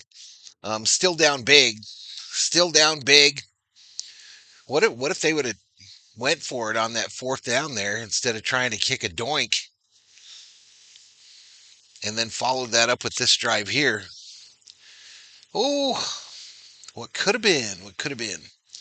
Thanks for being here, y'all. Subscribe if you're new. You want to reward the work. It's free. Like the video. And turn on noties if you want to know when we go online. I talked about the rest of the schedule this week. It kind of alternates. I do a Kings game tonight. Off tomorrow. I believe Lakers Celtics is on Wednesday. And then we got a King game on Thursday, off Friday, and then a Laker and King game on Saturday before the AFC NFC Championship games on Sunday. And then next week, Tennessee, Kentucky. Oh, there's a Kentucky stream in there on Saturday, I believe. Anywho. They'll all be up tomorrow. Reese says, give us a clock check, Valhalla. 4:59 to go in the 4th quarter. 4:59 to go. When was the last Gophers title? The doink, Robert. It was a doink off the left upright. Here we go. Back to it, y'all. On ESPN Radio and the ESPN app.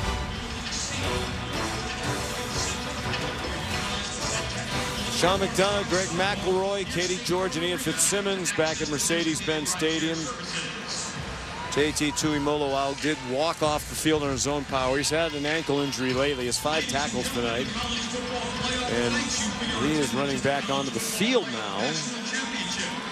I would think he has to stay out for a play, does he not? I think he does. Yeah, the officials are waving him off the field. He tried to run back on with his helmet on. He's limping as he walks back to the sideline on the near side.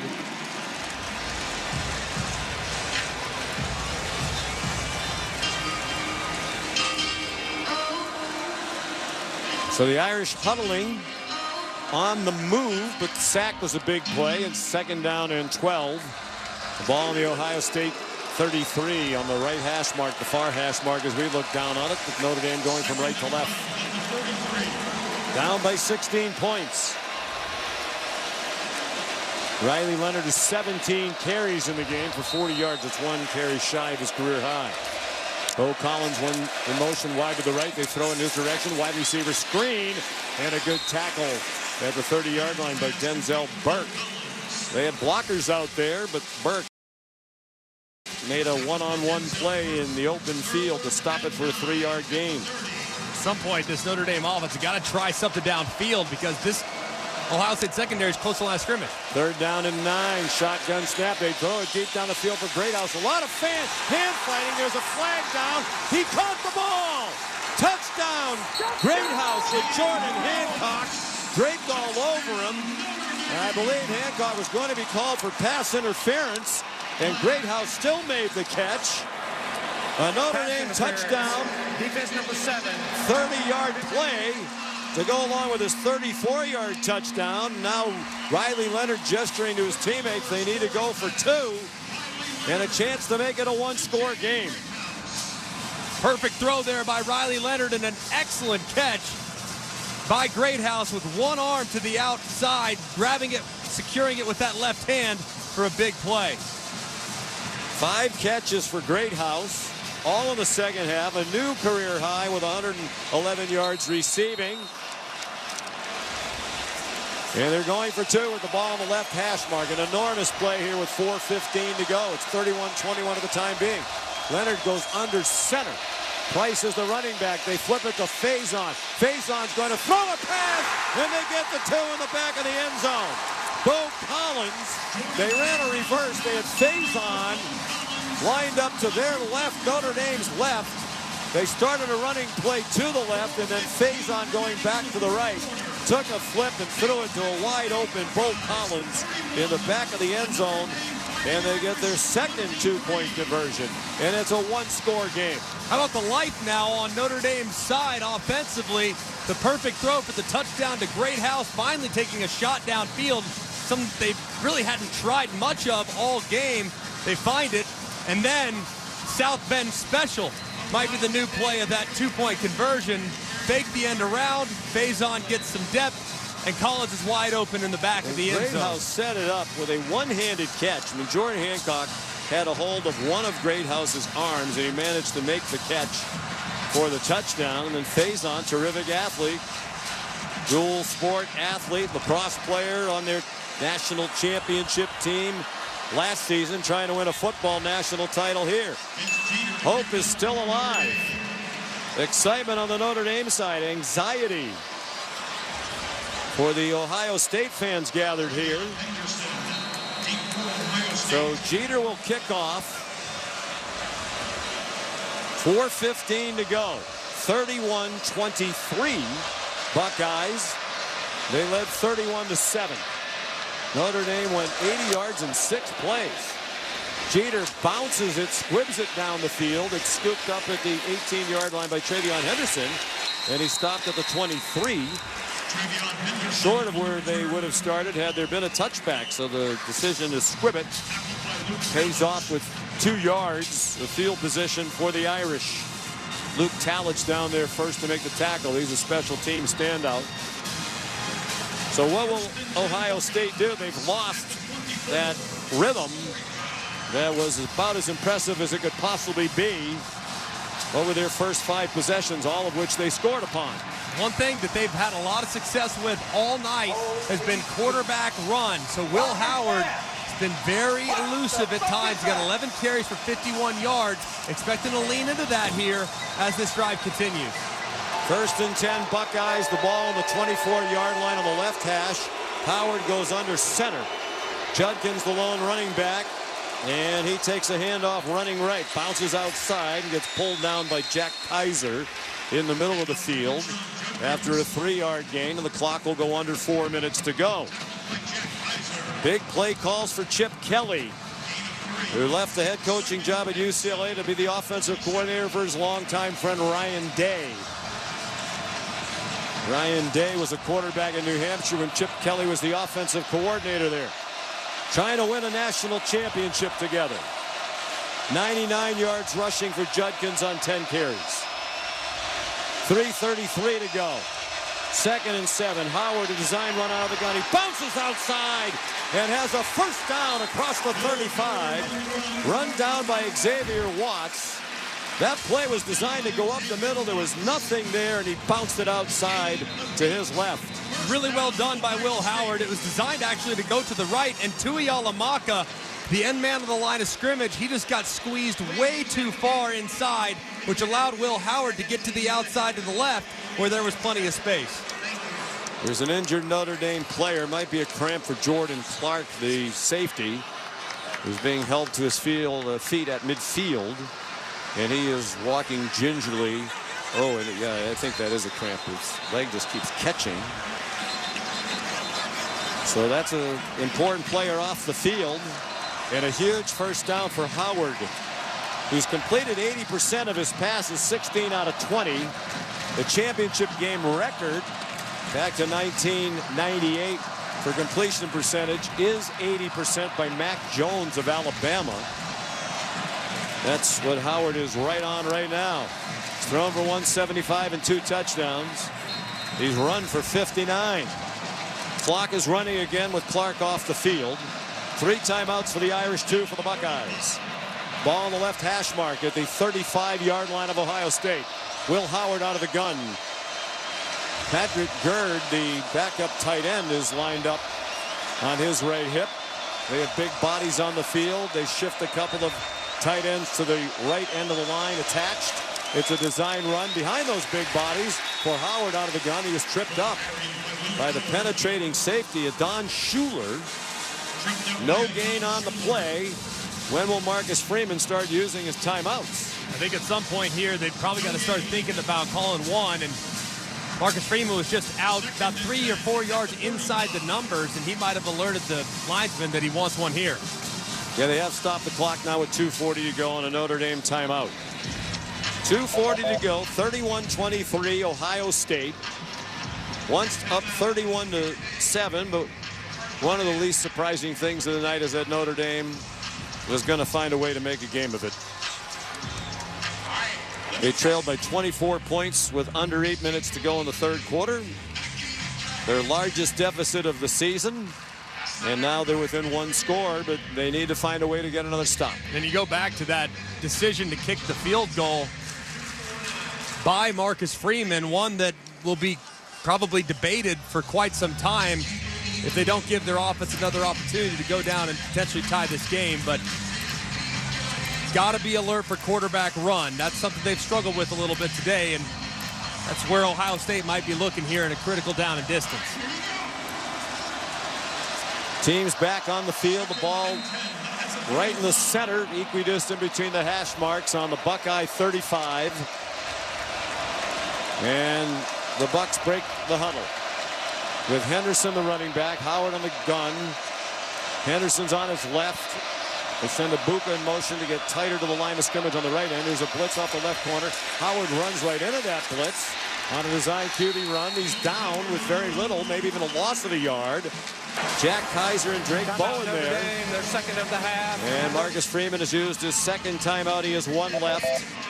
And a ginormous 3rd down and 11 upcoming for Ohio State. Some pretty conservative play calling here with design runs for Howard. Understandably, I mean, considering how well their defense has played for a majority of the evening. But here, I think you have to kind of trust your quarterback. I know you want to run the ball, you want to run some clock, but how about a high percentage completion, something quick, behind the line of scrimmage, maybe a screen in the direction of Jeremiah Smith. He's been quiet in the second half. He'd be the guy to be looking at. You have to take your best chance to get the first down. I think you have to throw the football. I think so. And High you're percentage. right. I mean, Jeremiah Smith, 6 targets, 4 catches, but not many targets lately, in part because they've been protecting the lead. So the teams return to the middle of the field again. Smith has 4 catches all in the first half. Ball on the 34-yard line. Buckeyes in their own territory, 2:45 to go, a timeout and the 2-minute stoppage left for Notre Dame. Buckeyes have 2 timeouts if they need it. Out of the gun, Howard, a Notre Dame blitz, a deep throw, near side. Jeremiah Smith has it inside the 30 and taken down by Christian Gray at the 9-yard line. They threw it deep to their best player in single coverage with Christian Gray, and it goes for 57 yards. And a perfect throw by Will Howard. Tons of air underneath it, which allowed Jeremiah Smith to adjust to it in the air. He's got 3 or 4 steps on Christian Gray, who's in coverage, and it was a perfectly aggressive play call that was a high percentage opportunity to win a one-on-one, and Jeremiah Smith's going to win that one-on-one every day of the week. Ryan Day went sprinting down the sideline, hands in the air, jumping up and down. The reality is that one probably just won them the national championship. 2-minute timeout. Ohio State leading by 8, and they have first and goal at the Notre Dame 9-yard line. When Irish eyes aren't smiling. Graham, if you're an Irish fan, a fighting Irish fan, or if you get bit by a snail, apparently. But Graham, first and goal for Ohio State. We're at the 2-minute warning. So yeah, Kings versus Penguins next on Valhalla Sports Talk. Listen, y'all, thank you so much for hanging out today. I love it when I get a good laugh. The snail thing pretty much ruined me. It was my moment of the stream. But thank you all for being here. I appreciate it so much. I think I picked up, 50, 60 subs. We're going to be close to like 6,500 views and 360 likes. So kudos, MVP, VIPs, one and all. Appreciate you. And let's watch the end of this bad boy together. On the planet, Monster Energy unleashed the beast. They unleashed Jeremiah Smith at just the right time. Let's pause for station identification. You're listening to the College Football Playoff National Championship presented by AT&T on ESPN Radio and the ESPN app. This is Danny Cannell. Tomorrow at 6 Eastern, join Dusty Dvorak and me as we break down the national championship game on Dusty and Danny in the morning on College Sports Radio, Channel 84. 2 minutes to go. Ohio State leading 31-23. Howard 17 out of 21 for 232 passing and the 2 touchdowns. And he's their second leading rusher, 14 carries for 58 yards. And Notre Dame out of timeouts. Actually, they've one timeout because this is the 2-minute stoppage. The celebration has begun on the Ohio State sideline. It's muted, but in the stands right behind their sideline, the party has begun. They won the national championship in 2014 in the first year of the college football playoff. And about to win another one, barring a disaster. Notre Dame substituting at the last moment here as they recognize the personnel in the Ohio State huddle.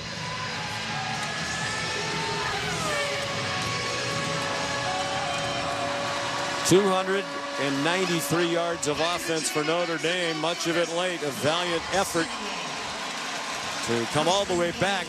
It's going to come up a little bit short unless there's a disaster that befalls Ohio State here. Quinshon Judkins with Howard under center. Judkins is the tailback following Patrick Gerd. And it was a false start before the snap. False start. Offense number 85.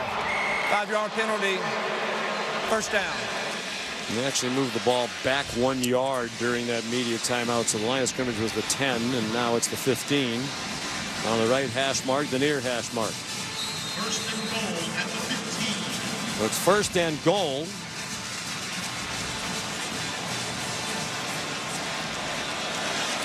And they're going to go with the same formation. Patrick Gerd, the tight end, line up as a fullback in front of Judkins. He needs 1 yard for 100.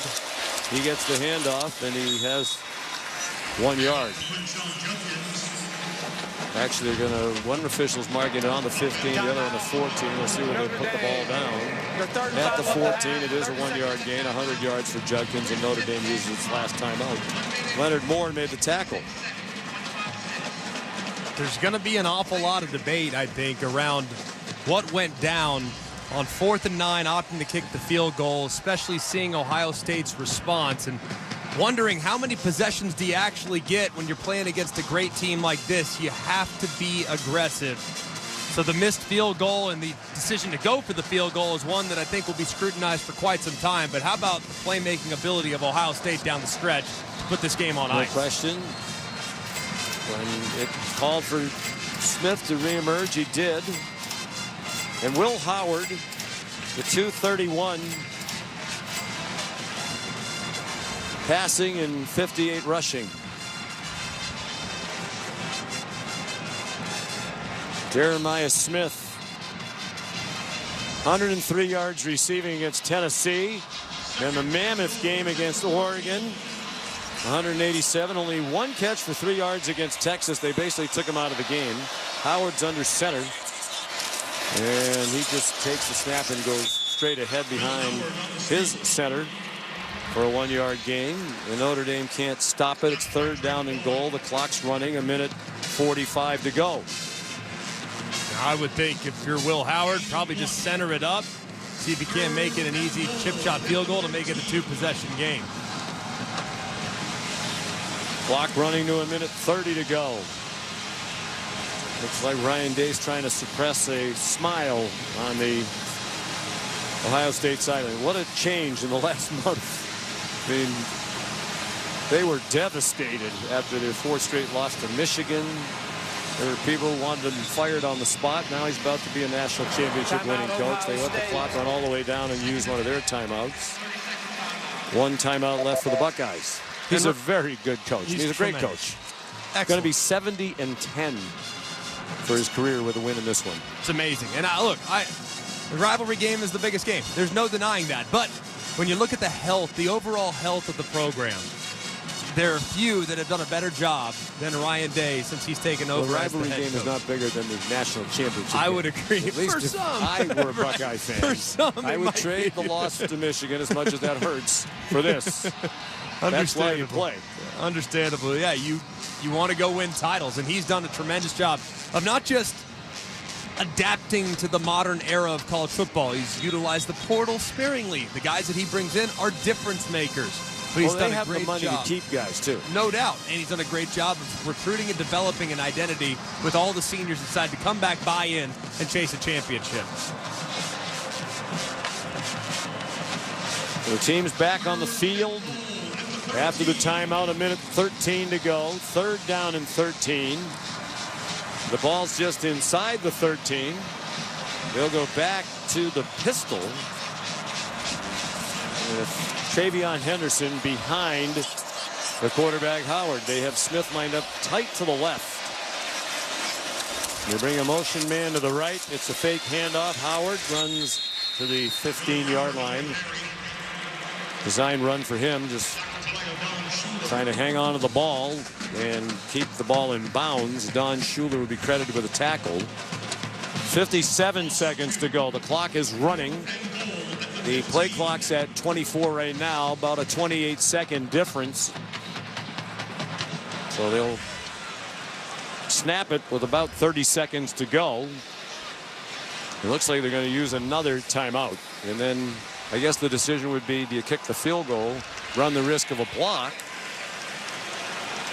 or do you go for the 4th down and make Notre Dame go the length of the field if they stop you on 4th down and goal from the 15? I think I'd kick the field goal here. I know Notre Dame's been a great team in special teams all season long, but the opportunity to make it a 2-possession game is just far too appealing. But you have to account for the block kicks that Notre Dame's accumulated throughout the year. They've blocked 6, tied with Louisville for the most in the country. 3 of them field goals and 3 of them punts. This 4th and goal from the 15, 29 seconds to go.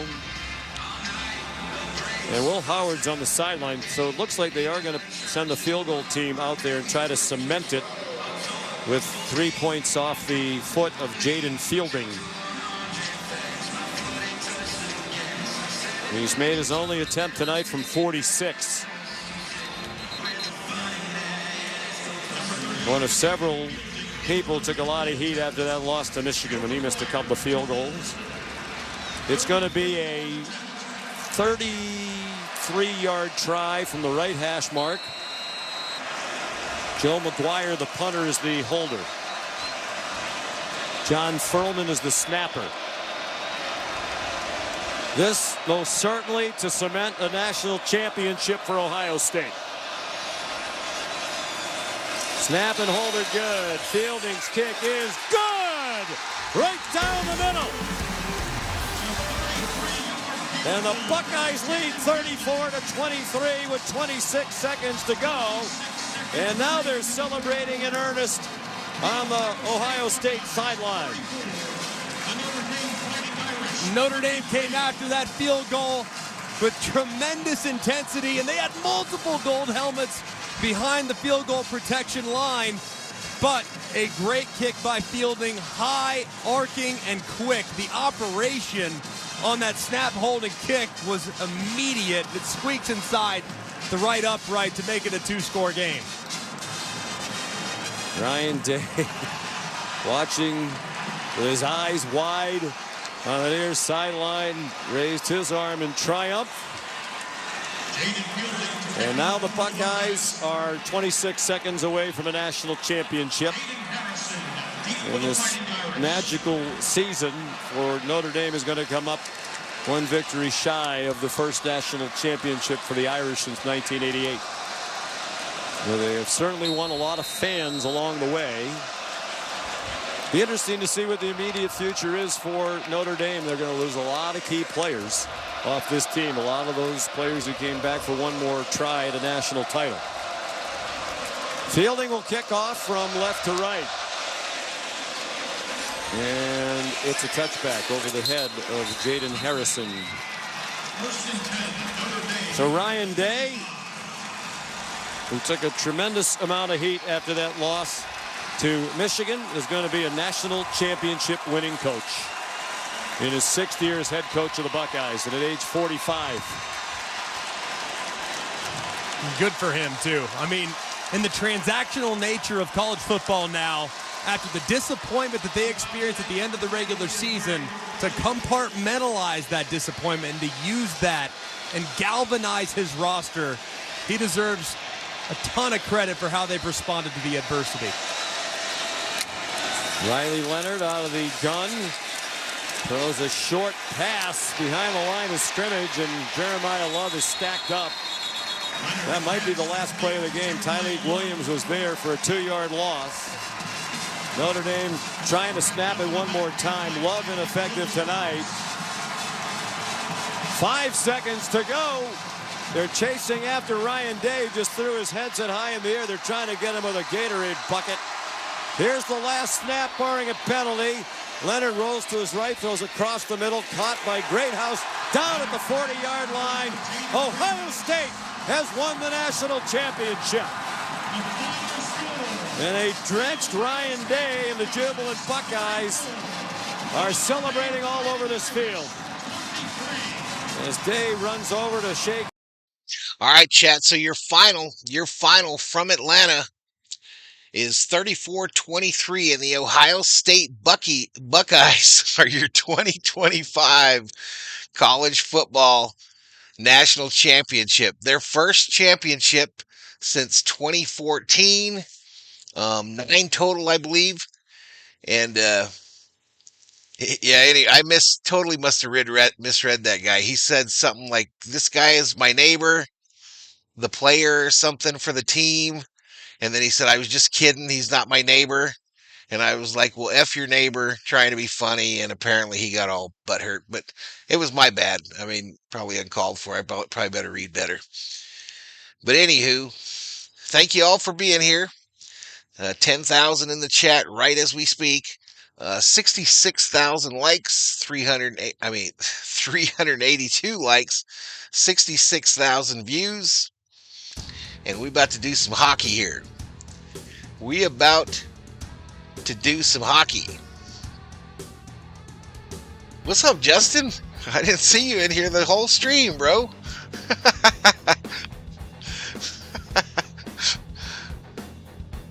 Anyway, Kings, Penguins. Apparently the Penguins are up on the Kings 1-0. Tim says, I didn't realize OSU went 11 years without a title. Yeah, sounds like it. I knew it had been a while.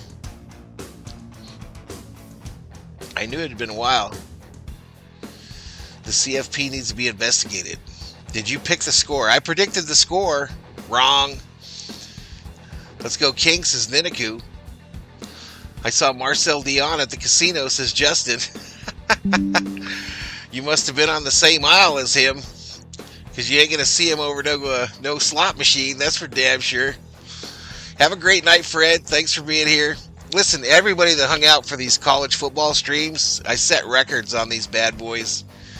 Records for my channel. It'll be a record month thanks to them.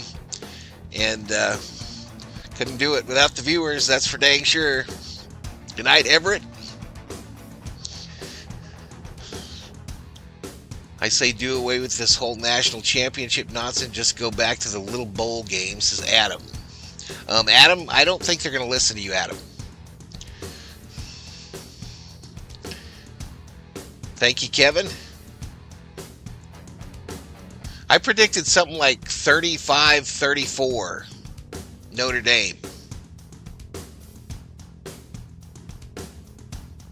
I got the 34 part right. I predicted Ohio State's score right. Vegas is destroying everything, says Terry. Alrighty, I'm out of here, y'all. I want to say good night, Gracie, because I know you don't usually stay up past 10. I want to thank both the Berserkers, those are our subscribers, and the V-Homies. Those are the members, 144 strong. So Kings tonight, off day tomorrow. Kings on Wednesday, I think, too. Lakers Thursday. Too much money to go back, says K-Sparks. I lost 10,000 points on this bad boy, too, y'all. No cash value. Goated. 1, 2, 3 in the house. I'm leaving, though. Peace! My bad, dude. Whoever I told the joke to. My bad. I did like the over myself, says John. Yeah, I went over. No doubt about that.